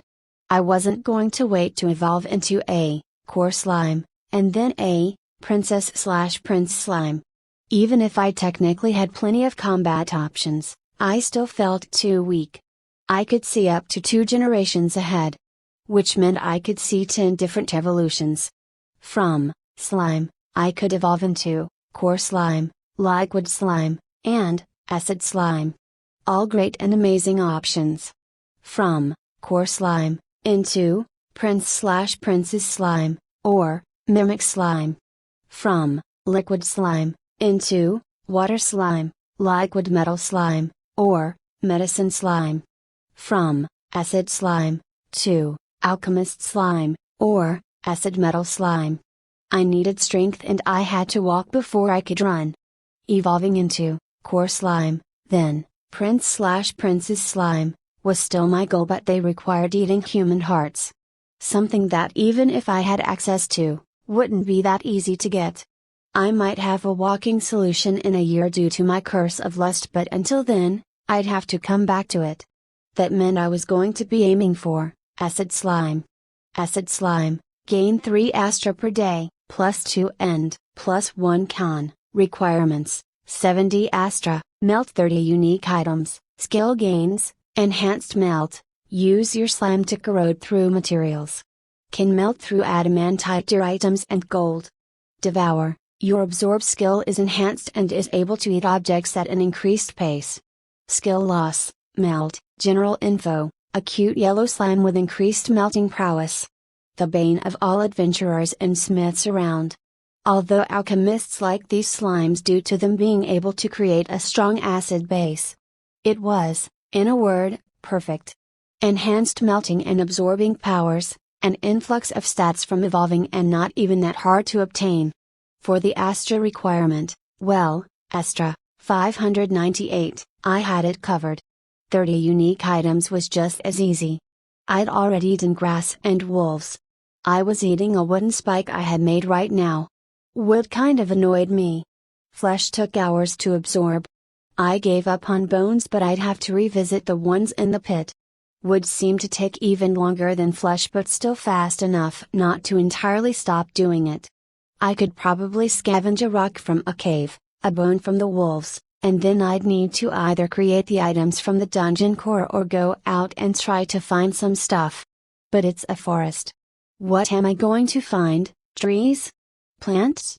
As much as it felt like cowering away, the smart move, and even more importantly, what I wanted to do, was stay in here until I had evolved. That way I'd at least have a chance against any wolves that touched me. I didn't want to stay here for a whole week, but it'd probably take at least a few days for me to make enough items to count them as unique. As for hidden evolutions, I had to survive now, not later. I couldn't think of any hidden acid slime evolutions I could become except even more acid Y. And I was fairly certain that wasn't part of its lineup. The reason being its next evolution, acid metal slime. Acid metal slime, gain 3 Astra per day, plus 3 Con, plus 1 Wis, requirements, 20 Astra, absorb and melt 20 metal objects, absorb 5 ounces of adamantite, skill gains, Aquaregia, your acid is enhanced to levels almost never seen in the world. Now capable of melting all metals and materials, as long as they are not protected by magic. Metal casing, you now have an incredibly durable outer shell made out of adamantite. Few can break through your shell. It's also incredibly shiny. General info, a metal-shelled slime that houses an intense acid within. They say that seeing a shiny metal slime brings good luck. My mind boggled at the fact that this was a Gen 2 monster. A lineup had 7 gens at minimum. It filled me with awe and trepidation. Some gens were weak and probably had a long lineup to get anywhere. Others were strong but weak. A plague rat can be killed with a sword but could wipe out a town. But I'm starting to feel like, some paths were strong because they were hard and the future lineups were even harder. Look at the requirements for this. Adamantite. I'd bet all the money I didn't have that it was stupidly valuable and rare. Most slimes that became this probably never became the next level. Even if you knew the requirements to make this slime, it'd be hard. Even with a human mind, the Gen 3 of this would probably be damn near impossible in any amount of time. I was actually looking forward to seeing what it was after I evolved into an acid slime.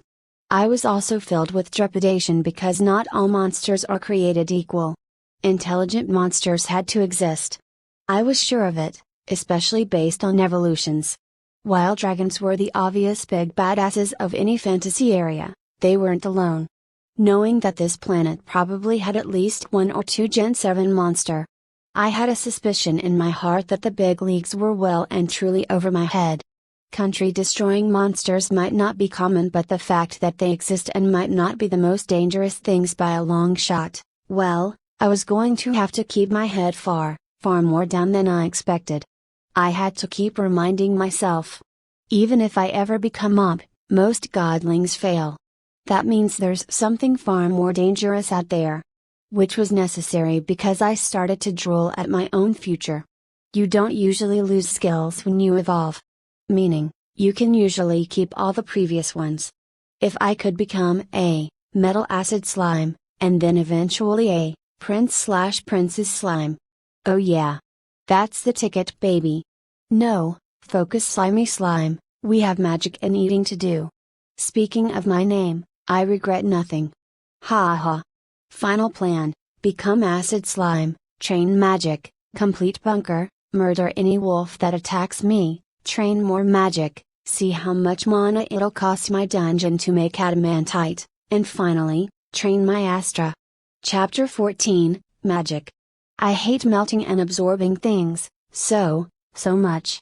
It feels exactly like gnawing on something till it finally breaks away. Oh sure, grass is easy and fine. A plant? Bah, no problem. Bark or something wooden? Annoying, like eating something really chewy. A stone? It's like eating a fucking stone. It also feels obscene to do stuff while eating. Like chewing with your mouth wide open while talking. But still, I don't want to just sit here for hours while I digest a stone. Magic practice is more important than that. Another day has passed and I don't feel like I've exactly made a ton of progress on my magic. The problem is I don't understand it. My mana isn't dark aligned or anything. If I had a fire skill, I could use my fire and dark skill just fine. So that rules out mana types theory. But it also isn't the taking mana and turning it into X mana either. At least I'm guessing. I'm sure there's scholars out there about this. But for the purposes of practicality, I can't seem to detect my mana changing into something else. I don't understand and I feel like I'm going to hit a natural wall until I do. Not now, but in the future. My guess right now is that mana is all the same thing. Which says weird things about the multiverse as a whole, but I think it makes the most sense. Mana is supposedly in most worlds, and the same races are in most worlds, while Earth was the odd one out. So, mana is probably the same, not just everywhere, but also everywhere. As in, fire mana and dark mana are the same thing. So what makes it dark? That's the question I can't answer. I feel like I'm Isaac Newton asking why? To gravity. Gravity isn't going to tell you. Instead, I've been casting Dark Bolt and then unequipping my cuffs and doing it again, over and over, to try and spot the differences. At first, this was absolutely useless. All it did was show that a higher tier makes literally everything easier.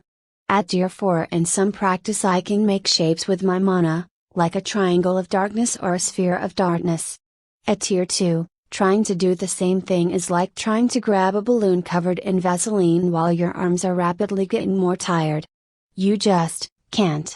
You can, but it's so much more infinitely harder and it doesn't feel like a skill issue. It doesn't feel like if I just did these steps instead, I could have done that. It feels like it's just objectively harder. Which is probably true. Having a higher skill, obviously, makes everything easier. But I remembered one of the things knowledge said about skills when we're going over them. You can learn any skill by simply doing an action associated with that skill. Like crafting clothes to get the craft skill, sewing. What would that do? You already knew how to sew, so what would the sewing skill do? Well, the simple answer is that it would you make better at sewing. But what does that mean? A steadier hand? A faster sew speed? Better muscle memory? I knew that you could do something called mana activation where you spent mana to activate a skill, even if it didn't usually need it. For craft skills, it put your body on autopilot, which sounded horrifying but useful. But I still didn't know what the absolute basic effects it did on a passive level. I looked at my own skills for answers, but honestly, I realized I almost didn't have any skills like that. A lot of my skills were active or passive, but they were things I couldn't do without them. I didn't have a skill that just straight improved what I could have already done. Or so I thought. I tried casting without casting or using any skills. It didn't work, at all. But I wasn't deterred. Eventually, a tiny flicker of dark magic appeared and bottomed out my MP. But to me, it felt like a eureka moment. I could cast skills without skills. Some of them, at least. And that meant, magic was, already a part of me? The skill was just the skill of doing it. Maybe it would take a million years before I could cast tier 20 magic skill less, but I could. Magic skill, dark, level up. I looked at the notification in shock and quickly checked my skill. Magic skill, dark, tier 3, that way too fast. I had only been training for a little while. But then I remembered. The black mage cuffs I was using were even more expensive than the ring that literally brought me back to life once a week and could help regenerate lost limbs. There was a reason for that. It basically guaranteed you to learn magic and magic all the way up to tier 4. It guaranteed it for anyone. I didn't know how hard it was to go up to tier 4 without it, but I knew that magic was most certainly not a universal constant just anyone could do. It wasn't anything specific knowledge or order had said. It was just from context clues, but I was fairly sure that usually, it was practically a talent. You either had the gift or you didn't. Meaning learning magic would be very, very hard for you. That barrier to entry and something that broke that, was probably significant. I sometimes forgot, but, my magic skill had been based off the time I had died. Meaning that I could have gotten a completely different magic skill and this still would have allowed me to learn and use dark magic. I didn't regret it, even after getting to tier 4 myself, I felt like the cuffs would still have more to teach me. The stone I had been absorbing finally completed and I sighed in relief. So far, that made 17 unique items I had eaten. All random tiny things. It was getting a little harder to find stuff I considered unique enough to eat but not that difficult.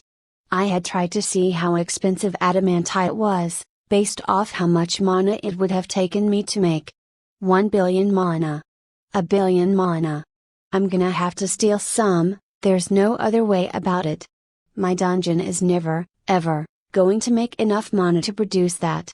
If I somehow had 1000 mana and abused the infinite mana trick 15 times a day, it would take me nearly 500 years.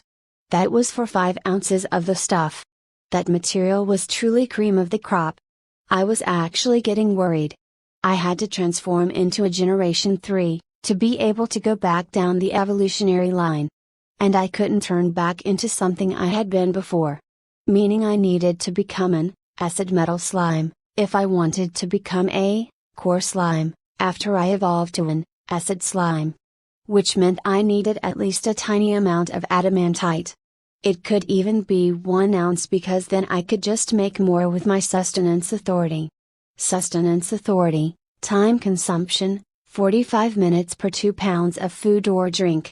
Duration, instant. You are able to create any food or drink that you have eaten or drank before. Once I got even a small amount of adamantite, because everything counts as food for a slime, I could make more of it and eat it. Which definitely wasn't going to be happening while I was in this forest for a year. It was stressful. It was like wanting to become a welder, but first you had to get a full doctorate's degree. Theft was the only option. I couldn't think of any other way to get it. I couldn't exactly become rich enough to just buy it, and even if I could, and somehow avoided the 1,000,001 problems with that idea, I was a slime. People would sooner hunt me down for my wealth than let me buy something unless I was strong enough to defend myself, and if I was strong enough, I sure wouldn't need wealth to take the adamantite. We could come to some kinda deal. It says 2 pounds, right? If I find some gold. But right now, I started eating a, drumroll please, walnut. Or close enough. It was a seed that looked like a walnut. I used a ghostly hand to drop on top of my slimy head and then began looking at my hands. They were ghostly and spiritual, looking kinda spooky and wisp-like. Almost like they were waving in a wind that didn't exist. They were truly spirit hands, as they could go right through objects or things as long as those things weren't warded, enchanted, or made of a special material according to the skill. Apparently whatever my dungeon core did to the cave did exactly that, though, so I couldn't just send it through my door or walls. I made 2 in front of me and looked at them. They were my hands. Yes. But like a man realizing he could juggle, I forced myself to really acknowledge them, innate soulness stuff or not.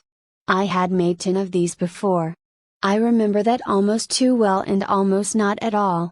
Ignoring that bit of horrible trauma, 2 hands were not my limit. They were just what I was used to. I made a 3rd and 4th. And my brain felt like it came to a grinding halt. I hadn't been thinking back then, at all, but now I was, and it felt like I had 4 hands. Which was natural, because they were natural, but also incredibly disorienting because I don't have 4 hands. They felt like me while my brain was screaming they were not like me. It was an entire lifetime of moving 2 hands, and only 2 hands, that was throwing me off. The only reason this, and much worse, hadn't happened when I became a slime was because I have a skill to specifically prevent me from going insane over becoming a slime. Or at least disoriented in the extreme. Besides the many benefits that provides, it also probably saved my life from that first wolf. That combined with everything else. Ugh! I was getting a headache. I kept the 4 hands going though, using them, moving them around, going through the ground, throwing punches. My head felt like it was splitting in half. They may have been innate, but it was still a lot to control. It would take more time than 2 days for my non-existent brain to accept and recognize the change to my body and life. I'd have to keep it up. 3 hands would be worse, I'd have to battle the loss of symmetry on top of everything else. Still, it was more the equivalent of suddenly being able to use hands that had been in casts for years, rather than suddenly having extra appendages. After all, I could still use them just fine, all 4 at once even. It just gave me a splitting migraine. I unsummoned my hands. Next was time to do something that might prove even harder. My true sight skill. True sight, see without restriction. My skills had changed and modified since coming here. Maybe not in any actual way, but the descriptions at least were a bit different. because I still remembered the one from the godly realm. True sight, you become able to see even if the race or circumstances does not permit you to see. You see from the point of view you subconsciously believe to be where your eyes are at. With enough practice you will be to move your vision, in order to look up that cute girl's skirt for example. I figure these are the skill descriptions without the god's influence. I had always been seeing forward, exactly as I would as a human, despite my body splashing all over the place and even rolling in a complete circle sometimes. Because I was looking forward. And true sight reacts to however I subconsciously view things. The problem is changing that. True sight can do far, far more than that. When it becomes dark, my eyesight dims as well. That's because I don't think I can see in the dark. I can't view myself from a mile in the sky, because I don't think of myself as being able to view from that far away. I'm not able to send my eyes roaming across my land, because I don't think I can move my vision like that. But I can now. I just have to convince myself I can. Which is a giant, massive, pain in the ass. I spent the next few hours staring at a wall and willing my view to get closer. Zero progress. Well, not everything can happen instantly. I'll become all-seeing with a million eyes another day. But I'll keep up the daily practice. Once I break some restrictions and start ingraining the idea into my head that I can see, whatever I say I can see, the next few breaks should be easier. I'm starting with being able to move my eyes away from my body, because the description I got from a god straight up said I could do that. It's a point of evidence that my subconscious can work off of. Next on my to-do list, I smiled a wide smile, or whatever the slime equivalent was. It was time to start exploring Astra. Chapter 15. That one time I got reincarnated as a slime that aged 100 years an hour, but I got by. Astra. What was it? A lot of things. At its core, we can safely say that it's an energy that all beings have and all beings generate. But even calling it an energy might be vastly incorrect. What does it do? It does a lot of things. It naturally ages everything and everyone, even including regular monsters in a way. It's responsible for a child becoming an adult becoming a senior citizen, and a senior citizen becoming a skeleton. But even undead produce Astra and, for regular monsters, will eventually die because they have too much, unless they consistently evolve. And that's another thing it can do. It can allow monsters to continuously evolve. Even for me, a crowned monster without an Astra cap, would die if I didn't evolve or didn't have Astra manipulation.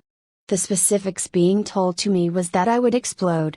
So, it can also blow things up in too large amounts, somehow. Knowing all of this, seeing all of this, even in my disoriented state, I knew I couldn't pass up the opportunity to manipulate it. And then I had poured nearly all of my skills points, things that could have gone to plenty of other great skills, into increasing my Astra generation. Something that most would have called crazy. After all, there were some really great skills in there and we all generated Astra naturally anyway. But to me, I knew I'd need more to get further. I even worry that a 128x boost isn't enough. Luckily, I'm able to drain Astra from things but not quickly, not yet. This skill is different. It's like a magic skill but far more necessary. Maybe someone could eventually discover how to naturally manipulate Astra. But they'd have to be truly ancient, nigh immortal already. Mainly because without having a ludicrous amount of Astra, I don't think you'd ever develop the prerequisite, Astra acclimation. I could feel it in me but, vaguely. Even having over 1000 Astra, I still felt like I was a fragment of a fragment of a fragment. Less than a grain of sand on a beach. I focused, really focused and grabbed one Astra. I brought it forth, slowly, painstakingly. The smallest flicker of life appeared in front of me. It was a green sort of, soul-like energy. I couldn't describe it any better than that. It was just something you knew when you saw it. That it looked soul-like. Wispy and wavy might also be good terms, but that could just be due to how small it was. This was the day one amount for a newborn human being. The literal first spark of life. Without this, they would be dead. Literally, lifeless. In many, many ways, Astra was life itself. I slowly pushed my single Astra into the grass and saw it be effortlessly fused with it. Then I sucked it back out. But I failed. Not in pulling it, but in only pulling one. I pulled three. That rankled because when I was on top of the wolf, I instantly failed to pull any out at all. Pulling someone's very life force from them seemed to be harder than pulling from something without a will of its own. I slowly tried to pull just a single Astra at a time from the grass and succeeded after a little bit. I kept the stream constant, trying to hold it steady, while increasing the flow. I didn't want more to be pulled in, I wanted what I was already pulling in to be pulled faster. A fast but thin stream. It was like trying to corral a river. At first, the grass actually seemed to look a little healthier. And then it just died. It didn't look wrong or out of place, besides it drooping down. But I could tell, the grass was dead, just like that. It had no more sparks of life. Death from Astra loss was like, well, death from loss of life itself. Instant and simple. You were alive and then you were not. Next, I took my Astra and tried to put some into the dead grass. I sensed potential there.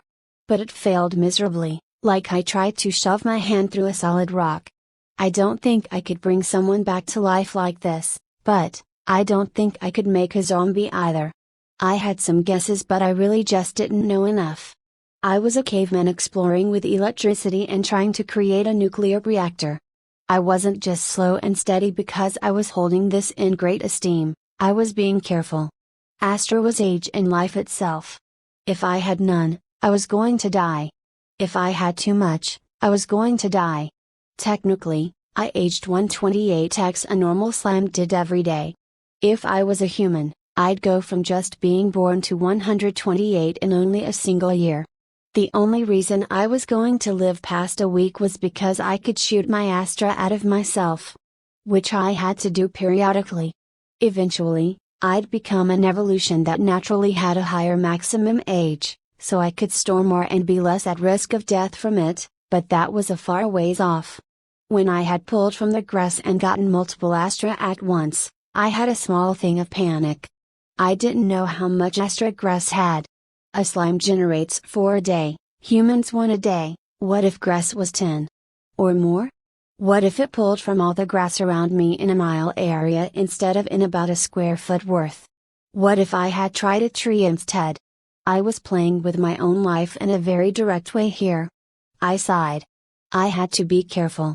I pushed a bunch of Astra into the grass, and watched. Soon, it grew dull and then brown and then, it wilted and died of old age. I had only used a few dozen Astra. I thought about it. That didn't quite make sense. Most things seem to generate multiple Astra a day and die when they hit the cap.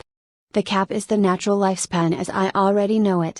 So a human lives around 8,100 years and so they have, roughly, a cap around 35,000. Grass, if it lived for multiple of years like grass does, would have a cap of around 1,000. Unless, grass doesn't generate multiple Astra a day? Can something do that? I thought 1 was the minimum but just because you generate Astra, doesn't mean it couldn't be less than 1, right? I don't have Astra suddenly generating all at once after 24 hours, it comes over time. But is 1 Astra the limit of generation? Can there be smaller amounts? I focused, trying to draw out half an Astra. It didn't work and the worst part was, I didn't know whether I should continue trying. I was alone in this, I had no roadmaps, and I wasn't going to get any time soon. With magic, I had a leg up with my magic cuffs and more than that, I knew I was going to find some books or research or fellow mages eventually. Maybe even somehow do an apprenticeship by being really sneaky or finding a friendly monster. With Astra, I knew that if anyone knew anything about it, they would be thousands of years old. The amount of strength they'd have, even at a passive level, would be intense. To say nothing of the fact that they would be a master of Astra. Killing me might only take a slight effort of will and glancing my way. After all, I hadn't been touching the grass I had pulled Astra out of, and I hadn't even realized that fact till right now. Sure, I had been close, very close. But not touching. So what if I could draw Astra at from across a room? What if I could do it stealthily? Yeah, meeting a master of Astra would be a constant potential death sentence. Suicide to seek one out. I'll have to spend God knows how long testing and learning by myself. Which is why the half-Astra problem bothers me so much. It could fully be possible and lead to some amazing discoveries. Or it could be totally impossible for reasons I can't understand and I could waste an unbelievable amount of time on it. Or it could be something that's actually quite advanced and takes a master decades to master but is actually fully possible. I just didn't know. I felt melancholy. I was excited to learn and dreading the countless years I'd spent doing so and hitting up against walls. Is this how scientists felt when they first realized that now that they had discovered electricity or something new, they'd actually have to work for their whole lives to figure anything out? I suspect the fervor of discovery for most things can only last a year at most. And that's with other people around you. The first scientists, the first ones to want to know why and where alone. I respect you and acknowledge you. Because this truly sucks despite how much I care about it. I shook myself out of my thoughts and went back to my training. Best to work on low-hanging, safe fruit first. I'd already discovered that Astra seems to have distance pulling, but why? How far? I tried to pull from across my yard and it didn't work. I very carefully, continuously pulled in a straight line till I hit a wall. Well, no. Not exactly a wall. A drop. I was reaching out in an area that was available to me and then suddenly, that was it. The area a single grass more, was not available to me. I very carefully went in all four directions and then around me.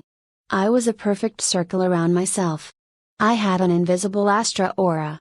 Or, at least a specific amount of distance I could pull from. I focused on that line and tried to increase it. To drift my channel pulling from one blade of glass to the next that was outside my reach. I failed. But that wasn't the point. I focused, trying to feel. Feel with a sense I had but couldn't understand. I felt like it was there. Like I could almost reach out and touch it. I pulled back to myself. It was night again. I had been focusing for hours. I frowned. That was a lot of hours to sit and try to feel out an aura. It wasn't even early in the night. I was kinda understanding why those old monks seemed to sit on rocks or up in mountains forever. Your sense of time kinda dropped when you were focusing on Astra. I went into the cave to rest. There'd be more days to train magic, Astra, and my skills later. Right now it was time to sleep. I was actually feeling pretty good. Sure, ignoring all the horrible shit that had happened to me overall wasn't pleasant or easy. But I felt like I was making real genuine progress in something that was both interesting and that would matter. Astra left me feeling like a scientist, while magic left me feeling awe and a pure joy I hadn't felt since I was a child. That sensation of watching myself summon and fire off magic was just unbelievable. I could cry tears of pure happiness from it. Training my skills made me feel like I, myself, was getting better at something. There would come a day I'd probably really have 1,000 eyes that could roam the land and 1,000 hands that would blot out the sky, provided I had the mana for it. In many ways, I always thought going to a medieval land of might and magic would be so utterly boring. And for many, maybe it is. But I had real, actual things I could work on, that I actually wanted to do here. I didn't have much of that back home. No. Most of my day-to-day life was a boring generic slog of A to B. I played the guitar, but didn't care much about it. I ate okay meals but never really cooked nor wanted to. I worked a boring job doing paperwork that was just entertaining enough, surprisingly, that I didn't hate the job nor quit it, but I'd have burst out laughing if anyone had said I had a passion or an interest in it. No, I had just been drifting without a care, and that was all well and good but not great for long-term satisfaction. What was Maslow's hierarchy of needs? Biological needs, safety, love and belonging, esteem, and finally self-actualization. Well, I did most of the steps, all the way up to esteem before I had got here. I wouldn't say I had very much esteem at all actually. Not much respect or status, but plenty of freedom, so I guess it kinda all evened out maybe. But what I definitely didn't have, was self-actualization. In short, it means to have a drive or passion. A want to become more, do something. To want to improve, or at least having some part of you that yearns to be more than you currently are. To make the most of your potential and constantly strive forward. Yeah, I had none of that. But now? Now I really, really do. Even going to sleep feels like a waste when I could be up training. I want to know more about Astra, I want to feel that bliss of magic, I want that burst of joy and feeling of accomplishment and victory from making real ground on improving my skills. I fell asleep with a smile on my face and to the howls of wolves. I raised a mental middle finger to them as I drifted off. Chapter 16, Progress and Evolution. A pack of wolves were prowling the area. Scent markers from other wolves in the area had not been renewed recently, and that was both welcome and suspicious. The pack of 7 had moved in to claim the territory, but the lack of others had their hackles raised. They knew something was wrong, but not what. They got their answer when they came across something entirely unnatural in a forest. It looked like a giant wooden cube, with a single tunnel stretching far out from it. The wolves were immediately suspicious and smart enough to circle this strange thing. Even going so far as to climb on top of it. It was a truly massive cube that had taken up this part of the forest. They could find no entrances besides the tunnel leading in. The wolves weren't about to enter a tunnel, normally, but something was wrong. They felt a pull towards it. A desire. Something was in there, and their senses were telling them it was something good. Eventually, desire broke animalistic reasoning and they cautiously walked in. The tunnel was large, but only enough for 3 wolves to stand shoulder to shoulder. It was also dark, and soon, all 7 wolves could only see through the light coming from the door. They were alert, ready to attack or bolt in a moment's notice. Yet still, they all walked in. Something was calling for them. Every instinct they had was screaming danger and opportunity. Thump. The wolves turned back around in panic, their surroundings suddenly going pitch black. Where there used to be light, there was now only darkness. The reason was simple, the doorway was gone. It had suddenly vanished, leaving them in total darkness. The wolves panicked, trying to find the door and leave. They found only a wooden wall. They heard a yelp from one of their pack and quickly turned toward the noise. The scent that drifted over to them, however, had each of them ready to attack. Blood, they smelled blood. A predator, something had attacked their kin in total darkness. Panic began to set in. Sounds of a sort they had never heard before were coming from the source of the scent, and they backed up out of fear. Suddenly, one of the wolves felt something land on top of him and panicked, yapping like crazy. A blurble was heard. The wolf ran down the dark tunnel, his pack following behind. What had only moments ago been a curiosity and sense of desire had become sheer terror.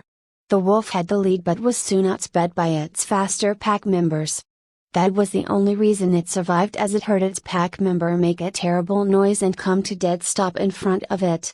The wolf crashed into its brethren, only to feel something sharp begin to stab at it from where it crashed into. It leaped back, but its heart froze in terror as it could no longer hear or smell its pack members nearby. It saw a brief ray of light, and what it saw was death. Floating in the darkness was a creature of yellow surrounded by ghostly hands. Before it could do more than scream, it felt its limbs be grabbed and saw the creature leap towards it. Its world became pain. And then its world became nothing. Being an acid slime was so cruel. Visually, it wasn't all that crazy, I thought. From anyone who saw me, I went from blue to yellow. But that couldn't be further from the truth. I was now an acid slime. Acid slime, gain 3 Astra a day, +2 and +1 con, requirements, 70 Astra, melt 30 unique items, skill gains, enhanced melt, devour, skill losses, melt. The +3 to every stat was very, very welcome, but it was the skills I was really interested in. Enhanced melt, use your slime to corrode through materials, can melt through adamantite items and gold. Devour, your absorb skill is enhanced and able to eat objects at an increased rate. I keep forgetting how powerful certain monster lines can be. My melting and devour skills are strong enough to be used in combat now. But that wasn't all that had changed in the last few weeks. I'm going to be honest with myself, I have completely and utterly lost track of how many days have passed. But that's not my fault. I mean, I forgot to keep track, sure, but it's hard. There's almost no point. Work during the day, sleep during the night, it's really easy to lose track. But I'm pretty sure it's only been a few weeks. For starters, I evolved. Data. And what an evolution. For starters, +3 stats across the board, +2 int and +1 con. A great stat boost. Being able to actually be a threat if something wants to attack me was a great stress reliever. But more than that, it felt like I had made real substantial progress. And it was not nearly the only source of it. It was significant but not. On one hand, everything about me had changed. On the other hand, that literally happened like less than a few weeks ago and my natural instincts skill made it where my new body was, well, as natural as it should be. So in the end, I was kinda left at a loss. I should feel more about it but I don't. Except for the realization of what it could do for me. Also, fear. Fear for what I could become. I hadn't looked at it, but I could now see the next step above. I worried it'd be something super insane and only at Gen 3. At Gen 7 it's probably something insane like Super Omega God Slime. I didn't need that kind of pressure on me right now. Anyway, there had been plenty of significant progress outside of just my evolution. I fell into a routine. For the first few days, I spent the first few hours or so working on my evolution. That really didn't take long. It only required me melting a bunch of stuff. Sadly, what counted as a unique item was really annoying. It took a while before I was able to complete that. A stick and a wooden spear are apparently too close together, for example. But after that, I'd pour mana into the dungeon core, not overdoing it this time. And I had put that mana to use. But more on that later. After the dungeon pouring, I'd dedicate the rest of my morning to magic. Which was great. I fucking loved magic. I could now make shapes and things pretty easily and was able to have some control over my dark bolts in mid-flight. Enough to curve a bit. Any more progress was slow going. I didn't know what I could or just couldn't do. Ultimately, after reading my magic skill for the 100th time and trying to think about it, I realized I was trying to, basically, be too fancy. Take fire magic. It allows you to manipulate fire. Sure, maybe you could make fire versions of yourself or fire whips, but at its core, you're basically a firebender. With that realization, I started trying to work purely on two things. Control and quantity. Thinking of myself as a darkness bender, then what became the most important was, more or less, acknowledging that this was it. Dark was dark, same as water was water. So I had to learn the properties of darkness itself. The first few were easy. It's dark. Big shocker there. But it was also cold. It wasn't a gas or a liquid or a solid or even a plasma, it was darkness. That led me to stop trying to think about it as magic at all. What does actual darkness do? It makes it harder to see, it makes you colder because of the absence of light and warmth being able to reach you, and it isolates you in a way. I wasn't a scholar and I wasn't a physicist. I knew darkness was just the absence of light, so being able to summon and control it directly shouldn't have made sense. Yet here we are. And I don't know how true it was for actual dark, but I had discovered a new property. Isolation. Being completely covered in darkness blocked out the rest of the world. It wasn't just sight. Sound and smell were affected too. Nothing got past the layer of darkness. I think I was really starting to understand darkness better. Maybe one day, I'll find a ton of combat or defensive applications, but until then, it seemed like it was almost entirely geared towards disorientation. Anyway, after I'd spend my morning working on that, I'd shift gears and work on astro training for a while. Progress in that field had been neckingly slow. But I can confirm a few things. I have, along with probably nearly everything alive, an Astra aura. I was able to expand it by the smallest amounts, and that took a great deal of effort. I also have focused on refining what I'm already able to do. Basically, more control over the process of expelling and taking in Astra. That way I don't try to take from a tree and explode or expel all of my life force and die. I have focused mainly on pulling from grass, to the point I had to use some mana from my dungeon core to make new grass. That helped my studies tremendously because that grass didn't have Astra. It was a complete fake. My dungeon core can make things, but those things are made out of mana in a special way. Meaning they aren't alive. Studying a non-living entity made by mana, that same thing sucked dry of Astra, another version of it overloaded with Astra to the point of death, and its completely normal version all side by side to each other helped me get a feel for the energy tremendously. That small patch in my yard was advancing how well I could feel the energy by leaps and bounds. Still, the most practical applications I've done is get better at what I can already do and very slightly expand my aura. Good, but nothing to write home about yet, despite how proud of myself I am already for managing to progress anywhere at all with it. After a few hours of that, well into the afternoon, I would start my next stage of training. Senses expansion and brain rewiring. Basically, being able to summon more spirit hands, and change how I think I can see for true sight. I can now hold up to 6 hands at once.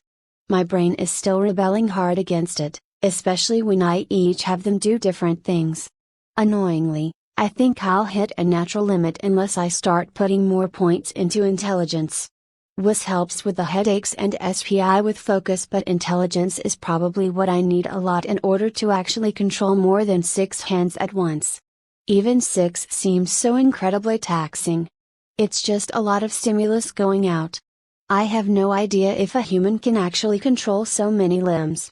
Still, even without tons of intelligence, I intend to keep working on it. And that brings me to true sight. It is by far the most frustrating skill to train. I have to convince my subconscious that I can do stuff, and simply willing it to happen doesn't give very good results. I have, however, come up with a method that seems to be working.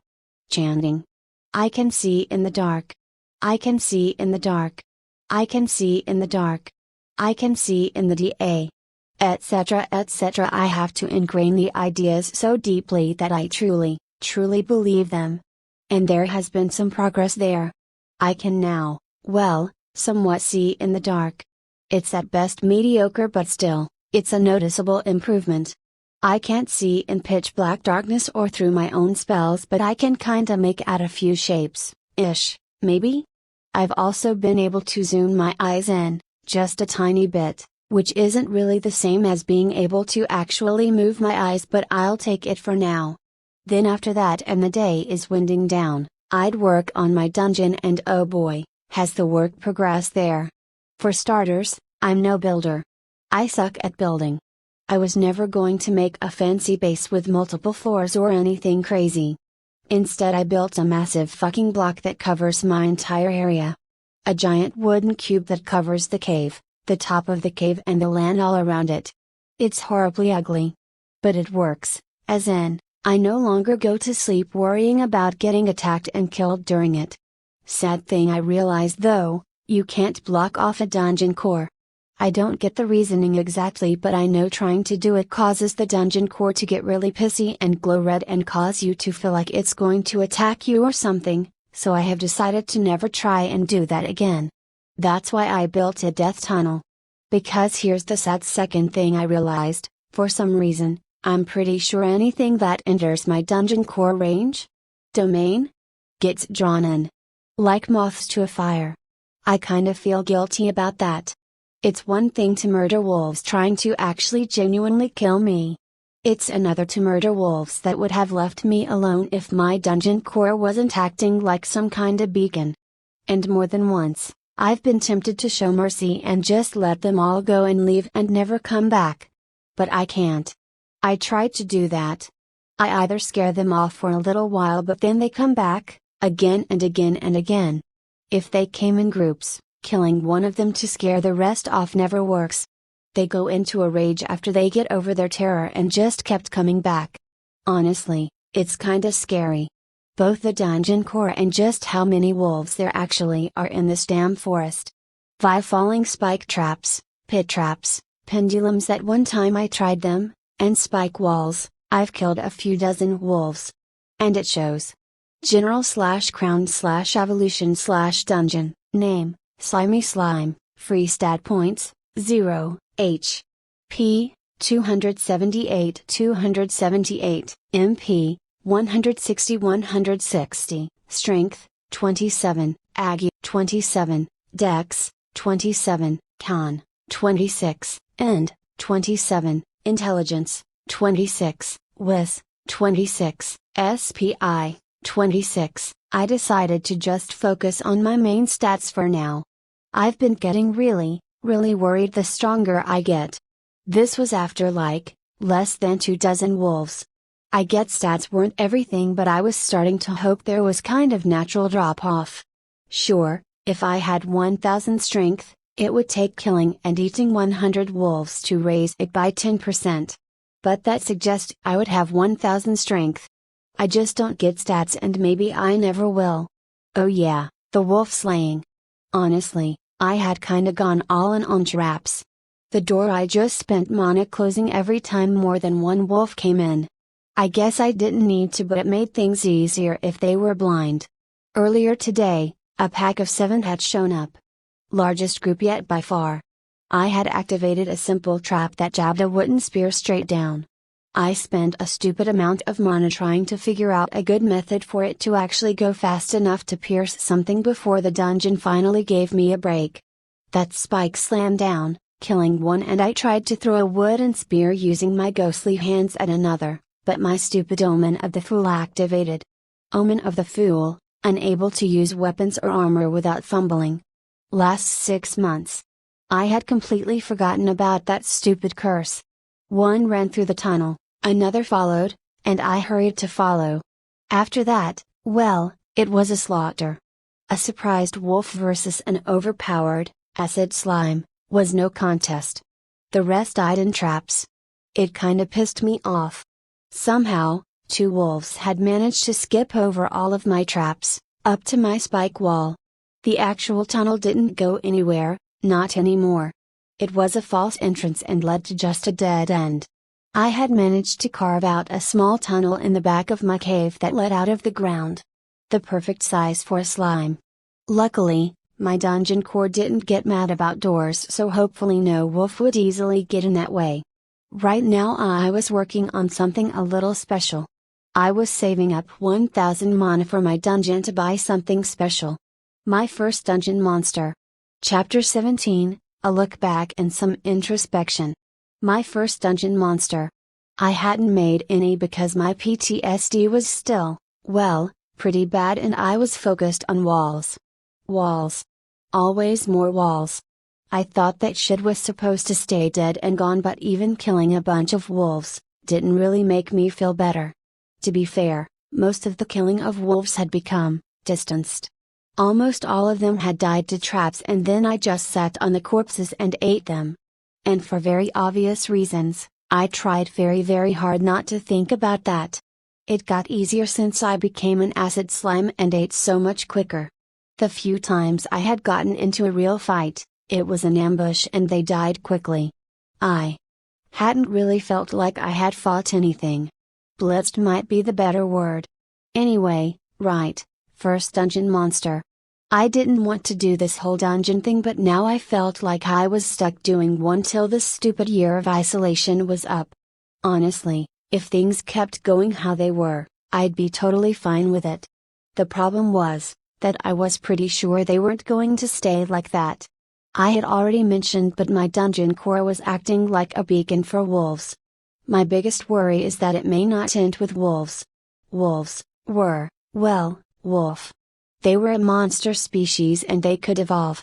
And that was assuming nothing else lived in this hellish wolf forest. Seriously, seeing nearly 24 wolves in only a few weeks had me spooked.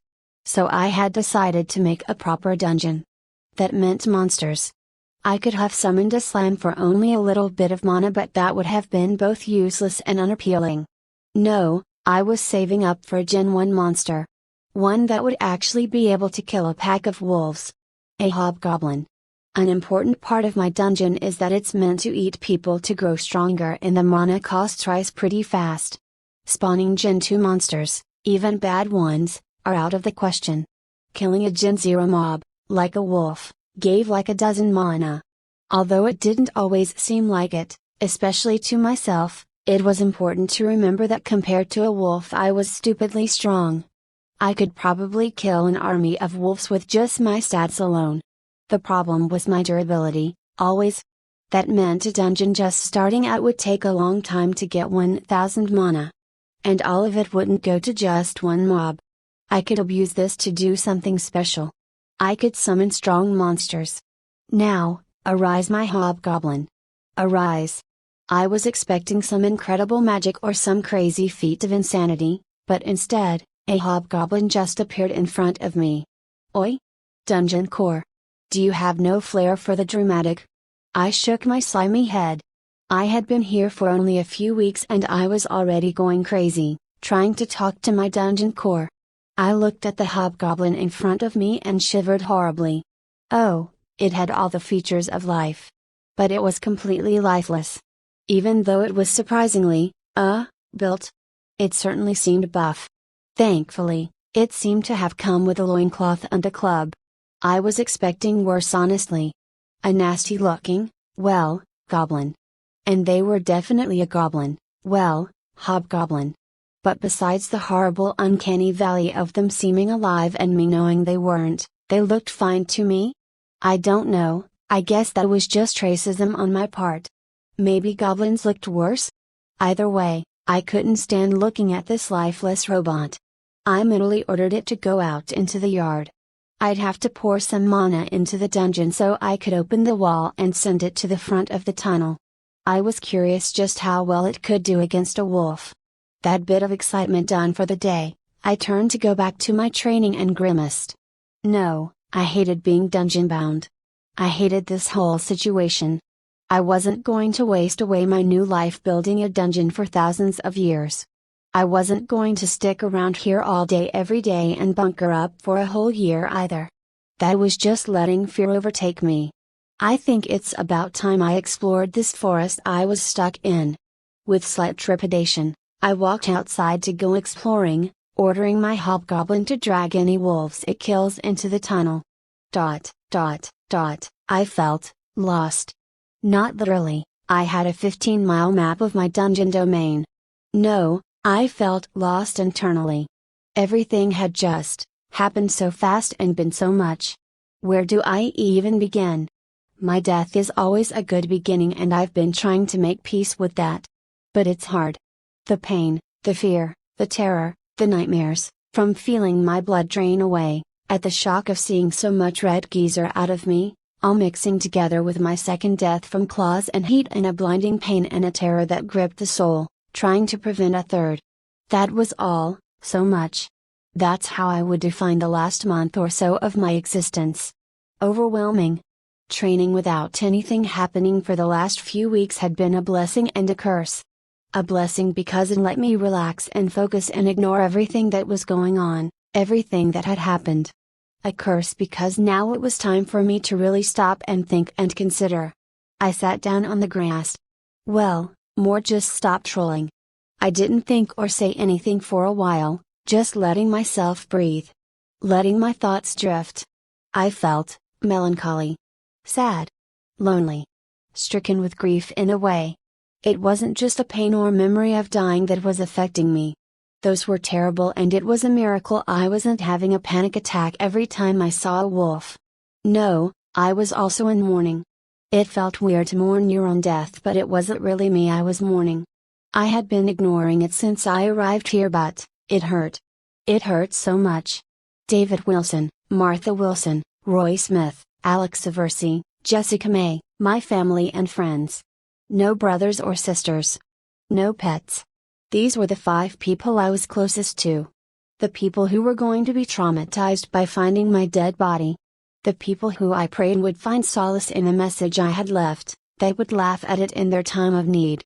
That wouldn't always remember me with pain in their heart. These were the people I wasn't going to ever see again. I never wanted to be a god. I stared out at the forest for a while. I never wanted to be a god. I never wanted to do this challenge. I never wanted to die. If I could turn back time and instead live my life out in full, even if it meant dying of old age and never experiencing any of this, I would. Who cares about immortality or godhood or magic? I just wanted my friends and family. I just wanted to not have died.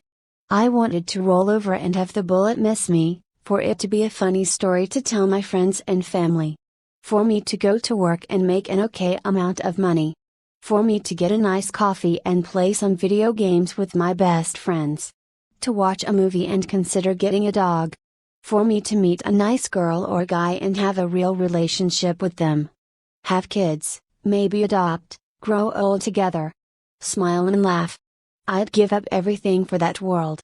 That perfect future. And it had been taken from me, by pure bad luck. I wish I could feel angry about it. I was lucky to even be able to feel sorrow about it. I had died. I was lucky and blessed that my consciousness hadn't ended, that my last moments hadn't been me dying laughing. And yet, I was still fucked up. The gods truly didn't understand people. How could I just let go of everything and be okay with all of this? If I had more time to think while I was, well, dead, I would have begged them to just bring me back to life instead. And now I was here. Alone. With a bunker made out of fear, eating wolves while trying to ignore their fleshy bodies melting underneath me, ignoring how cool and horrifying it was to have my whole body change overnight, to ignore how creepy it was to have a dead Slatusk guarding my dungeon. My lair. I would have had a panic attack a million times over if not for a certain skill that makes me used to my new body. But even if it did that, my mind still knew. I was a fucking slime. A blob of slime made sentient. Gelatinous, closer to gel than anything resembling a human. I had no organs, no brain, no skin, no eyes or ears. I was so inhuman it hurt. It didn't bother me, and the fact that it didn't bother me, bothered me. It felt like my inner self had been massacred and I was just reacting and picking up the pieces. I wasn't murderous and yet I kept murdering. It wasn't even much of a thought to me. That wasn't normal. That wasn't natural. How could I kill so many creatures and just not even consider it? Not even think about it? It wasn't like I pushed a button from some far off distance. I had killed and eaten them. I had rolled over their bodies. Seen the blood. Felt them melt underneath me. Watched the blood spread across the grass as some of them turned into nothing. Heard the sizzling. I was a monster, that was for sure. And I locked it away and down and out of my mind, along with everything else. There was going to be a reckoning if I continued like this. I was working towards strength, towards being the strongest monster I could be, to being a god. But why? Why did I desire strength? Why was I working so hard? Because it kept me distracted from the truth. That I wasn't okay. That not everything was alright. That I was alone in an alien world, in an alien body, killing things, barely surviving, stuck in a forest, with so much shit going on over my head that I felt helpless. If I kept going on like this, I'd either eventually crack like an egg or become a murderobo without a conscience. Hell, I already was becoming that. So, I'd acknowledge how I was feeling. I'd let it all out. I wouldn't shy away from everything I had been running away from. I was going to be stuck here, and I was going to kill, and I was going to evolve and be forced to be a king and a ruler, and I was going to suffer. And I was going to do it all alone. I felt some of my slime come off me as I cried and screamed into the void. Chapter 18, Awareness and the First Meeting. I felt like a dried out husk as I rolled back to my bunker. I wasn't okay, but I was doing a little better. I felt more here. And I hated it. Whereas before I'd almost been on autopilot, now I noticed the trees around me, green leaves and brown bark.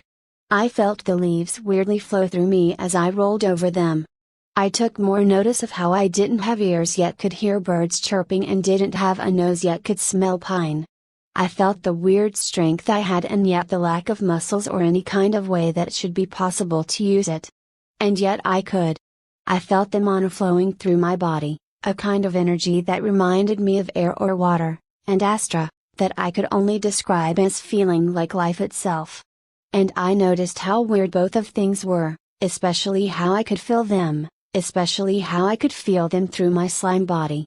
Everything was so much more vibrant now and I hated it. It was physically, mentally, and emotionally painful. A word came to mind. Dissociation. Feeling like you're looking at your body from third person, like it wasn't really you doing the actions or having these things happening to you. That was how I had been feeling for all of this time. Hell, maybe I was still feeling that kind of way. But now everything felt more present. And I hated it. It all just hurt. It wasn't like the headaches I got from trying to have six hands. Fucking, hell, that was freaky. I can summon motherfucking hands and I just never really questioned it. Even when I tried to examine all of my skills, it was with a sense of awe. Not with a sense of how freaky or unnerving or inhuman that was. I summoned one and it was as simple as breathing. And I flinched. I could feel the hand and feel my body. That was a human hand, this was a slime body. I knew that weird feeling of disconnection had been there before but now it was worse. I slowly moved my hand to my own body and slowly felt myself. It was an intense experience. It was like touching your face for the first time. I was slime. A slime. Barely solid, closer to a liquid. I felt how I was all one thing. There was no center of me. No piece of my slime was more than any other piece. I poked a finger into myself and it felt weird. Odd.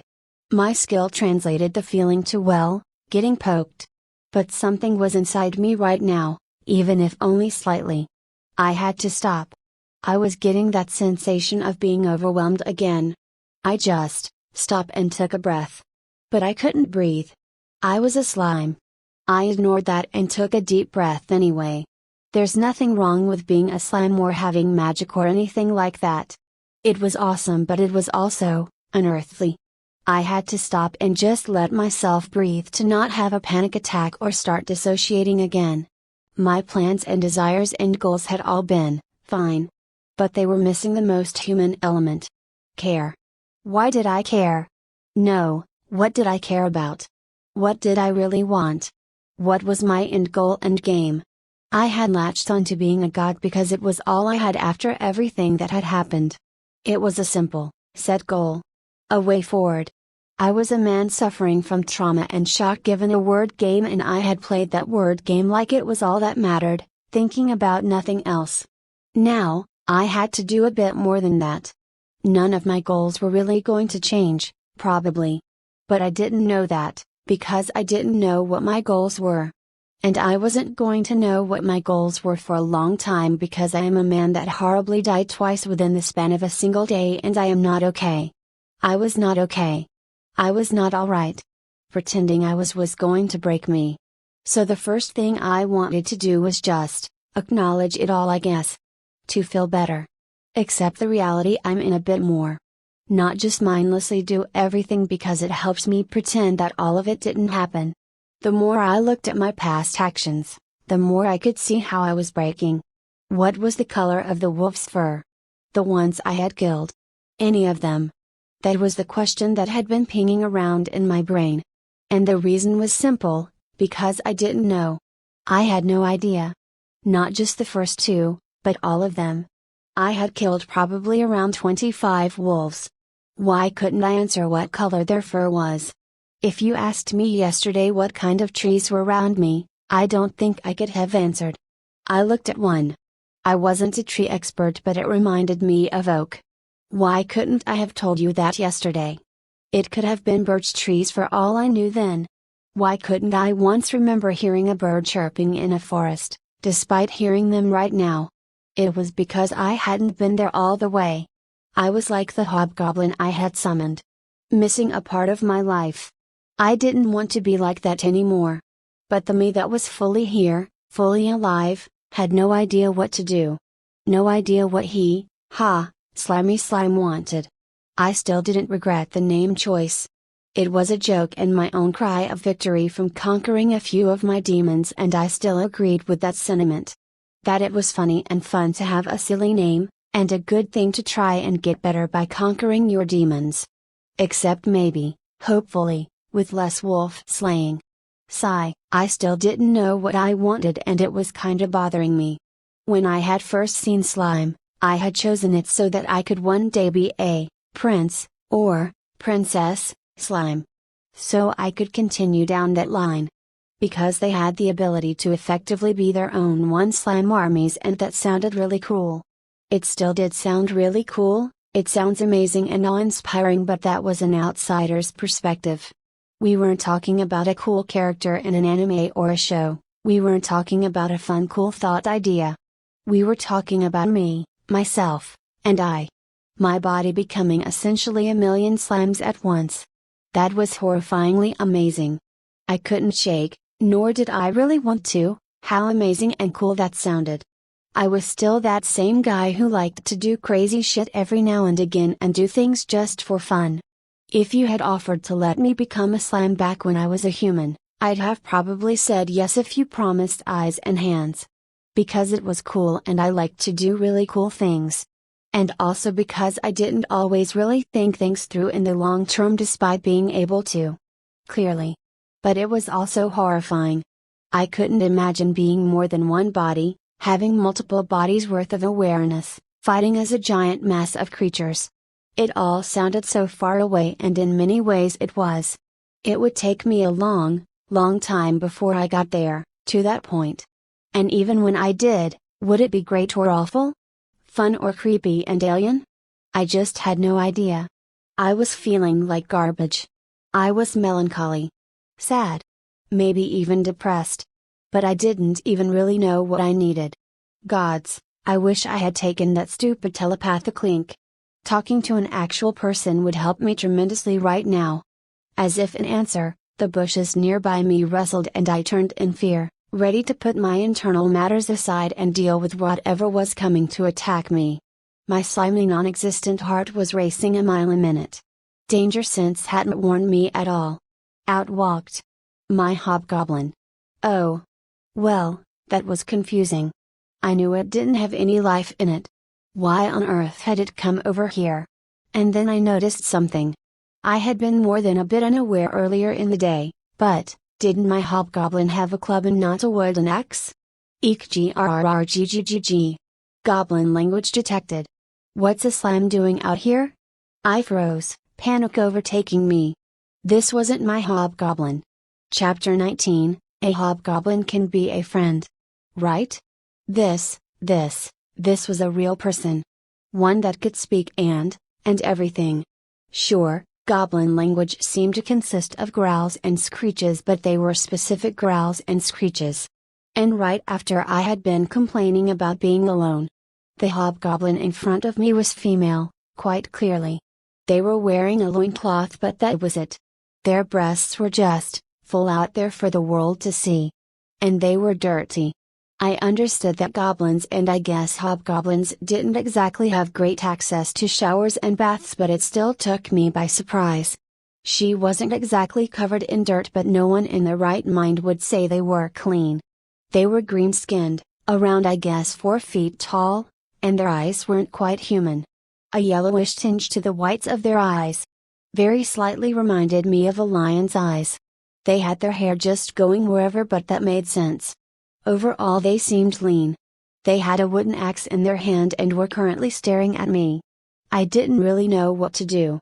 Do I wave? Was this the start of a beautiful friendship? I could figure out how to produce the language and then have an actual conversation with someone. I could give them names and help out their whole village against a bunch of wolves, and then we can make those wolves our friends. And, why is she drooling? Food. She ran at me. Food? I'm an acid slime. How am I meant to be food, you insane creature? Ah. Right. Stats. Can you even eat a slime for stats? Either way, the hobgoblin certainly seemed to think so, and I realized I was going to have to do something like right now or I'd be taking an axe to the face. I summoned a spirit hand and socked her in the jaw. She leapt backwards, doing an impressive backwards leap, and then stared in wide eyes at my hands. I had summoned too. I don't want to do this, my new hobgoblin friend, but I'll give you a beating if you're asking for it. She stared at my hands, at me, and then ran away. What? Wait, no, I turn around just in time as she suddenly seemed to appear and nearly cut me in half. I caught the shaft of her axe with one of my hands. It was more luck than anything. Too close. This hobgoblin had a skill. And whatever skill it was, it seemed to increase her speed. She hadn't run away, she had sped away and then back to try and catch me off guard. What was it like, boost, or accelerate, or something? I was starting to regret not picking up appraisal. Knowing the stats and skills of my enemies would have been really helpful. Still, she may have sudden bursts of speed, but that doesn't help much if you can't move. She was currently pulling on the axe with all her strength, but it wasn't helping much. She was strong, but, well, I must have had more strength.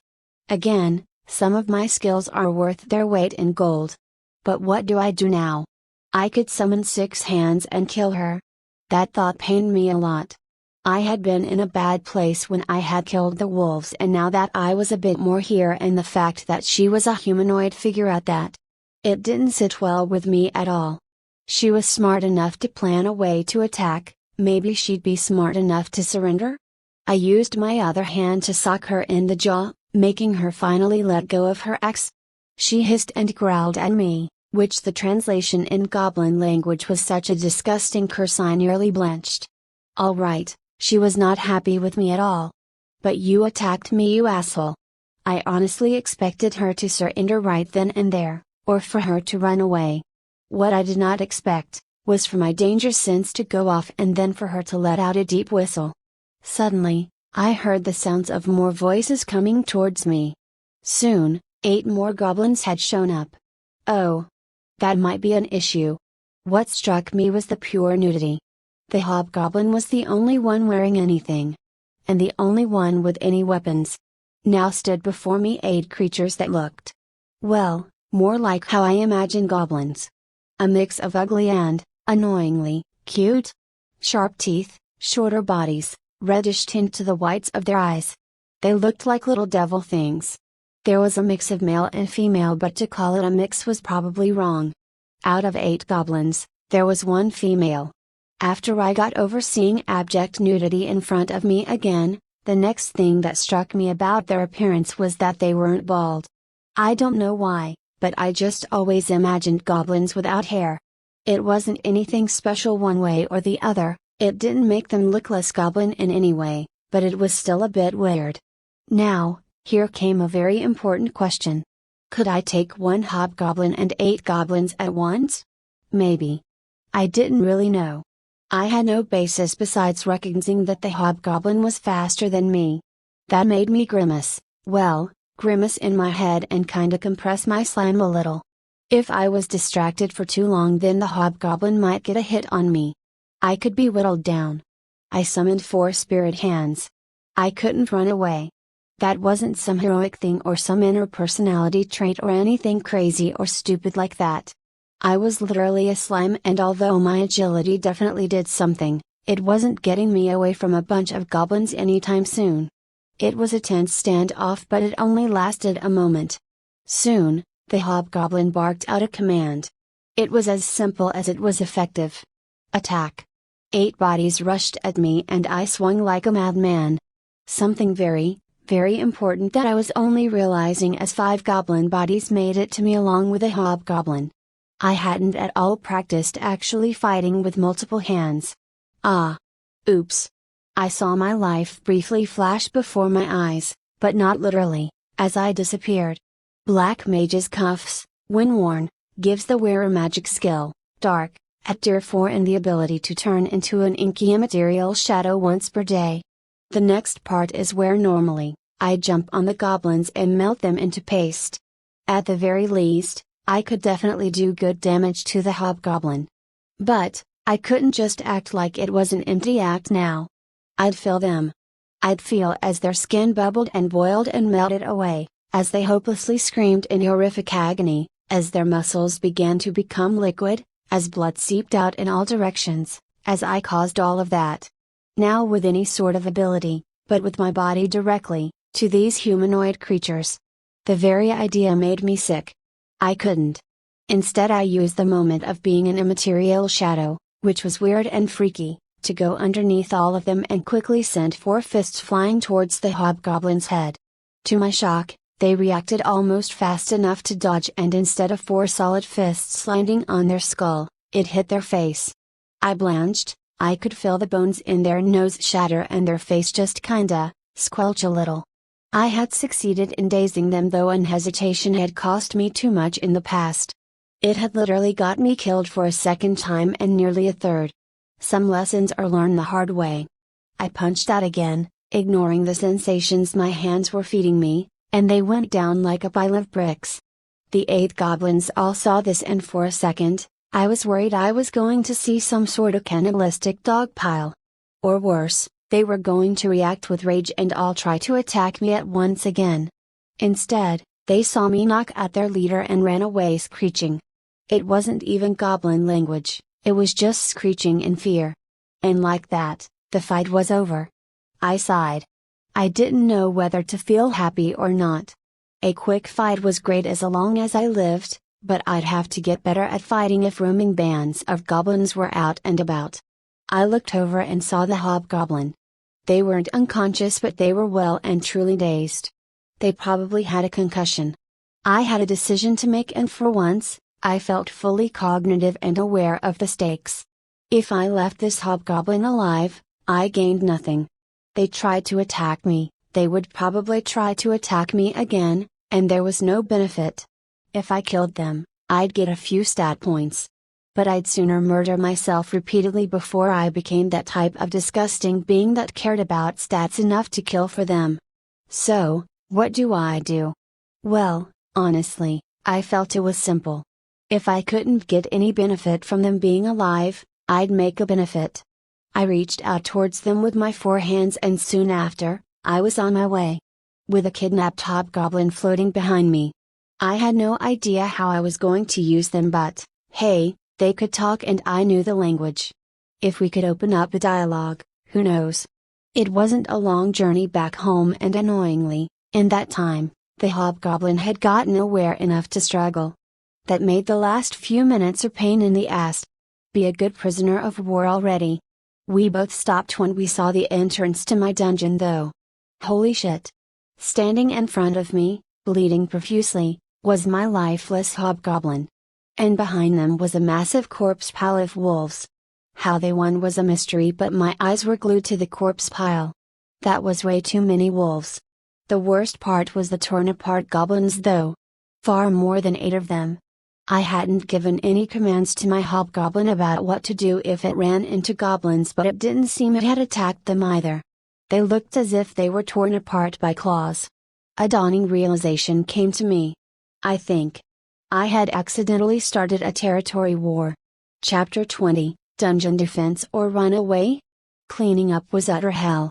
I had to take breaks, and more than a few of the bodies just ended up being absorbed by the dungeon because I couldn't bear to eat them anymore. Gods, I felt utterly revolted as I melted the corpses and absorbed them into me. The only saving grace was that, as in acid slime, it hadn't taken long. Seeing everything just melt into a puddle, feeling it, knowing what I was doing, seeing all of the blood just seem to come out, I had a new trauma to add to the rest. I cried slimy tears of joy that I had absolutely no sense of taste. It was also the first time I wish I had been blind. As for my hobgoblin pal, after they saw the utter massacre, they went real quiet and still the whole way. I put them out into the yard and they didn't even struggle or move or anything. That made me feel really bad.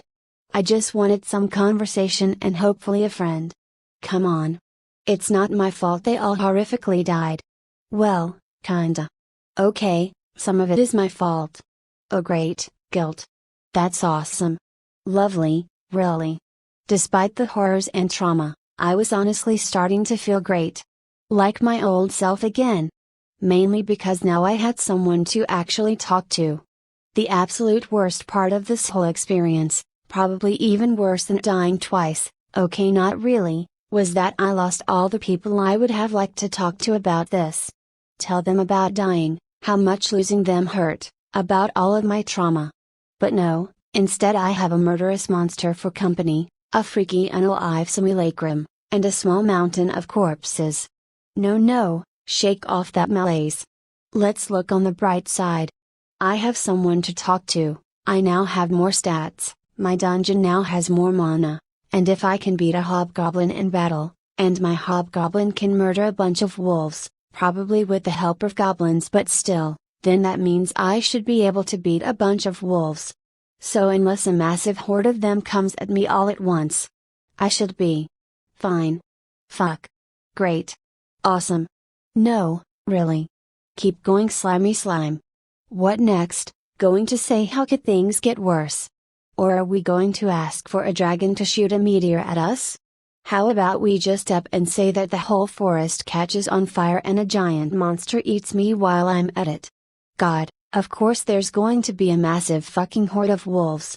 Besides eating each other, I have no idea how so many wolves can sustain themselves in this damn forest. Something is up.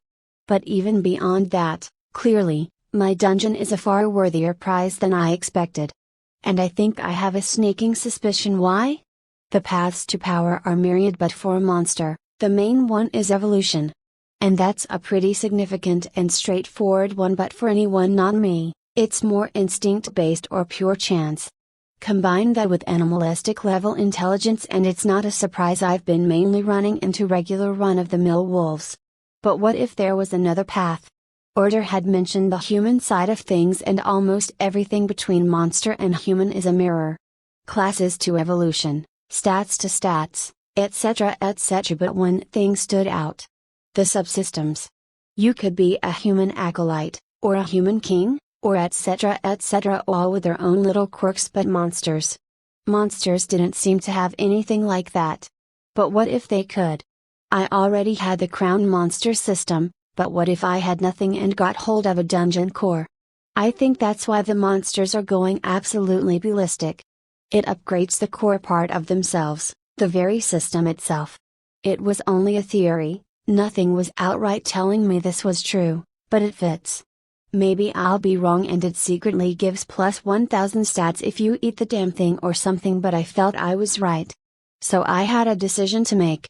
Everything within 15 miles, the radius of my dungeon domain, was going to be gunning for my dungeon core. So I could deal with all of that, fight every single challenger, be an absolute slaughter. Or I could put it away. Simple as breathing, I could make the dungeon core go the fuck away and leave me to my own troubles without having to deal with an army at my doorsteps every other day. And there was no damn way there was only nice safe Gen 0 wolves in this forest. There had to be Gen 1 and probably Gen 2 wolves out there. Even without the qualitative leap evolution gives just by evolving, that's more stats and skills and probably intelligence too. If I had to deal with a human intellect level wolf, I was done for. I had half-assed my construction and had no real interest in making a super bunker and a proper dungeon. Maybe when I'm old and senile, and probably not even then. But there was a single issue. If I put it away, would everyone leave me alone? Or would everything still try to attack this area, even if it's gone? It could be like putting bloody meat in the water. Even if you take it out, there's still going to be sharking heading to where it was. And my dungeon didn't want to tell me the answer to that. Taking a dungeon core out is simple, but putting it back out afterwards isn't. It needs time. And that's all it was telling me via vague feelings and knowledge. I truly hated this way of learning. I beat my slimy head against a wall. Risk taking out my defense to prevent an army of monsters of attacking, which might only leave me defenseless against an army of monsters and do nothing, or fight off an army of monsters. Or, well, I could just leave. No one ever said I had to stay here, right here. I could take the dungeon core into that weird special place it goes and just walk a mile out into the forest, and this time, build a small little place with my bare hands. God, it's weird having hands as a slime. Anyway, yeah. I think I'll just do that. Finish it in the morning and, woo. Fuck me and my big mouth. I went outside my cave, seeing my hobgoblin, the real living one, huddling in fear. Uh-oh, that's not good. I went up some tiny stairs I had made to be able to see out from my wall. I saw my shitty wooden tunnel of death going out a bit a ways and looked forward, trying to see how many wolves I'd have to deal with. I saw them and my slimy non-existent heart clenched, hard enough that I thought I was going to suffer a panic attack. Good news, there were 8 of them. Bad news, they weren't regular wolves. Standing outside my mediocre defenses, was what looked like wolves on steroids. They would probably be able to look a human in the eye while on all fours, and their height wasn't the only massive thing about them. I was talking about their width, you pervert. Oh good, I'm well enough to tell jokes because seriously, they were fucking massive beasts. They made regular wolves look like dogs by comparison. Their fangs and claws were even bigger than what their size would indicate. I'm pretty sure a single one was. Was that even a tooth? It looked more like tusks coming out of their mouth. I'm pretty sure a single one of them was longer than my body. Then, to make matters worse, a 9th appeared, but it was only barely the same type of wolf. It was brutal looking, scarred, and even bigger than the others by a foot. It had snow-white fur, showing its advanced age, and looked mean. The other wolves gave it space, and it was clear that space was more than just out of respect. They looked like a walking calamity had just passed them by, and they were lucky enough to have survived. It saw me and let out a deep, deep howl that physically shook me. Woo. I felt shell-shocked. Oh boy. This could literally not possibly get worse. When an army of regular wolves, more than I could count, slunk out from behind them, I nearly fainted right then and there. WHY? WHYDID I have to say anything? Stupid. What on earth is with this ramp up in difficulty? An army? 9 evolved wolves with an alpha that looked like he could take the rest of them on single-handedly? What? No, we needed to run away, right the fuck now. As I was panicking, the alpha looked directly at me and I froze. I swear, it snorted at me. It looked towards my fake hobgoblin, and then faster than I could see, it was already tearing it apart. Its fangs sunk into my hobgoblin's throat, and before it hit the ground, its head was already flying through the air. It hadn't stopped there though. On the way down to the ground, it shredded it entirely. Within the span of only a few seconds, my fake hobgoblin was torn into so many bloody chunks, I couldn't tell it had ever been a hobgoblin except for the head. As for that, the now bloody alpha wolf walked over and casually put it in its jaws. It looked directly back at me and crushed the head in its mouth. It then walked away, and the entire rest of its army followed. I wasn't stupid enough to think I had been left alone. No, my worst fears had been imagined and then reinforced 100x over. That alpha beast had human-level intelligence. I looked up at the light coming through my wooden ceiling. It would attack me at night. Chapter 21, War games are fun, war is not. The difference is that you could die, again. I had at best a few hours before night fell, and I had to seriously up my game or I was going to die. Not fighting and fleeing weren't options anymore. It would take just one of those wolves to see and howl, and then they'd all be on me, except I wouldn't have walls. I moved over to my hobgoblin prisoner. I needed information first and foremost. I was forever regretting not getting analyze. It was a skill, so I could probably unlock it. If I survived, that is. I came down near her and she was still shaking like a leaf. I worried I would have to slap her, but she finally noticed that I was sitting in front of her. Her next words were illuminating and unhelpful. Dire wolves. We have to leave. Yeah, I wish we could. But that would leave us out in the wilds and dead. We were going to have to someone kill a small army, 8 Gen 1s, and 1 really powerful Gen 1. Judging by how it had ripped apart a hobgoblin like it was nothing, I doubted I could summon anything useful enough. I was panicking slightly, but I had a lot at my disposal as well. The hobgoblin didn't and was probably worried I was going to slowly eat her, and now panicking that something else was going to slowly eat her. I cursed our lack of easy communication. I hadn't considered that forming words with no mouth would be this hard. I bubbled and tried to speak in goblin language. It completely failed. Leave. We have to leave. She started to get up and I was honestly tempted to just let her go. But cruel pragmatism won out there.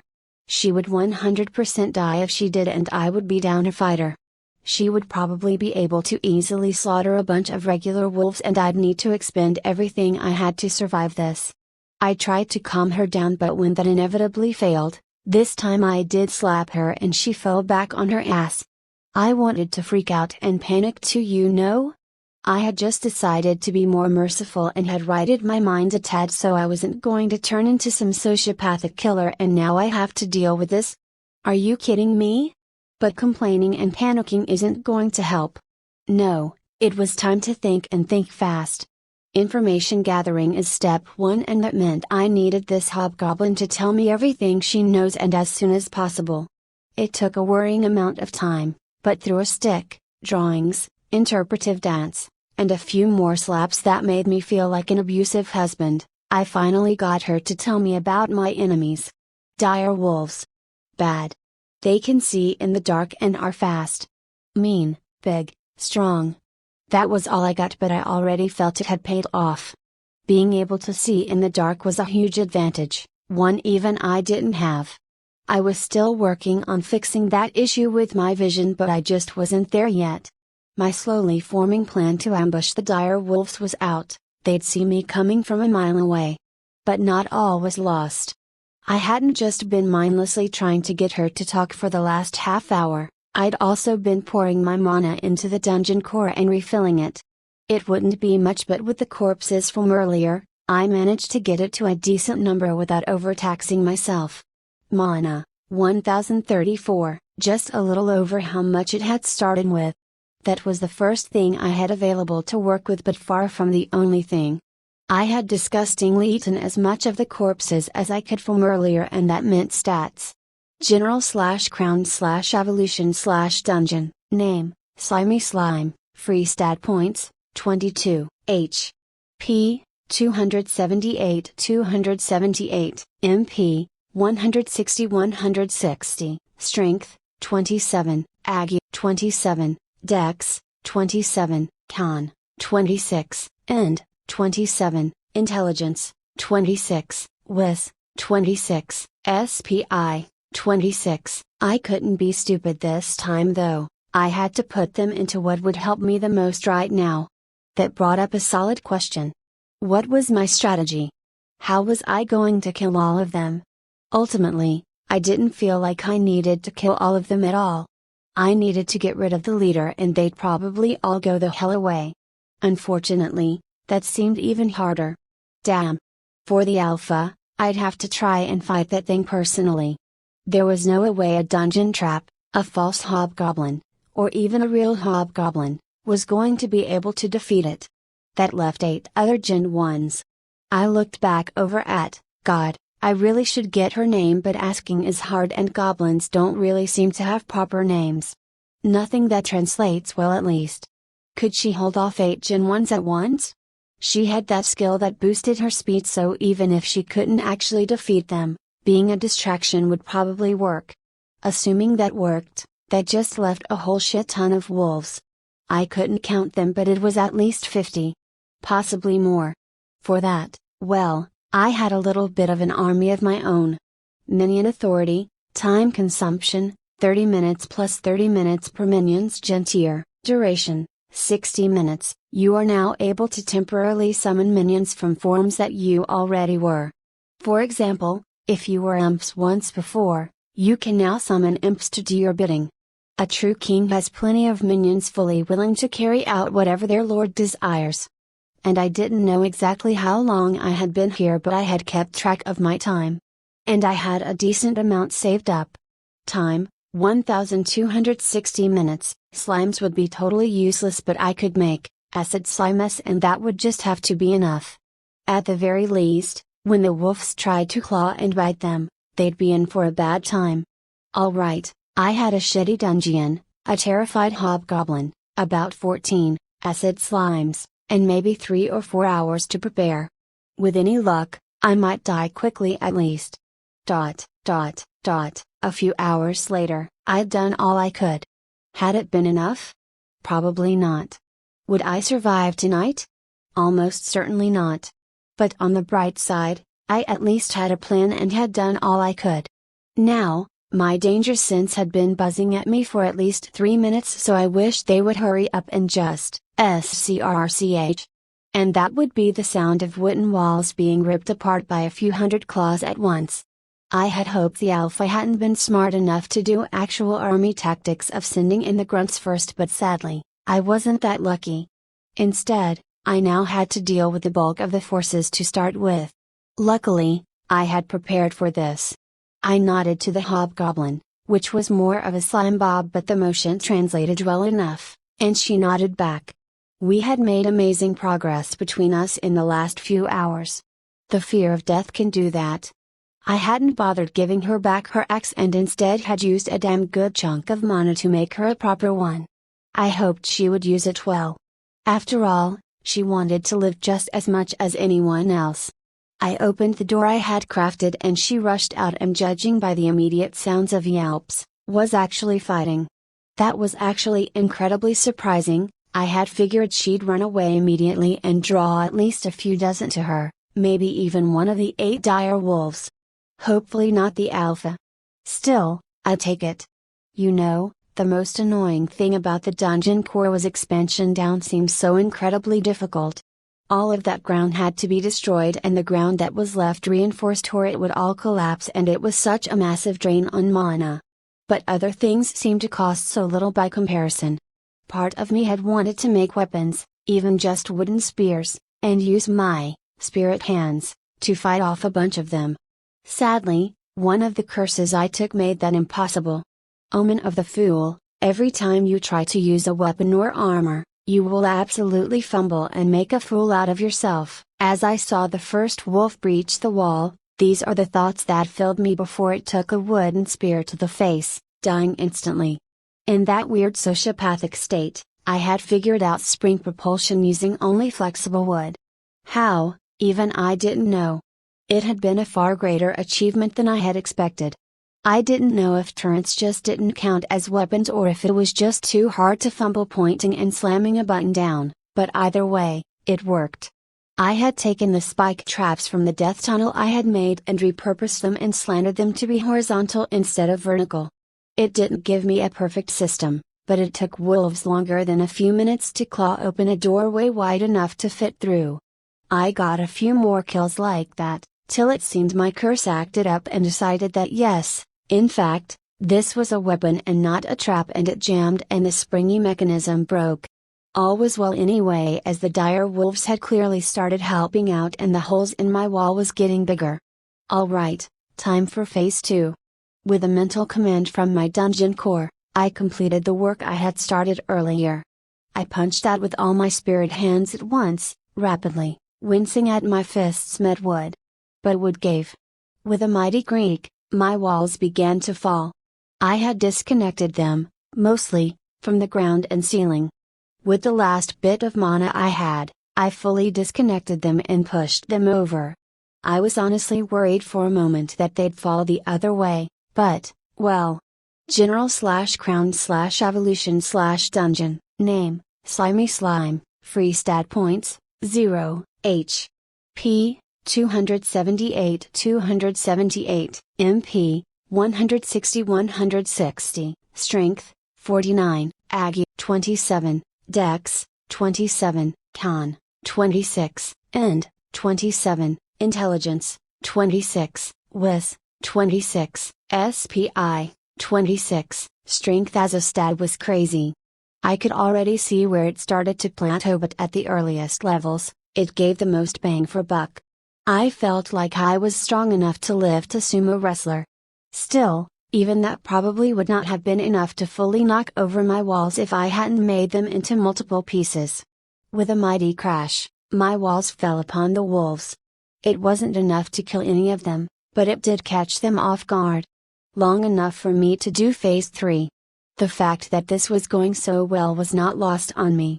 It meant that things were bound to go wrong sooner or later. After all, this was all just to get the bare minimum necessary to survive, defeating the normal wolves. It still left the dire wolves and Alpha to fight. I summoned my crown and for a moment, a purity and power washed out. I had barely had the time to snap it on and off beforehand, not enough for even the aura to pour out, but now it was different. I had evolved, and while that only gave me a few seconds more, it was enough. All the wolves felt it, at what they were fighting, something that was strong by existence and pure by nature. 14 acid slimes appeared, each one costing an hour of save time. I sent them after the trapped wolves. I took off the crown and looked forward out into the open air. A creaking noise was heard as 6 dire wolves walked towards me. The alpha, dire wolf, leading from the front. It looked vaguely amused at best. I took a deep metaphorical breath. 7 versus 1, huh? Alright. Bring it. Chapter 22, A Hobgoblin Isn't Stupid, and that fact has surprised many. KRRGG was running for her life. The thing that was not a slime had explained its plan to survive an attack by the alpha, dire wolf, and its army. KRRGG had no idea if it would work, but it had given her the tools to succeed. She cut down another wolf. Her new axe was made of metal. She didn't know what kind, but it was glorious. She hoped she got to survive. Today could not have possibly gone worse. She had been sent out as a scouting party to investigate the weird desire every goblin had been feeling towards this part of the wolf forest, and had run into a free lunch. A little extra boost never hurt anyone. The goblin chieftain never let them eat wolves, and no one would even be able to tell she had eaten the slime if she was quick enough. So she had ran forward, only to be attacked. She should have stopped there, but slimes had so many strange evolutions that a magical attack wasn't too weird. So she had tried to dash at it after pretending to run away. It hadn't worked. It had caught her axe and then refused to let it go. The next events were both fast and slow and painful. She ended up knocked out and with a broken nose that hadn't healed yet. But that was the least of her troubles. When she woke up, she was being carried through the air by the thing that was not a slime. Seeing the massacre and false hobgoblin had explained everything. A dungeon master. It didn't make any sense. They never leave their homes, especially the strong ones. But now her fear of death had well and truly taken her over. She was going to be killed and sacrificed for mana. She had sat there, resigned for death, wondering how her day could possibly get any worse. Then the howls started and she cursed herself for angering fate. Now she was running through and murdering as many wolves as she could before the dungeon master activated his plan. Her eyes widened as a pure abyss with sharp teeth appeared in front of her face. She barely managed to dash back in time. A dire wolf. One of the 8 that the alpha had brought with him. It was only experience with wolves that saved her as she used dash to fling herself away again. From behind her, another dire wolf was clawing through where her head had just been. Both were growling at her. She could possibly take one dire wolf, not 2. And none of that mattered if either one of them had raised their stats to the maximum for their generation. She still needed to eat a lot more to reach the limit. Still, stats weren't everything. Her weapon was dungeon made after all. It could probably cleave through their hide pretty easily even if they were as tough as she expected. There was an intense standoff. She heard the walls come down and she moved.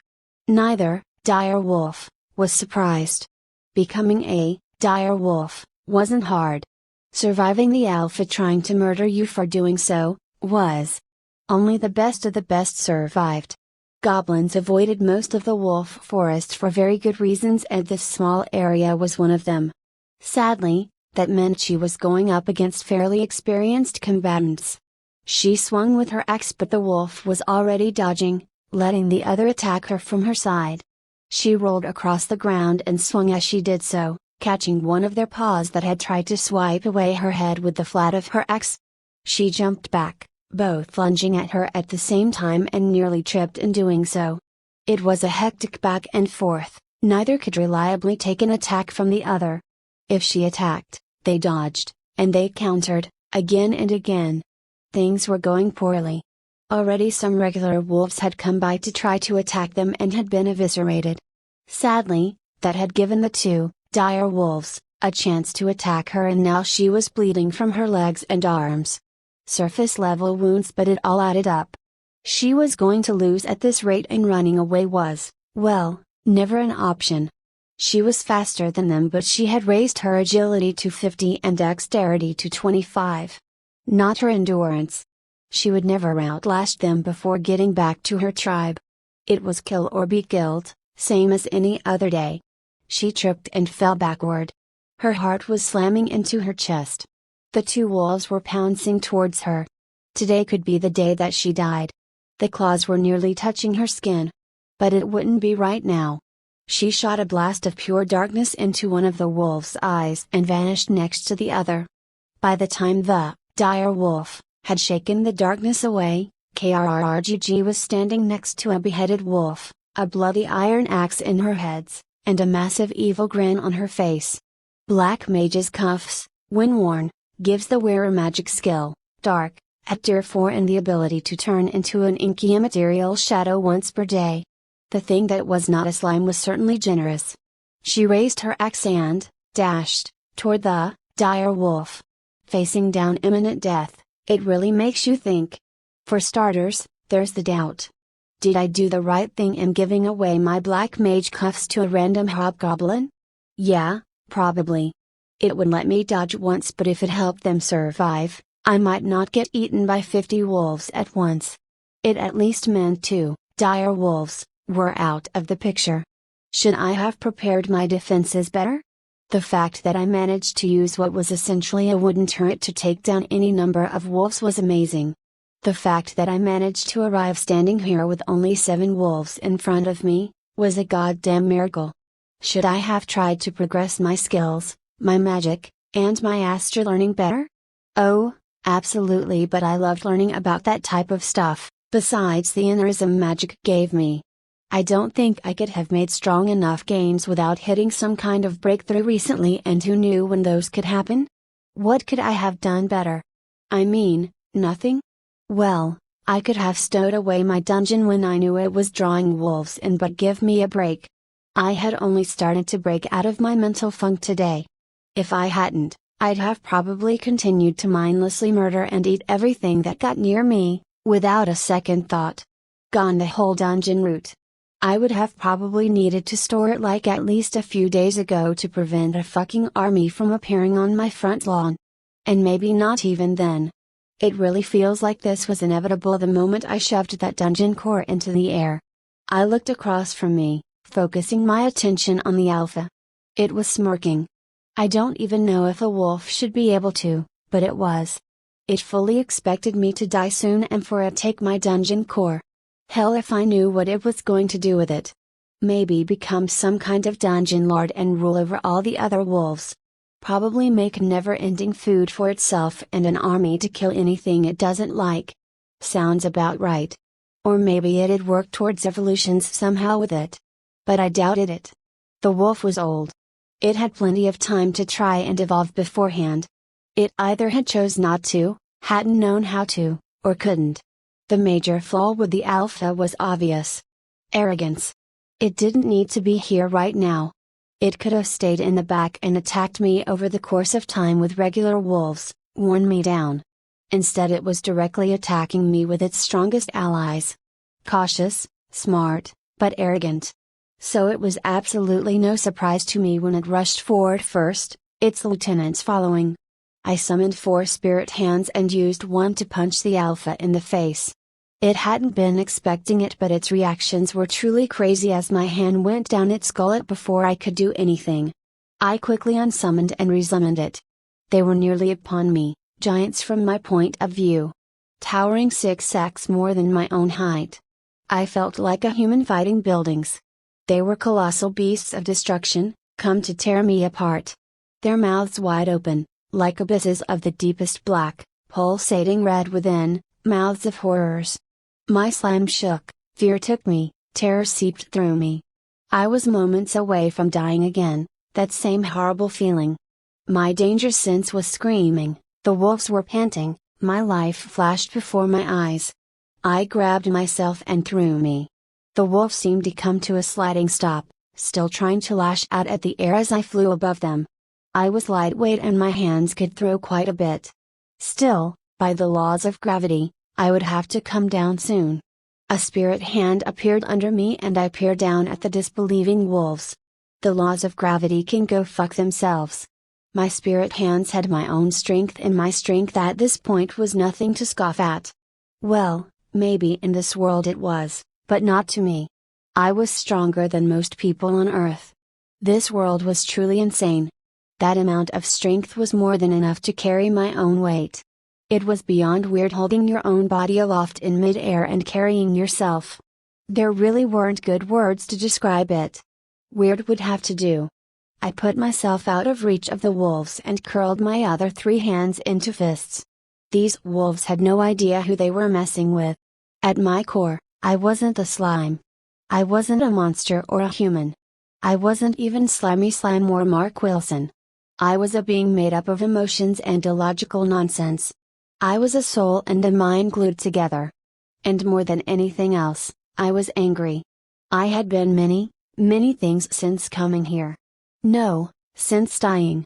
Sad, depressed, scared, terrified, overwhelmed, disassociated, exhausted, helpless, weak, and even dead. But anger had mostly been missing. At most I had been annoyed. Because my whole world had crashed around me. It was like the sky had fallen and my whole planet had blown up and then I was rendered as weak and defenseless as a toddler. Like I had no limbs and was told, hey, good luck. That sense of powerlessness had been overwhelming, ever present, constant. But now? Now I could fly motherfuckers and my fists could crack bones. So prepare yourselves, you asshole wolves. Because I am fucking furious. At you, at the world, at the gods and goddesses, at my own weakness, at my deaths. You're all going to die. Chapter 23, An angry slime is funny, until it eats your face off and melts your body. Anger was nothing new to me. This murderous rage, however, was certainly a first. It felt like my whole body was fluctuating between boiling over and running ice cold. It made me feel like I had become stone. I had already tried to ambush the alpha and that hadn't worked, so I tried his lackeys instead. A ghostly blue fist flew towards one of the wolves and it tried to bite down. Only for my hand to go through it. Weak. I had been far too weak. In mind, mostly. Still was. And that was fine, but I could do better. My spirit hands were spirit hands. They could go right through things at will. So the wolf was very surprised when suddenly that hand turned around and bashed it in the side of the head. My other 2 fists were barreling towards it. The wolves closest to the one under attack ran towards my hands, trying to attack them. A few other ones glared up at me or barked and howled. The alpha alone merely just looked annoyed. I'd deal with you in a minute, you old asshole. My 2 other hands flew through or over other wolves as they tried to bite and claw them, coming up to uppercut the wolf I had been focusing on while the other 2 went for his eyes. I ignored the sensation of feeling my hands steer through something's eyes and the howls of rage and fear that the wolf exuded. It was hard to fight flying hands, wasn't it? It wasn't easy dividing my vision. I hadn't had nearly enough time to practice and get over my own subconscious ways of viewing. Eventually, I'd be able to see with more than just 2 eyes, anywhere and everywhere I wanted at the same time, seamlessly. We hadn't reached those days yet. So it was with only mild surprise I saw the alpha leap up at me. My hands were too far away and I didn't want to resummon them. This was going to be a marathon of fighting and it took more to summon my hands than to keep them active. Which is why I was met with major surprise as the alpha wolf began to leap through the air. If I had eyes on my head they would have widened to the point of breaking. Nothing I knew about dire wolves gave them the ability to fly. Either way, it was coming for me at a rapid pace and my air advantage had been rendered nearly ineffective in moments. My hands didn't have muscular but I couldn't exactly rocket them forward at light speed either. That was mired down in my magical stats, and right now? They were not enough to raise and move me out of the way fast enough. For yet the third time in the span of my time here, I saw the jaws of death bearing down on me. And frankly, I was tired of it. The alpha may be flying towards me, having made a magnificent leap, but it sure gave up a lot of maneuverability to do so. I summoned 2 more hands, grabbing it by the throat, and throwing it down towards the ground. It hit the ground with a solid thump. It got up soon afterwards, looking no worse for wear, except it seemed pissed and its breathing was a little heavier. I frowned and my mind flickered at that. Maybe the air leaping was a skill then and not magic? That was going to be a problem. Physical skills, even if they seemed like magic, ran off of stamina. Even while thinking that, I was already pummeling downwards. Having 2 extra hands out made for a total of 6, and it was the limit of my mind at the moment. Worse than that, I needed to actually see my hands in order to effectively use them. Dealing with the alpha had distracted me, and I felt pain coming from one of my hands for a moment as a wolf had managed to bite down. I grimaced but ghosted through the wolf and repaired the hand. It hurt, quite a bit, but the major problem was that it was a drain on my mana. One of the wolves was effectively blind, but it still left me with 6 wolves and an alpha. All 5 of my hands finally reached the same target, the blind wolf. I didn't know if I could take all of these bastards down at once, and some mental pressure, if they were so smart, would be useful. The wolf may have weighed a good amount, but 5 hands were more than enough. It surprised me, even through my currently rock-hard mindset, that my hands seemed to exert so much strength. It was like each hand carried my full strength in it. That made sense in one way, but also was a terrifyingly strong ability in another. A human had the same amount of force in either hand, when throwing a punch, more or less. But it was constrained by stamina, other muscles, etc. There was a limit to how many punches a person could throw, how much strength a man could exert. Even if you gave someone 10 arms, they wouldn't have 10x strength, of course. I was not the same. My hands weren't connected to anything, they weren't even physical matter. They were purely soul constructs, influenced by my own stats and mana. Skills were always active, so in a way, my hands always were. All the limits came from the rest of me. With enough time, strength, and practice, I may even be able to lift a mountain. I chose that terrifying possibility to the wolves as the blind one began to scream as it was lifted into the air. I grabbed it mostly from the back and slammed it into the ground with all the force I could muster. And then I did it again. And again. And again. The wolves had stopped, the regular ones looking at me with terror, the alpha looking at me with a look that could kill. Soon, the dire wolf I had been beating into the earth was dead, its head cracked open. I hadn't stopped until it was obvious beyond any doubt. I threw the carcass at the rest of them, and all except for the alpha stepped backwards. It growled, and this time, I could see its skill activating. The area underneath its feet became more solid. It leapt at me, and clearly, I had been underestimating it. I didn't know how it had managed to get such a strong skill, but it had age, experience, and a good amount of intelligence on its side.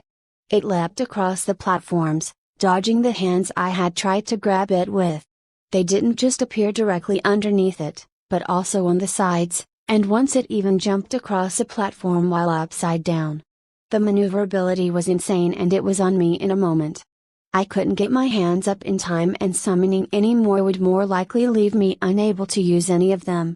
As its claws reached me and started to cut through my body, I dropped. I was sent tumbling through the sky, but I only had eyes on the alpha. Its attack had failed, but it had succeeded in getting me out of the sky, and now it dove for me. Before I could go splat on the ground, I unsummoned and resummoned my hands, 1 underneath me, 5 to attack the alpha falling down with me. It clearly had expected that and leapt to the side. We both landed, me hovering only a few feet from the ground and it on its 4 feet. I glanced at my mana. That failure had cost me a fair bit of mana to resummon all 6 hands at once. It had lost stamina. I was willing to safely bet it would win a battle of attrition. Stamina wasn't a set bar, you just had it. And this thing didn't seem like it was wanting for stats on that front either. Who knew how high its physicals were? A solid fall to the ground hadn't hurt it at all, and it was panting, but it didn't look exhausted from the aerial combat it had just unleashed on me. The worst part was the height. I couldn't go back up before it would attack me. I should have raised myself higher, though I wouldn't know if that would have made much of a difference. Height I had, maneuverability I did not. I couldn't see the hand underneath me after all. It was like moving it with my eyes closed and mostly at okay speeds. It just didn't compare to a leap from a wolf at all. I was taking a moment to reassess. The wolf had got a good hit on me, but it wasn't fatal, and slimes don't take debilitating damage. I had lost around 15% of my HP, but was otherwise okay. I needed a way to kill this wolf.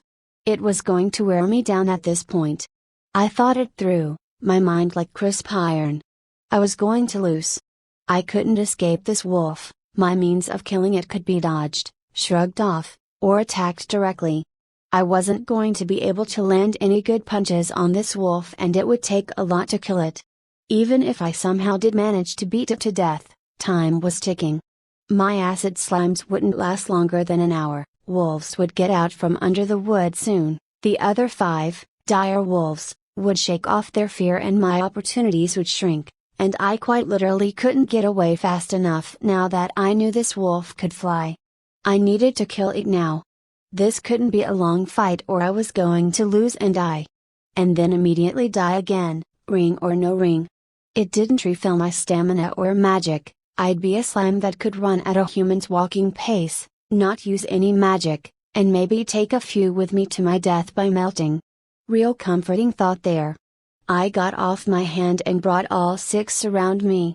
2 of them in particular being mentally readied. I was going to kill this alpha with one attack.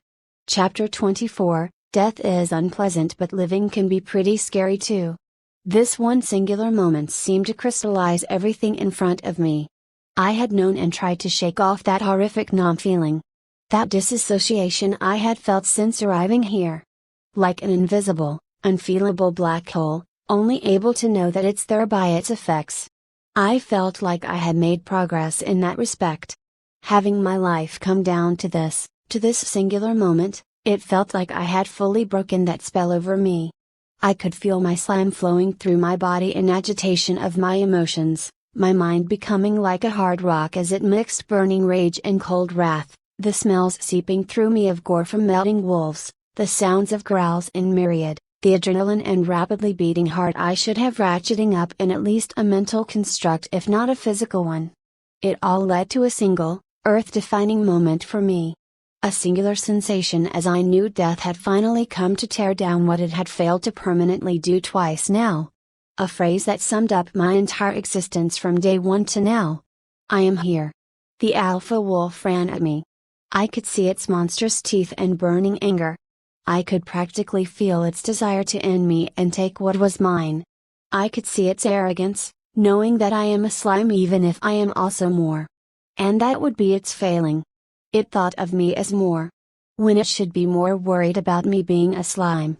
It ran, closer and closer. The moment was coming. The yawning void of the wolf's mouth began to open, claws scrabbling against the earth, the world narrowing to a single point. It was me and him. Only. Death. Kill or be killed. The darkness of absence loomed. I launched 2 of my hands out and it slowed down only marginally, ready to bat them to the side or rip them to pieces with its fangs. I aimed them palm out and shot over half my MP in one go in a wave of darkness. The wolf was afraid, yes, smart to the extreme for an animal, but ultimately arrogant. It ran forward, intent to rip apart whatever this was, even not knowing what it was. But the darkness had already done the job I had hoped it would. It had blinded it. As it ran into pure darkness, mouth open, ready to bite me in half, I let it. Or rather, I leapt into that gullet willingly. The sensation was disgusting. A tongue pushing against me, the smell of its rancid breath, squeezing down its narrow tube of a throat, until I was effectively in its stomach. The plan was simple. Go down its throat and melt the bastard from within. As simple a plan as there could possibly be. I couldn't beat it in attrition, and every other way I could win was possible but probably more risky.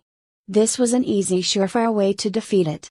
I hadn't even thought much of it, to be honest, and as I landed in what was clearly its nasty stomach acid, I was slightly regretting not just melting its mouth and throat open. Still, you can go longer than anyone would like even if you can't breathe, so melting right through its rib cage and probably heart was the easier of the two options. That was all what I felt right up until the moment the burning started. I was starting to really regret not having proper eyes, because then I could have a way to express just how much fear I was starting to feel at that moment. I was burning. I was melting. My thoughts raced a mile a minute on what the hell was going on before I grasped an answer like a fish dying for water. Not magic, not Astra, not biology, as far as I knew, which left skills. What skill would cause a stomach to up its melting capabilities? Probably something like iron stomach, or strong stomach. And what would get that? Probably something that kept eating hard to digest stuff that it shouldn't be eating. That was as far as my mind got before the melting started to go from painful to agonizing. I screamed and tried to spawn my hands and punch as hard as I could, to flee this fucking melting pot I had jumped in like an idiot. I couldn't. I couldn't summon my hands where matter was, and while there was some space, we were moving and I was a bit busy being melted alive to focus on the small amount of space I did have for a moment. I activated my own skills, Enhanced Melt, and Devour.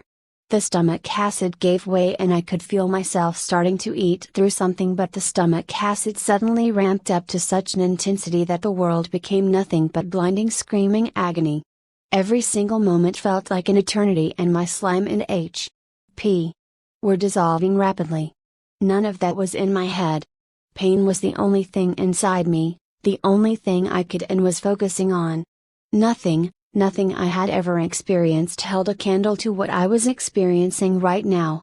It was pain beyond anything I had ever thought of possible or imagined. I could feel my mind creaking, breaking, snapping under the pure weight of it all. I would have killed myself in a heartbeat just to make it end. And then I was through. I splattered onto the ground, hardly any of me left, still covered in stomach acid. The pain hadn't ended, hadn't lessened. In fact, with the air touching me it briefly flared, only to pass. Suddenly, everything became numb. I hadn't tried it much, but I was too fucked up to care what was possible and what was or wasn't doable. I turned my eyes around and saw my own body. And it was almost gone. There was hardly anything left. The acid had eaten me away and the haunting feeling of cold was starting to overtake me. The acid was done, yes, but the damage was too much. Slime wasn't resilient in any way. The only reason I had lasted as long as I had was because I was an acid slime. There was an irony there I appreciated. To die by melting is pretty funny. I watched and saw as the last of my slime melted away. Ring activated, burble. I was still fairly certain slimes don't breathe, but I couldn't help letting out great gasp as my body reformed. And a wince. I quickly checked my HP 29,278, not at full health. I couldn't focus on that right now, but I felt like I had 3rd or 4th degree burns over the entirety of my slimy body. It hurt, God it hurt. But I had other things to think about right now. Elemental resistance, acid, tier 1 gained. God, I hate that running theme. I did the slime equivalent of shaking my head. Cringed in agony as 3 more hit points dropped. Alright, okay, not moving until I'm healed. Got it. I blearily stopped looking at my diminished body and turned my eyes around to, oh my god. It was somehow easy to forget, but I had been inside a wolf. And that wolf was utterly devastated. Standing about a foot away from me, with its stomach completely torn open and buckets of blood pouring out like a waterfall, stood the alpha. I must have missed melting its heart, but not much else. Its intestines, stomach, and almost entire abdomen was just gone. It looked like some horrific nightmare more than anything else. What shook me to my core was something that warred with my understanding of reality. It wasn't dead. It was gushing out a massive wound, Half of its important organs were gone, any other creature would have died instantly. But still, the alpha wolf stood. And then it turned and I froze like ice. It looked at me and never had I seen any look, on any creature. It was a look of pure and utter hatred, but it went even further than that. It was a cold, cold feeling of knowledge. It knew it was dying, that it was dead, that it was doomed. And it was going to take me with it. It took a step towards me. Panic began to seize me. The ring was used. I was going to die. Permanently die. My consciousness snuffed out into that void I kept encountering, but this time it would never return. The end of my days coated in blood and falling like an ocean approached me. One foot slowly after the other. I couldn't move, the mere act had harmed me. I tried to summon my spirit hands, my MP was near empty and I felt to try and draw on my HP. I was nearly defenseless and still, it kept walking. I was going to die. Something snapped within me. I stilled. I had died again. I had been saved twice now by an item I had never expected to be used so often. I had been attacked and murdered, twice. No, that wasn't true. Although I held no malice to the first, I had been murdered all 3 times. My anger returned, and if before it was fire meeting ice, now it was lava meeting a blizzard. Where before sat rock, now stood a mountain. I hardened and hardened once more. My anger flowing through me like the hardest of stone. I spent the HP to summon a hand. A fist. I was going to kill this alpha. And then I was going to murder the other, dire wolves. I was going to smash them onto the unyielding ground, break their bones, kill them all. All the wolves that had approached me today, would not be leaving tonight. They would all die and be eaten by me. Melting into oblivion. The alpha saw my hand, my fist, my own anger in the face of its hatred and desire. And it yielded first. It fell, and soon, the alpha was no more. The other, dire wolves, stared at the scene before them. Foolish. I summoned another hand, nearly blacking out, sending them flying towards the cave, tracking them with my eyes. The wolves watched, enraptured. The sounds of my army being ripped apart and the slight sizzle of acid and howls of wolves filled the air. I saw my hobgoblin friend limp out of the darkness of the night towards me, covered in deep lacerations but alive. Soon, my hand came back out, carrying 2 potions. As I poured my HP and MP potions on me, and looked at the frozen wolves, one feeling came to join the anger. Pity. Chapter 25. The gods watch us all, but some more than others. In the divine realm and on a large couch, a group of gods and goddesses look down on the world. Specifically, a specific world and on a specific godling. Ha! Told you he'd get it done, said Demon. That wasn't his name, of course, but he had taken to it like a fish to water. They had realized that the new godling wouldn't be able to hear their real names, but they were all surprised to have seen he had adopted personal names for each of them. They all had found it amusing enough that they had decided to keep them for a while. After all, they were flattering names, striking at the core of who they were.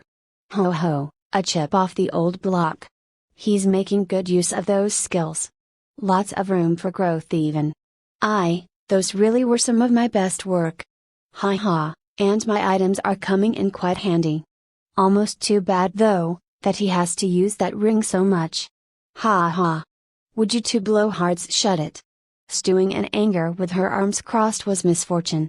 Oh, she wasn't unhappy about the little godling surviving, no, that was fine, but why did none of you tell me he was going to be a slime? 2 of my curses are useless, the isolation barely bothers him, and we've all seen vague hints in his mind that he's got some idea about what to do with the undead. All that I have left is the lust curse. Her glare was directly pointed at Demon, surprisingly. Huh? What did I do? Without you meddling and giving him that stupid spawn choice, he'd at least be isolated in a sewer or stuck in slavery on a ranch. Demon just waved his hand, causing Angel to shift from where she was sitting on top of his cock and make a slight noise. Yeah, you say that, but he would have broken free of that ranch in a few days and had an army. The sewer, He'd have been a mimic slime already and adapted to human life there easily enough. Might even have an ice worm bed and a gal or two. If anything, I at least made your isolation curse mean something, you know? Misfortune continued to grumble, unable to argue that fact. While Craft and Item were patting themselves on the back for a job well done, Misfortune was grumbling, Demon was smirking at seeing the murder, and Angel was on top of Demon watching the TV. Other gods were not feeling so well. In particular, Knowledge was berating herself inside her own head. She had tried to instill every piece of important knowledge into the godling, but there were glaring holes that she should have told him. Yes, he didn't have a maximum stat point gain from eating creatures. Others did. It wasn't equal, depending on creature, generation, and evolution line, but still. That was a key piece of information, among dozens of others, that she felt she had glaringly missed. It had just been, so long since she had to explain the very basics of the universe. She had been a teacher before she had been anything else. It had been a long journey up from cat to god. From her kittens to students to mortals to immortals, she had taught. And now she had failed her most recent student. It wasn't even the most glaring thing she hadn't taught him. No, that honor clearly felt towards his stat structure and not even so much as mentioning synergy. It made her blood boil something fierce. Order patted her on the arm. Hey, it's okay. It's not like I told him everything either. It's hard to know what to say sometimes. I failed him. Look. He shoved all of his stat points into strength. All the gods and goddesses grimaced at that one. Yes, strength had seen him through in combination with his spirit hands skill, but if he had divided it between intelligence, wisdom, spirit and strength, he'd have had more overall power. Bumping up his mental stats like that would have made it easier to use his hands, as well as making them faster, stronger, and adding up to a more diverse weapon. He had hit harder with just strength, but without even bumping up his dexterity. His hands had been major weak points. Anytime he had lost focus, which happened more than it should have if he had just bumped up his mental stats, they had been attacked and hurt him. Even now, as she watched him slaughter his way through, he couldn't focus on all his hands at once equally or maneuver the strength actually in them easily. He was being hurt by regular wolves and his MP was reflecting that. I am a terrible teacher. Knowledge, please don't say that. Chaos spoke up.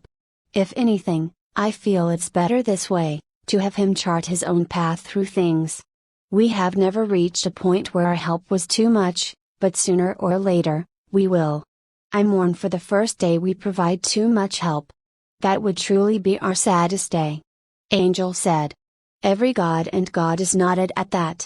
There were certain things that happened to anyone, in any situation.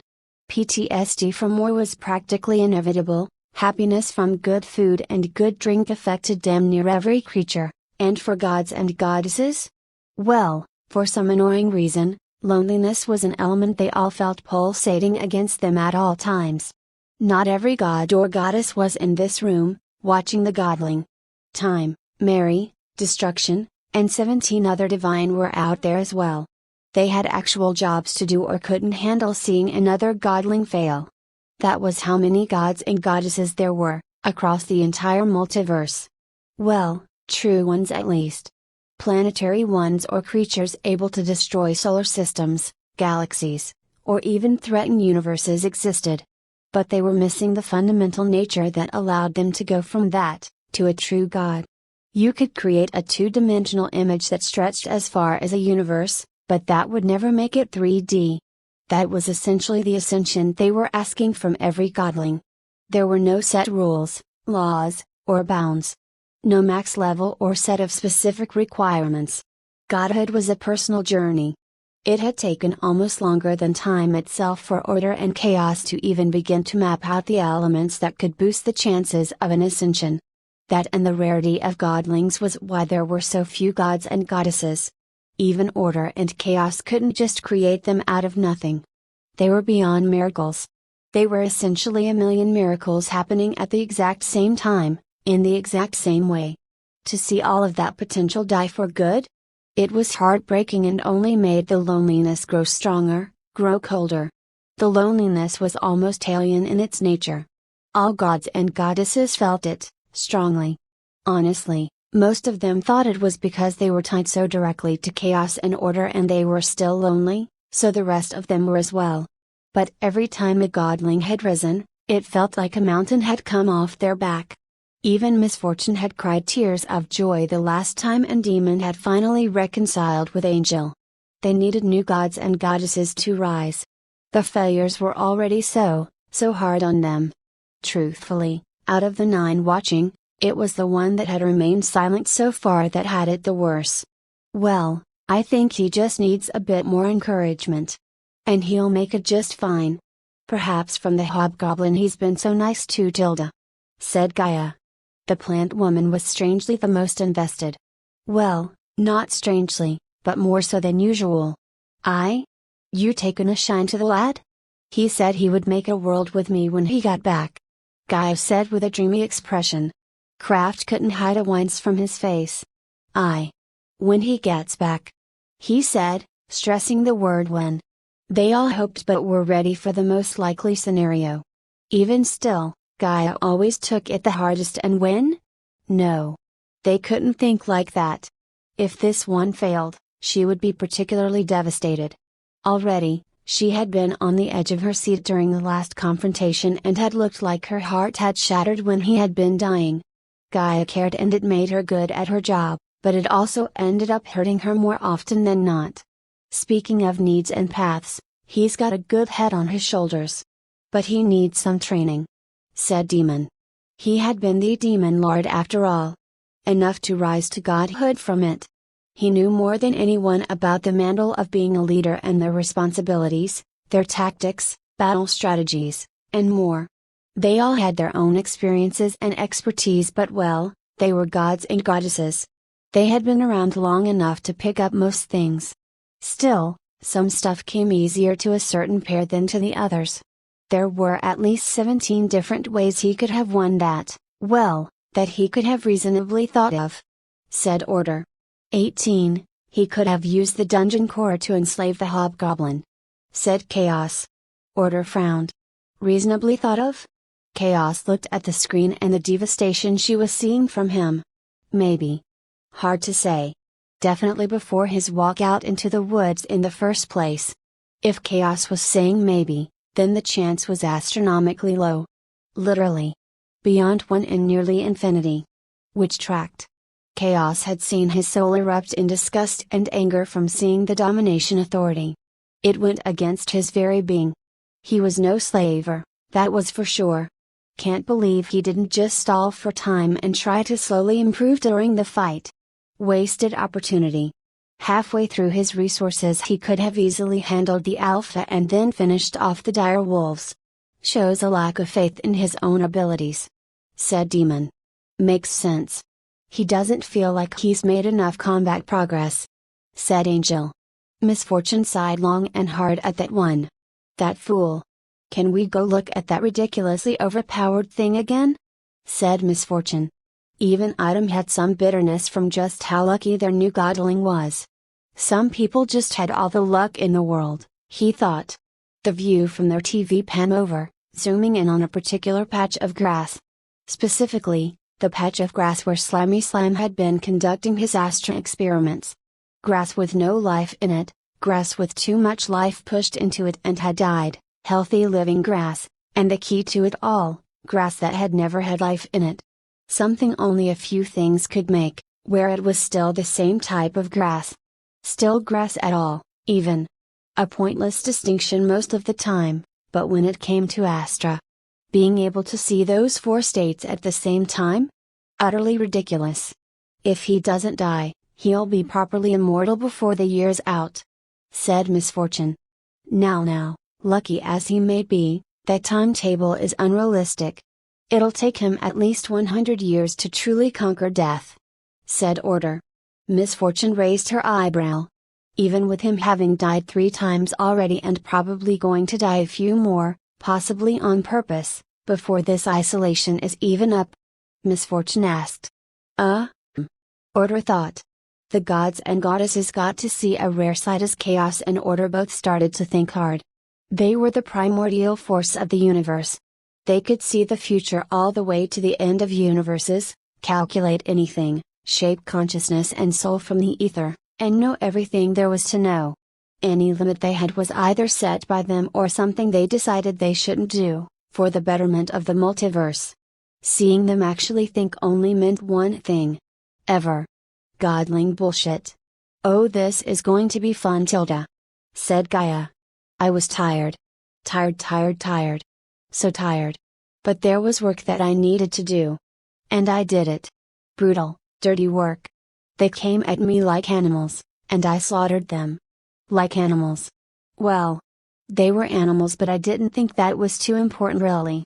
I felt like my mind was full of fuzz. I decided to take stock. I was in perfect health and my MP was at half, all of the wolves lay dead or scattered, my mindless minions had disappeared a while ago, and the sun was starting to rise. The wooden walls of the dungeon I had made were flat on the ground. I glanced to my right, my hobgoblin friend laying on the ground, bleeding, but not that much anymore. All in all, things were going amazing. I was alive, my new friend was alive, and that was really all that mattered. Better yet, I'm pretty sure we'd wiped out most of the wolves nearby. Alright, I may be overselling it, this damn forest seems to have a never-ending supply, but nope.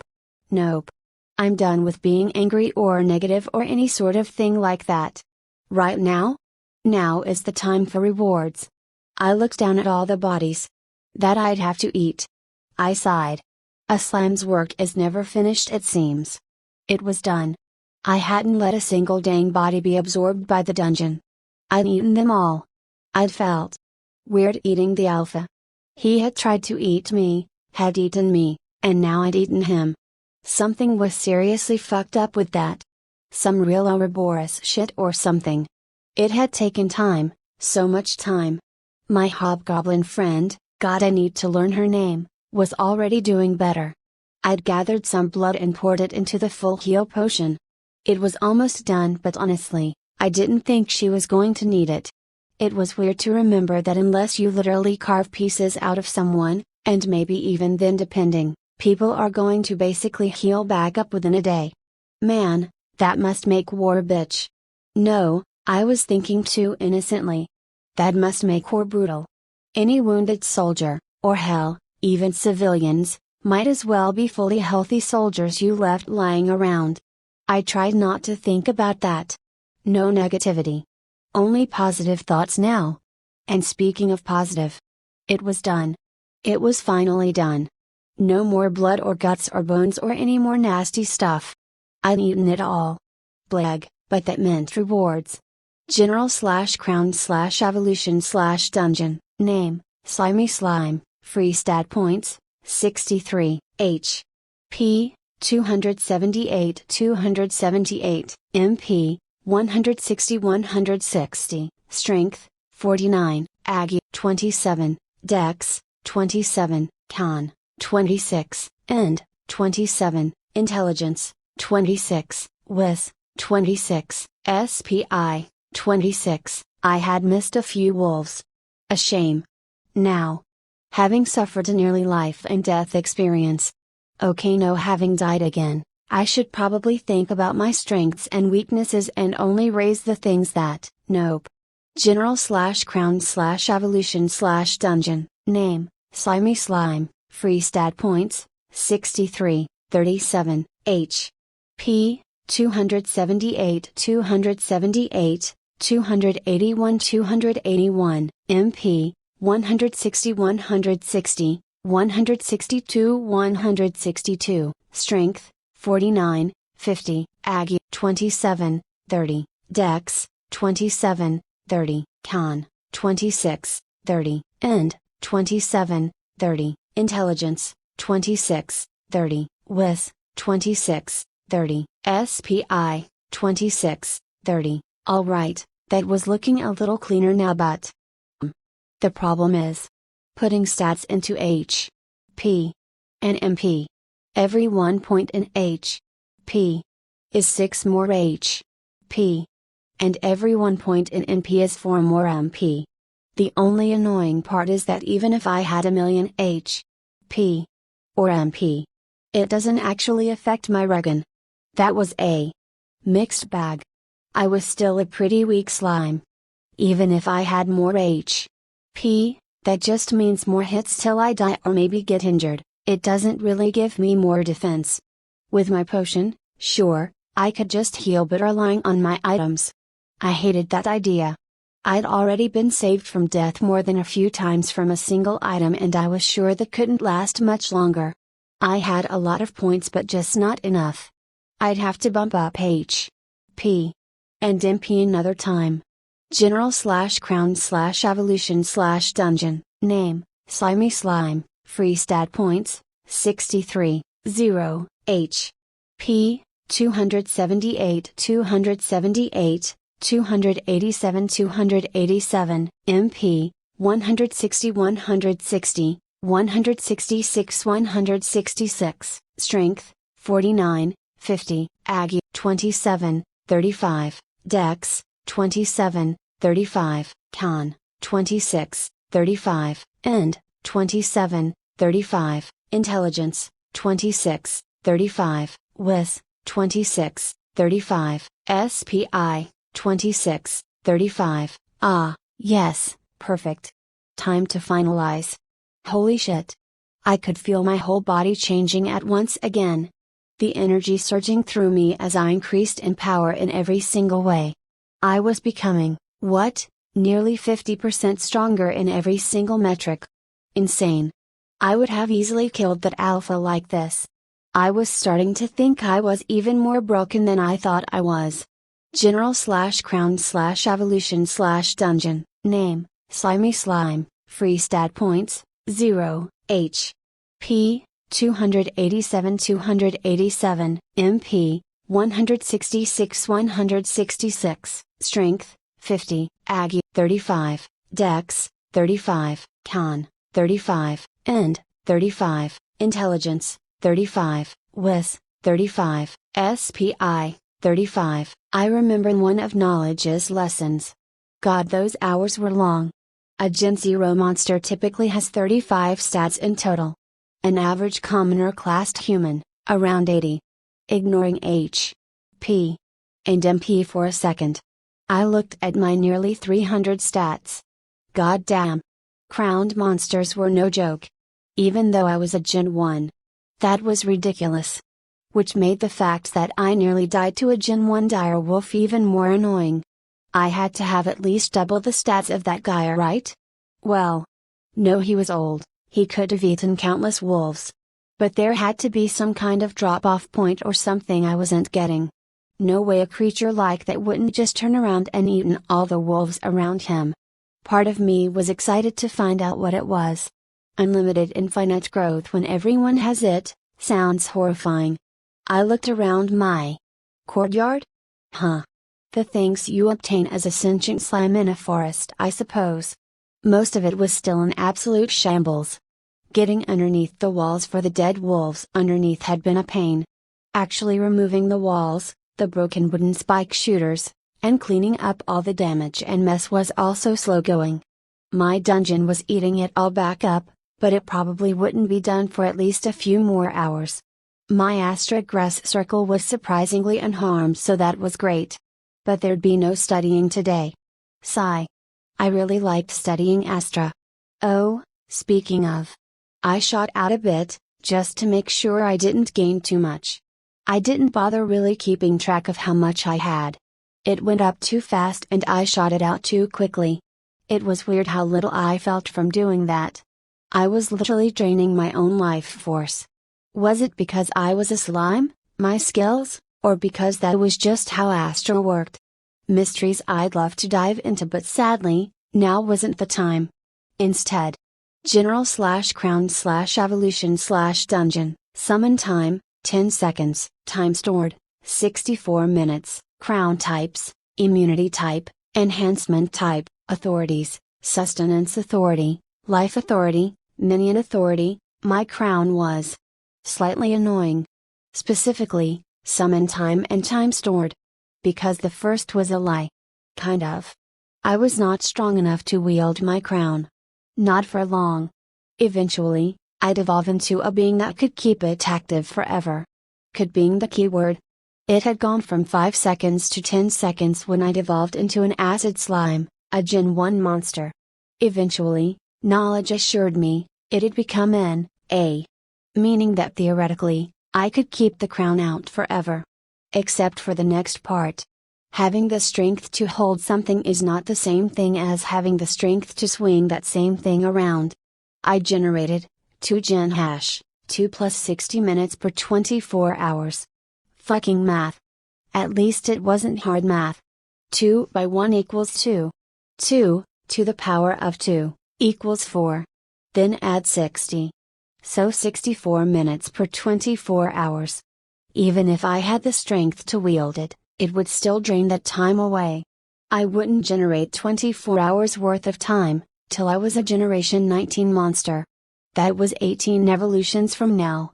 And that was saying nothing about actually using the powers I had, that would just be keeping my crown active 24/7. A crying shame, but oh well. Speaking of evolution. Might as well look at the next part. As part of my crown system, I'm able to view my next evolution and the one after that. A damn helpful ability. The problem was the next ones were rough. General/crown/evolution/dungeon, acid metal slime, gain 3 astra per day, plus 3 con, plus 1 wis, requirements, 20 astra, absorb and melt 20 metal objects, absorb 5 ounces of adamantite, skill gains, aqua regia. Your acid is enhanced to levels almost never seen in the world. Now capable of melting all metals and materials, as long as they are not protected by magic. Metal casing, you now have an incredibly durable outer shell made out of adamantite. Few can break through your shell. It's also incredibly shiny. General info, a metal-shelled slime that houses an intense acid within. They say that seeing a shiny metal slime brings good luck. Getting some adamantite was going to be really hard. That stuff still cost over 1 billion mana to produce. On the other hand, once I had some of it, I could then make 2 pounds anytime I wanted with sustenance authority, which would be awesome. But that was way too far away. I'd never be able to save up enough mana for it, and I was stuck in a forest for a year. And that was just that one. The one after it. Rainbow metal slime, gain 6 astra per day, plus 5 con, plus 3 wis, requirements, 100 astra, absorb and melt 1000 metal items. Absorb 5 pounds of adamantite, absorb 1 pound of mithril, absorb 1 ounce of orchiculum. Skill gains, aqua regia enhanced, your acid has evolved to begin to be able to even melt through magic itself. Rainbow casing, you now have an incredibly durable outer shell made of an adamantite and mithril mix. Your shell is nearly indestructible and magic is half as effective. It shines like a rainbow in the light. Skill loss, aqua regia, metal casing, general info, a legendary slime almost believed to be a myth. Legends say that seeing one is a sign of unfathomable wealth and riches. How the fuck am I supposed to do that? Oh, I tried to ask the dungeon for mithril. It was twice as expensive as adamantite. As for orchiculum, it had refused. Simply refused. This was a Gen 3 monster. What the fuck? Generations are broken. I know that some lineups go as far as Gen 14 and some only go up to Gen 7, but not all paths are made equally, that was for goddamn sure. The worst part was that this wasn't the lineup I wanted to be in. I wanted to be a core slime and then a prince slime. Then probably king, then emperor, and then who knows? The problem is that you can't go sideways through generations. I can go from 3, down to a 2 option and become a Gen 4.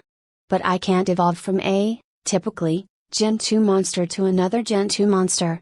God, that's going to get confusing. Personal Gen and typical Gen. There, fixed it in my head. Oh god, wait. Can't other monsters do that? What if a dragon decides to go back to, I don't know, a snake monster or something, but with the power of a dragon? This world is horrifying. I need to get stronger, for so many reasons. The dungeon is apparently a call out for all challengers, a goblin chieftain is probably out and about, I have someone who is factually stronger than me coming to do much worse than just kick my ass in less than a year, and if I ever want to see my god and goddess buddies again, I got to empower myself. Hell, simple survival nearly failed because of an overgrown wolf. This evolution. It was going to block my path forward entirely. Adamantite was nowhere near me. There was only one option. I needed to discover a secret evolution. They existed but that didn't mean I know what they were. What on earth could an acid slime secretly evolve into? While I thought about that, I turned over to my friend. At least that was what I thought we had become. We'd fought and bled together, battled the forces of evil, we were not even. She looked at me and let out a bunch of growls and grunts and other horrible sounds that all translated to, "What? Now?" That was such a great question, my friend. Now. I learned how to speak Goblin. Or well. More like how to speak at all. How does someone talk without lungs?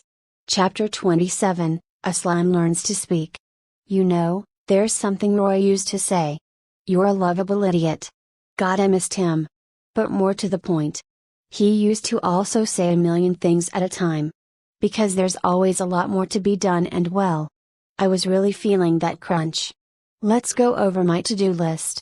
I had even made an actual one. I really felt the rustic wooden list added to the avant-garde of the cave. Yes, a fine piece of art. But enough about my great design choices. Instead, let's see what I need to do. Find a secret evolution.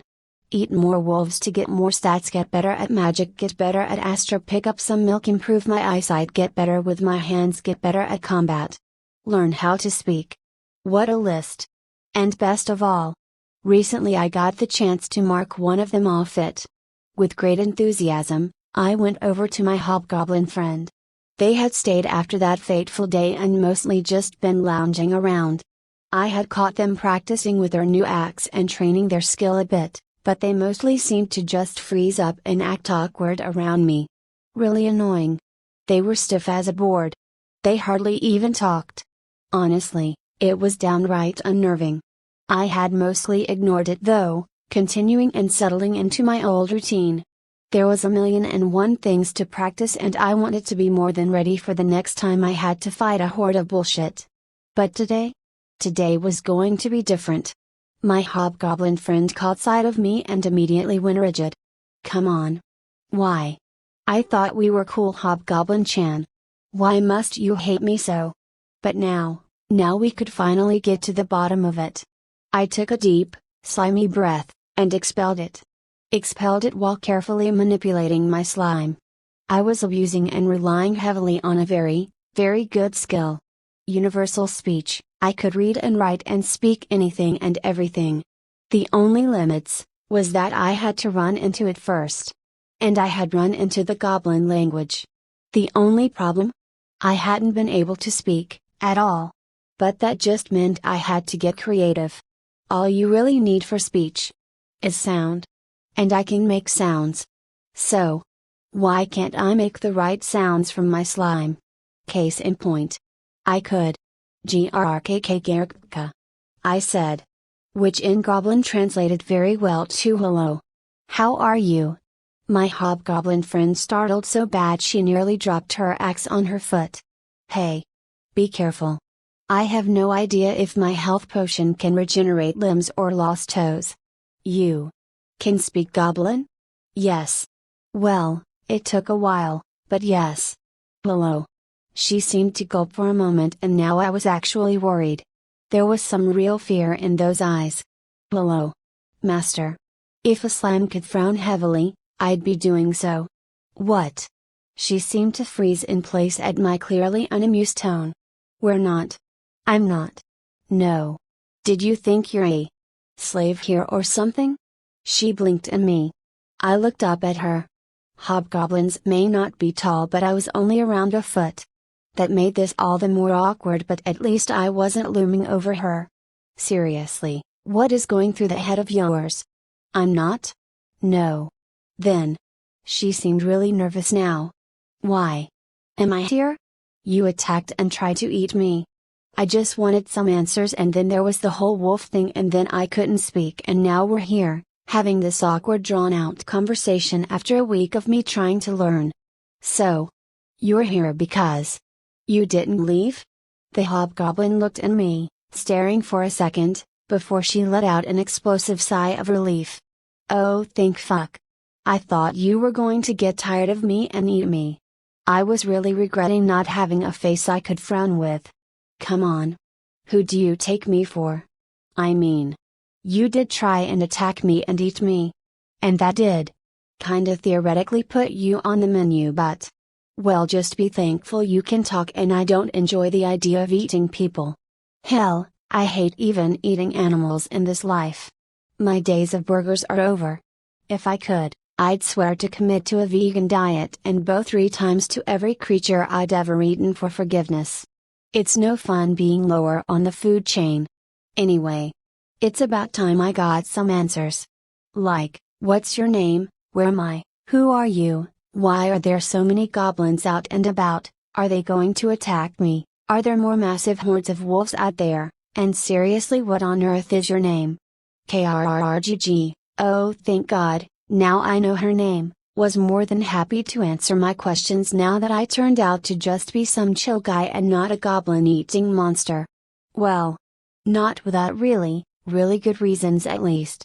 And honestly, there was a reason I spent a goddamn week just learning how to talk. Not only was it necessary for the future, it was fucking necessary right the hell now. I wasn't a huge, massive fan of strategies games back on Earth, but I realized quickly that I might as well be playing one. Hell, with my dungeon, I even had a small minimap of its radius covered in the areas I hadn't explored. And that was where the danger lied. The fog of war.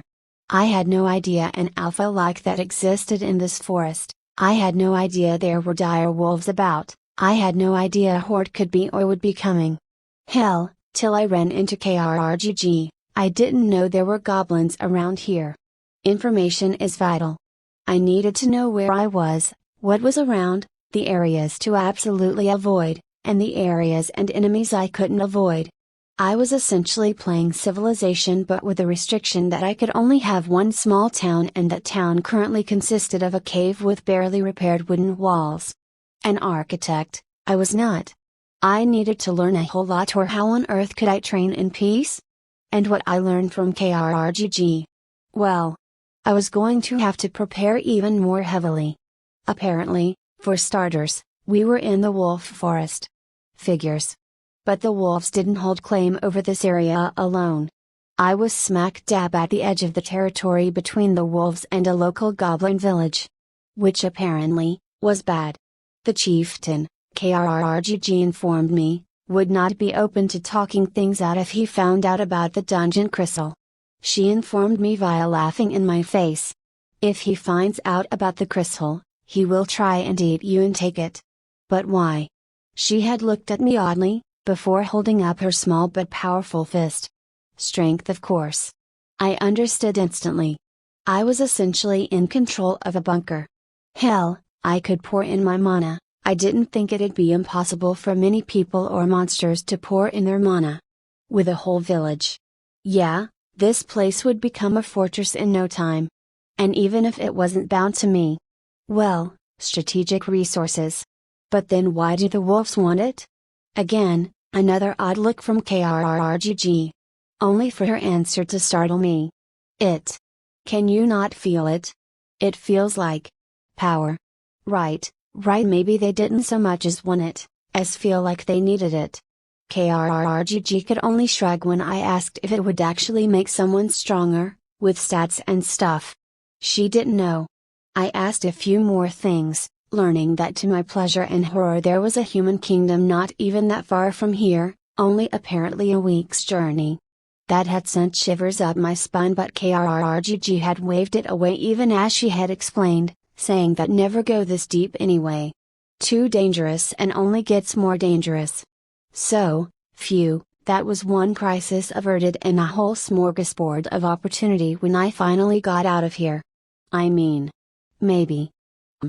Actually being that close to a kingdom was Incredibly dangerous even without wandering people. What was I supposed to do? Just walk out and try to talk to people?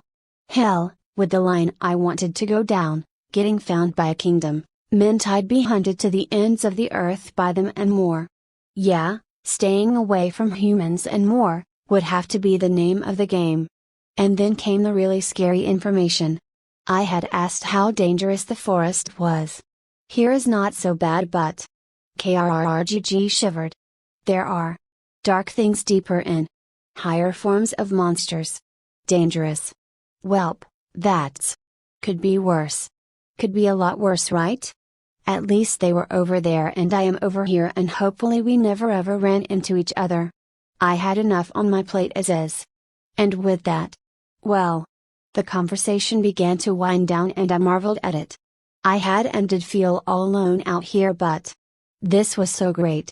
I had an actual conversation with an actual intelligent conversationalist. We had talked about things. Truly, I may be stuck here for a year, but it did not have to be one full of misery and loneliness. I mean, sure, I might have to eat and kill the goblin chieftain, something I most certainly couldn't beat right now, but those were way unimportant details.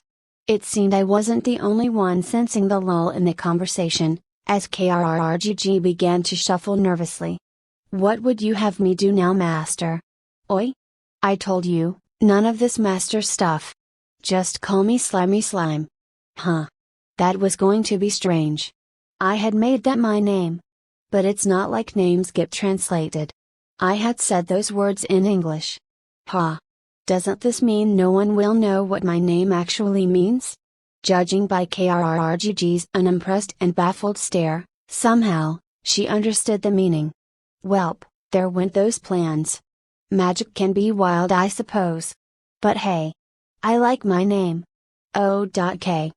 But what do I do? Huh? I don't think you're getting it. My name isn't the only problem here. I don't control you. We're friends. She blinked and tilted her head. Friends? Yup. So, do whatever you want, I guess? I'll just be here, chilling away. So, pleasure to meet you, neighbor. Feel free to come by any time. Just please don't bring an army I'd have to kill. That goblin chieftain sounds like a cunt. I wasn't ever any good at this. What am I supposed to say or do here, huh? I'm grateful for the company, but I don't own you. And you're great and I'd love to talk to you forever, making friends, going on a grand journey together, fighting side by side. But I'm stuck here and I'm gonna have more than a few people gunning for me in the future. Hell, forget the future, I'm not safe now. I'd really like to get back to training, you know. My to-do list is really, really long. KRRGG just seemed to stand there in disbelief and I had to squash my impatience. It wasn't that long ago I was practically begging the heavens for some good conversation and a good friend. My social anxiety, the awkward situation, and my growing fear of death and dismemberment, is not reason enough to blow her off. The moments began to pass and things were only getting more and more awkward as KRRGG just stared at me. It getting really unnerving now. If a slime could sweat, I definitely would be. I was practically shaking from this whole ordeal. I felt like I had to say something. You can keep the axe, by the way. Suddenly, KRRGG's eyes seemed to shine and to my utter bafflement, threw herself onto the ground, slamming her forehead towards the ground. Please let me serve you, chieftain. Gah. What the hell is this? Is that a fucking dojisma? No. I refuse to be part of this silliness. Never call me that again. What are you even doing? Did you go crazy or something? Please let me serve you. Why? What? Is it the axe? I can take it back if it was too much. It's just a friendly gift, I can make a lot more, you know. There's no reason to go crazy over a gift like that. I want to follow someone as strong as you. It took summoning two of my spiritual hands, but I finally got KRRGG up on her feet to explain herself. This forest. It's dangerous and the weak can only follow the strong. You're strong. Please, let me follow you. I threw my spiritual hands up to the sky. This weird nonsense world. Fine, I don't mind a roommate. Do whatever you want, just let me get back to training. If you need anything, feel free to ask. And don't use the bathroom in my courtyard or cave. I slammed away, back to said cave, leaving KRRGG blinking in surprise. Wait, G. Slimy. What would you have me do? Gah. Get it through your thick skull. I do not own you, you are my friend, do whatever you want. Goodbye. I slimed underneath the wooden door, fleeing from KRRGG. Woo. That was way too much for me. What a strange world. Seriously, gah. But I now had a roommate. What an amazing day. And here I thought this fantasy world would be nothing but loneliness and pain. Wow. Enemies to friends, fighting in an intense battle together, having each other's backs. Truly, a beautiful coexistence, a true friendship. I'd have to make her a house or something soon. But I'd slacked off way too much. I may have become completely absolutely obsessed over learning to talk, and the rest of my training had really suffered for it. I cracked my spiritual ghost hands. It was time to grind. Chapter 28, Time for a Magic Lesson. I had far too many things to work on. The only saving grace was time. I had all the time in the world. Technically, kinda. Well, I had a year before someone equally as strong as me was going to try to do unspeakable horrors to me, but that was okay. If they're my equal in strength, I just need to beat them with variety. And what better place to start than magic?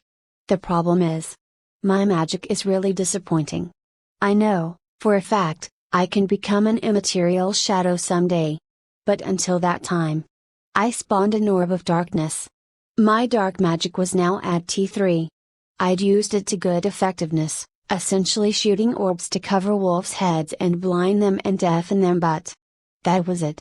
I was quickly realizing that at least at my level, that was the best I could hope for. Utility. And that was great. Unless something doesn't have eyes or ears, it's an absolutely terrible power to use on someone. Suddenly they find themselves in a dark void, not knowing where the enemy is or where they'll be coming from. I started back up though, on where I'd left off. Magic was strange, and it was probably one of the things I understood the least. I idly practiced my self-made shaping exercise while I thought on it more.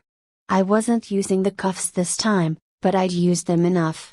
I remembered the feeling between a T4 and a T3 skill. A strong, potent difference. Control was the key and the issue. But there wasn't anything for it but to practice. It kinda felt like trying to learn to juggle without anyone nor anything to teach you. But that was something I could do while also using my brain. Magic. Not new applications for it, but it itself.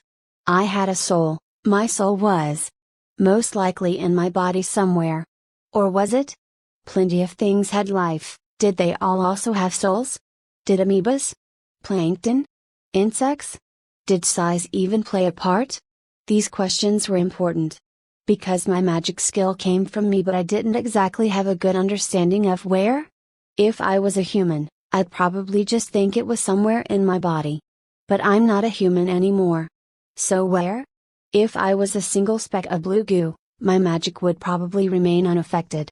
So how can magic be purely connected via my body of all things?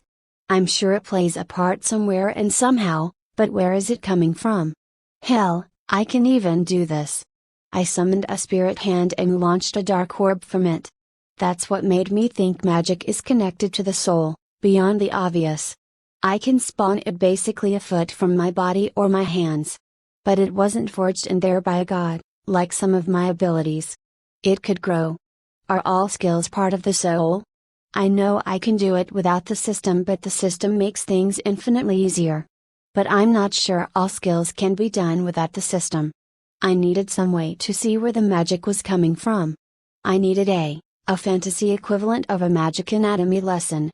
If I were to use my juggling metaphor, what I want to do is go a step further and see and understand the bones and muscles of my hands, to understand the blood and chemicals, to understand their connection to the body and their full range of movement. Nothing you'd need to learn to just juggle, but I wanted to master magic. Make shadow clones, turn into a shadow, envelop a field in darkness, and more. To do that, I needed to study and understand every single detail, not just go by feel. But I don't have anything like that. But what's the closest I can do? I turned my dark orb and shot myself in the face. I felt a brief sense of being blind, my true vision subconsciously saying I should be blind, so I was. I would have to work on that part of that skill later. It's my magic, so of course I can see through it. Even regular dark mages probably could. Still, the results were lackluster. I could feel the darkness, but that's the product, not the process. I focused on the mana, bringing it forward to make a dark orb, and then stopped. And then did it again. And again. Whenever I used mana, it felt like there was a wave inside of me coming out. Like an actual real physical energy. But it all came out in a wave. But that gave me an idea. Quickly, I summoned and brought 4 hands in each direction from me and had all 4 of them summon a dark orb. Too close. I had them farther and farther apart, closing my eyes and focusing more. Still nothing. I'd have to leave the cave for this. I went outside and was surprised. KRRGG wasn't here. Unless she ran into a pack of dire wolves, she'd be fine, but I still wasn't expecting my roommate to leave so soon after our discussion. Still, it would be easier to practice alone, so that was fine. I focused again, bringing my hands farther apart this time, and there. It felt like the wave split, going in different directions. But I never told it to split, I merely tried to summon the orbs. And 4 dark orbs did appear. Well, kinda. Appear and orb may be very strong words for an absolute fizzle of dark magic. But I wasn't deterred. I kept practicing, trying all sorts of different things to try and map out those ebbs and flows. Mana almost felt like water to me, as it flowed out. I wonder if water mages had an easier time because of that? Either way, I focused, trying many different things. I summoned as much darkness around me as I could, summoned a bunch of dark orbs around me, had my hands fly around while holding a dark orb, had one hand summon and another get ready to summon only to stop, had one hand go further out, and more and more. Time began to fly by, but I didn't really notice. I knew it was passing, but I was engulfed in the process. I had to drink my mana potion at some point, but what I was doing wasn't really that mana intensive. Not for my mana at least. And as I kept changing up the distance, speed, time, effort, size, control, and more variables back and forth, something began to form in my mind. A map. It was like veins. It was like blood flowing through veins, but only when called. Maybe. I couldn't tell, but that didn't sound right. Maybe magic was already, and always, flowing through them, but I needed to actually exert force to bring them into existence. Either way, I could feel them. Well, no, that was wrong. I could feel them only in the moment. Like being able to tell one of your veins is throbbing and there, only when it's, well, throbbing. But my mind began to remember. Remember the different ones, remember where they flowed. I looked deeper, focusing on bringing more out of the most distant veins. Give myself a better view. And I could finally feel it. I could always feel my magic leaving, traveling through me and out, but now, I felt like I could feel the heart. My core of magic. It wasn't anywhere that could be properly matched. It wasn't on Earth or Altraza, in my slime body or in the air. It was somewhere other. And I could feel it. Magic skill, dark, level up. Yes. But my excitement only lasted for a moment. Was this really enough to reach tier 4 in magic? That felt wrong. I still had so much to learn. I had just barely begun to map out these veins, just barely felt my own core. I haven't even scratched the surface of magic and I'm already tier 4? I smell shenanigans. But I'll take it. I could noticeably tell my controlling priest. Not only that, The amount of dark magic I could bring out increased, and it almost felt like the magic itself was going smoother through my veins. No, not veins. Meridians. My experiments and control continued for some time. I won't stop. I won't stop until I've mastered everything. You are magic. Reveal your secrets to me. Chapter 29, Astra is dangerous. Let's work on skills instead. Astra. Again. It was time to further my experiments with it. Well. No, not really, sadly. After much careful deliberation, lots of thinking, and absolutely being dead careful, I've come to an amazing realization. Astra is really dangerous to me. I already knew that, but as I gotten better at it, it only became more dangerous. The reason was simple. Astra was life and evolution itself. Even if I were to evolve, my past Astra wouldn't vanish necessarily or be eaten. It's literally how long I've lived. But still, my max would rise, and just like when I evolved to an acid slime, some would disappear to fuel the growth. That was a pitiful amount now, but it wouldn't remain that way in the higher evolutions most likely. But most of the creatures or even people that get astral manipulation would need to be able to feel it first. Which meant they needed to be old. Hundreds, if not thousands, of years old to be able to manipulate it, after feeling it. Which would make them essentially mini oceans of Astra. Me? I was basically a teacup's worth. And it's really easy to spill a cup of tea. Those feelings only intensified as I accidentally lost 10% of my life force instead of 1%. I froze, watching with my senses as that green energy seeped out of me. Dangerous. Too dangerous. For now, let's just work on control. How about that? Yup. Control. Such a wonderful word. In fact, let's do nothing but work on my control. This slime doesn't want to die from youth, you know? Still, just because I was working on my control, and only my control. Let the words seep into my slimy brain. Control. Control, doesn't mean I can't think about other things. I have gotten better at using Astra, which is the problem. I can bring out and take out more of it from things. Despite never quite focusing on that. I don't know why. I knew this was dangerous before I nearly just killed myself. Why had I gotten better? Oh wait. I looked back at the four grasses. Dead. Alive. Dead but alive. Emptied. There was something. Something there in my mind. It was almost like a pattern. A bird's call woke me up. Huh? Hello? Your mother? Never heard of her. Where am I? I looked around quickly and noticed that it was already almost dark. What on earth happened? I was just thinking about Astra when it felt like my brain had an idea. I shook my head and tried to go back to working on control. My heart nearly leapt out of my chest as 5x the amount I wanted got pulled out of me. Hey. Hey. Why am I trying to kill myself? I have so much to live for, you know. I still need to finish that manga, and I haven't even taken over any worlds yet, you know. At least let me actually write a last will and testament this time. Carefully, very very very carefully, I began to pull out more, and if a slime could grimace, I'd definitely be doing so. My strength increased again, but not my control. If this continues, I'll either die or have to evolve multiple times before I can use it again. But I think get it. I understood Astra better, not with my brain or whatever. Not with it, but through feel. It was like all the puzzle pieces were trying to connect together. Or at least some of them. For the next few hours, until I was feeling totally exhausted, I pulled from grass and pushed out from me.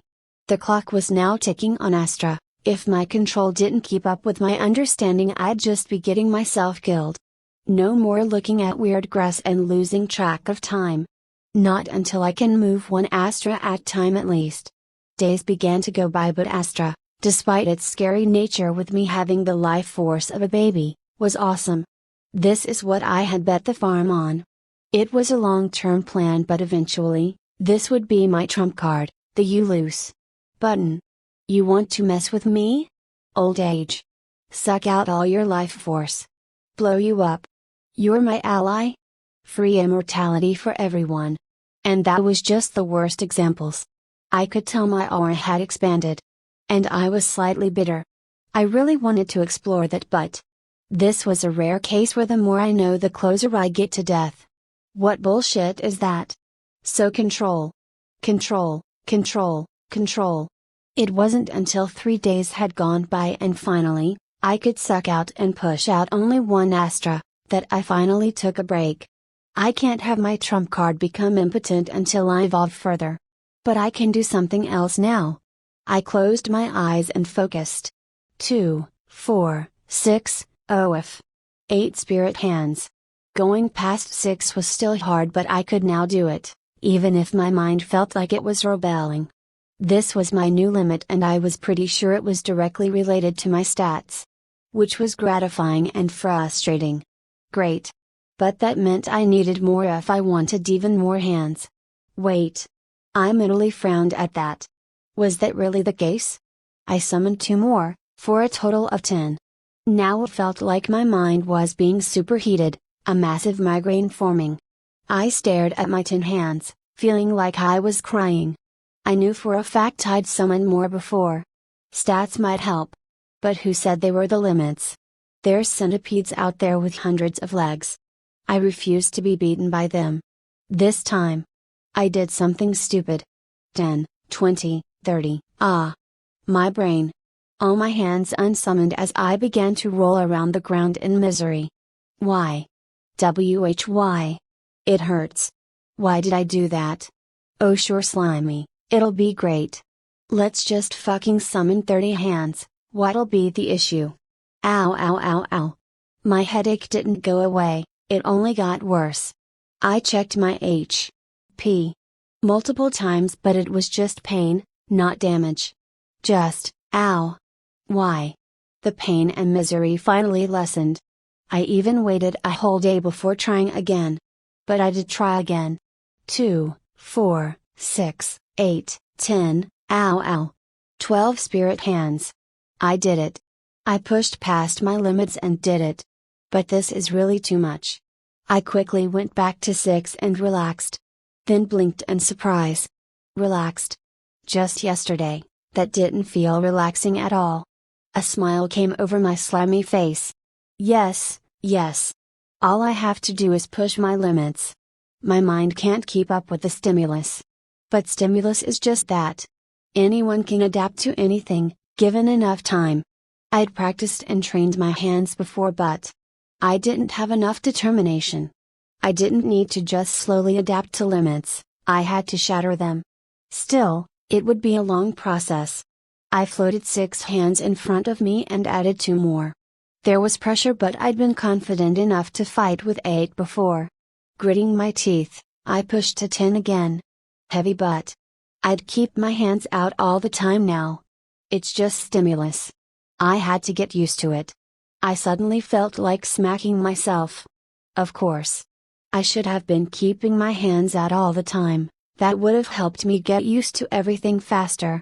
Not just when I'm training or doing something, but when I'm sleeping or doing nothing too. I looked again at my hands and my smile only grew wider. 10 hands. It was weird but at the same time. Each one carried my full strength, maybe even a little more so given all the stats involved with them. It was almost freaky. But I'd adapt. I'd get more and more hands. I once imagined myself picking up a mountain as a joke. A funny little idea. But maybe I really could.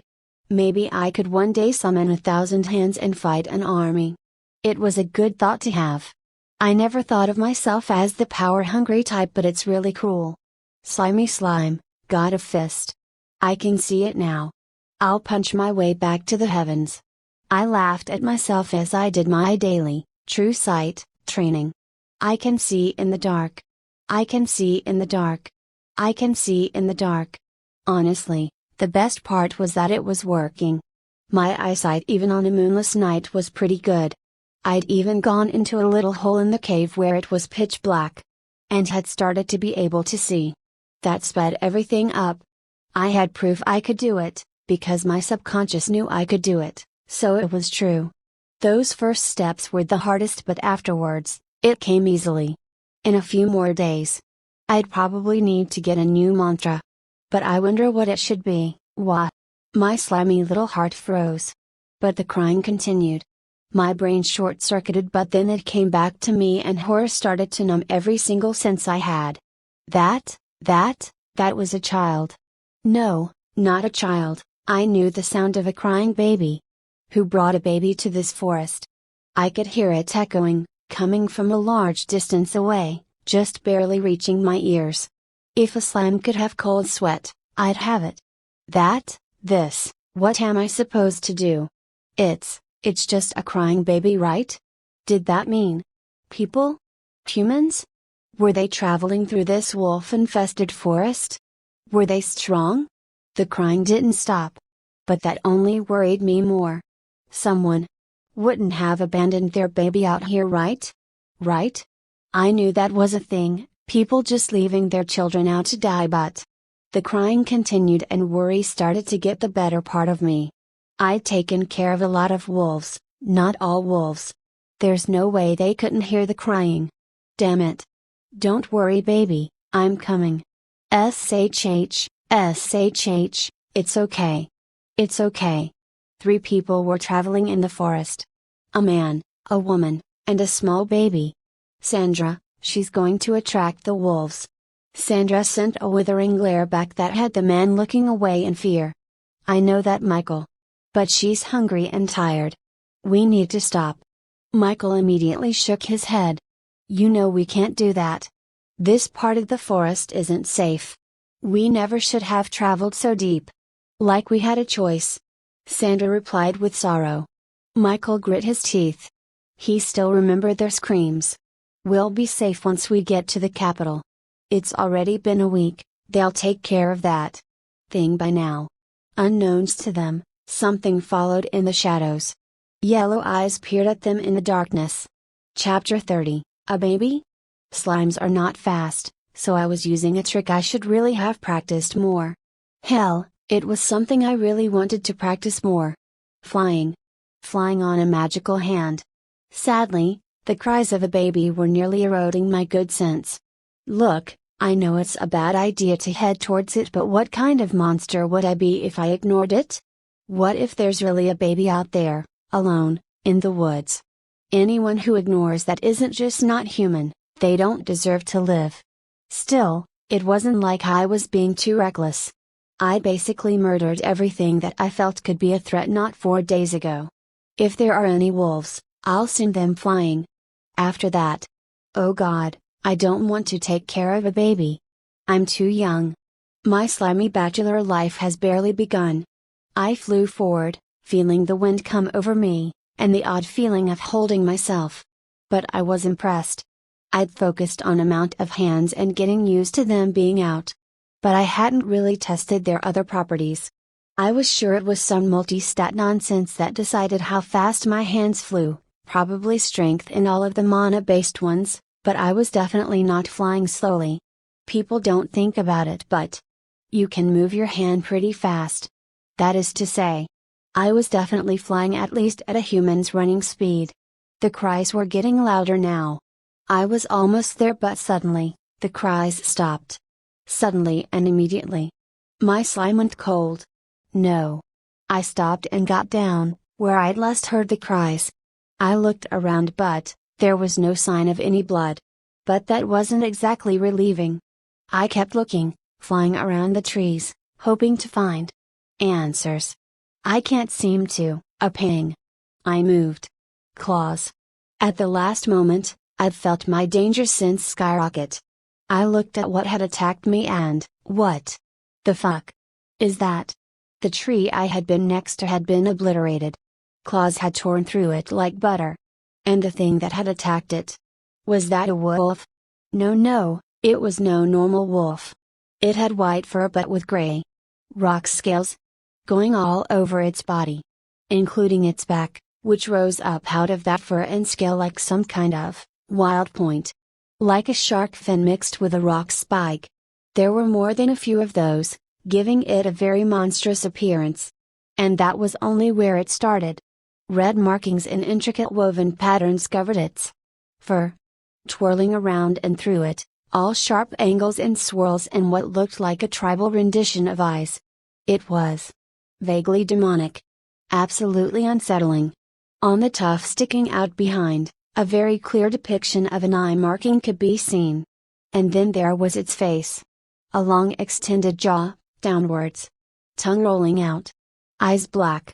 Entirely black. No pupils, no irises, nothing. Just black orbs staring down at me. And its size. It was bigger than a man, while on all fours. For the first time, I truly felt like I had found a real monster. It opened its mouth and, my heart froze. A baby's cry came out. Before becoming a woman's scream. More screams, more people. It sounded exactly like them. To say I was unnerved was the understatement of a year.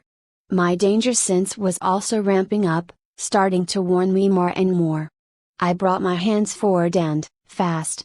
I dodged its claws and fangs, but it moved so fast, I nearly failed. This wasn't the time to screw around. I threw a punch with one of my hands and nearly let out a scream. It didn't just claw my hand, it shredded right through it. I had to resist screaming in agony and dodge again.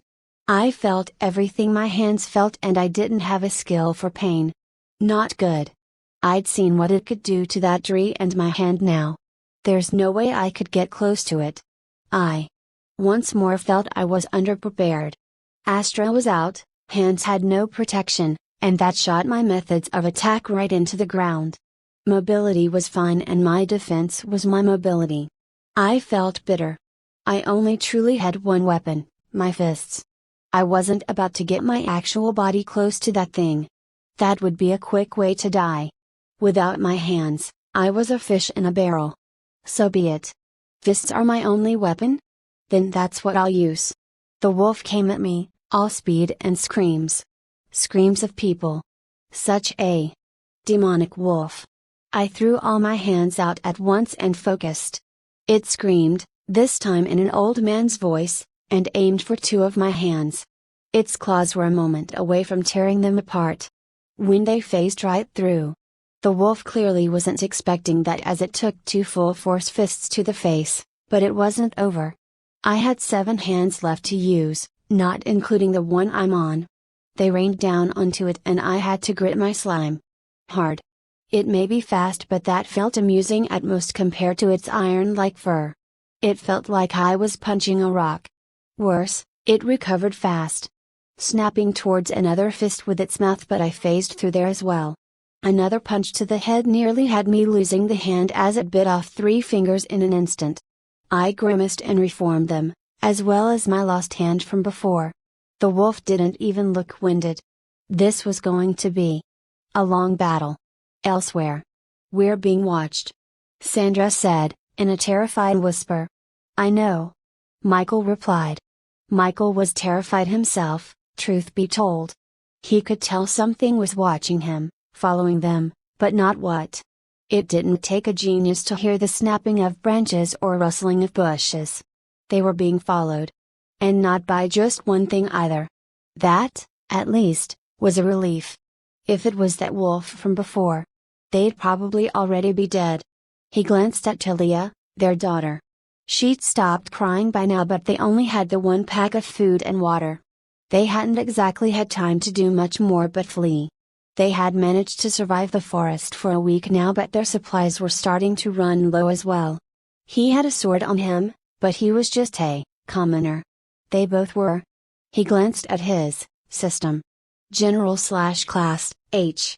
P, 90/90, MP, 50/50, Strength, 20, Ag, 10, Dex, 10, Con, 10, End, 13, Intelligence, 11, Wis, 15, SPI, 10, Current Class, Bronze Commoner Level 51. Michael was very, very happy with his status.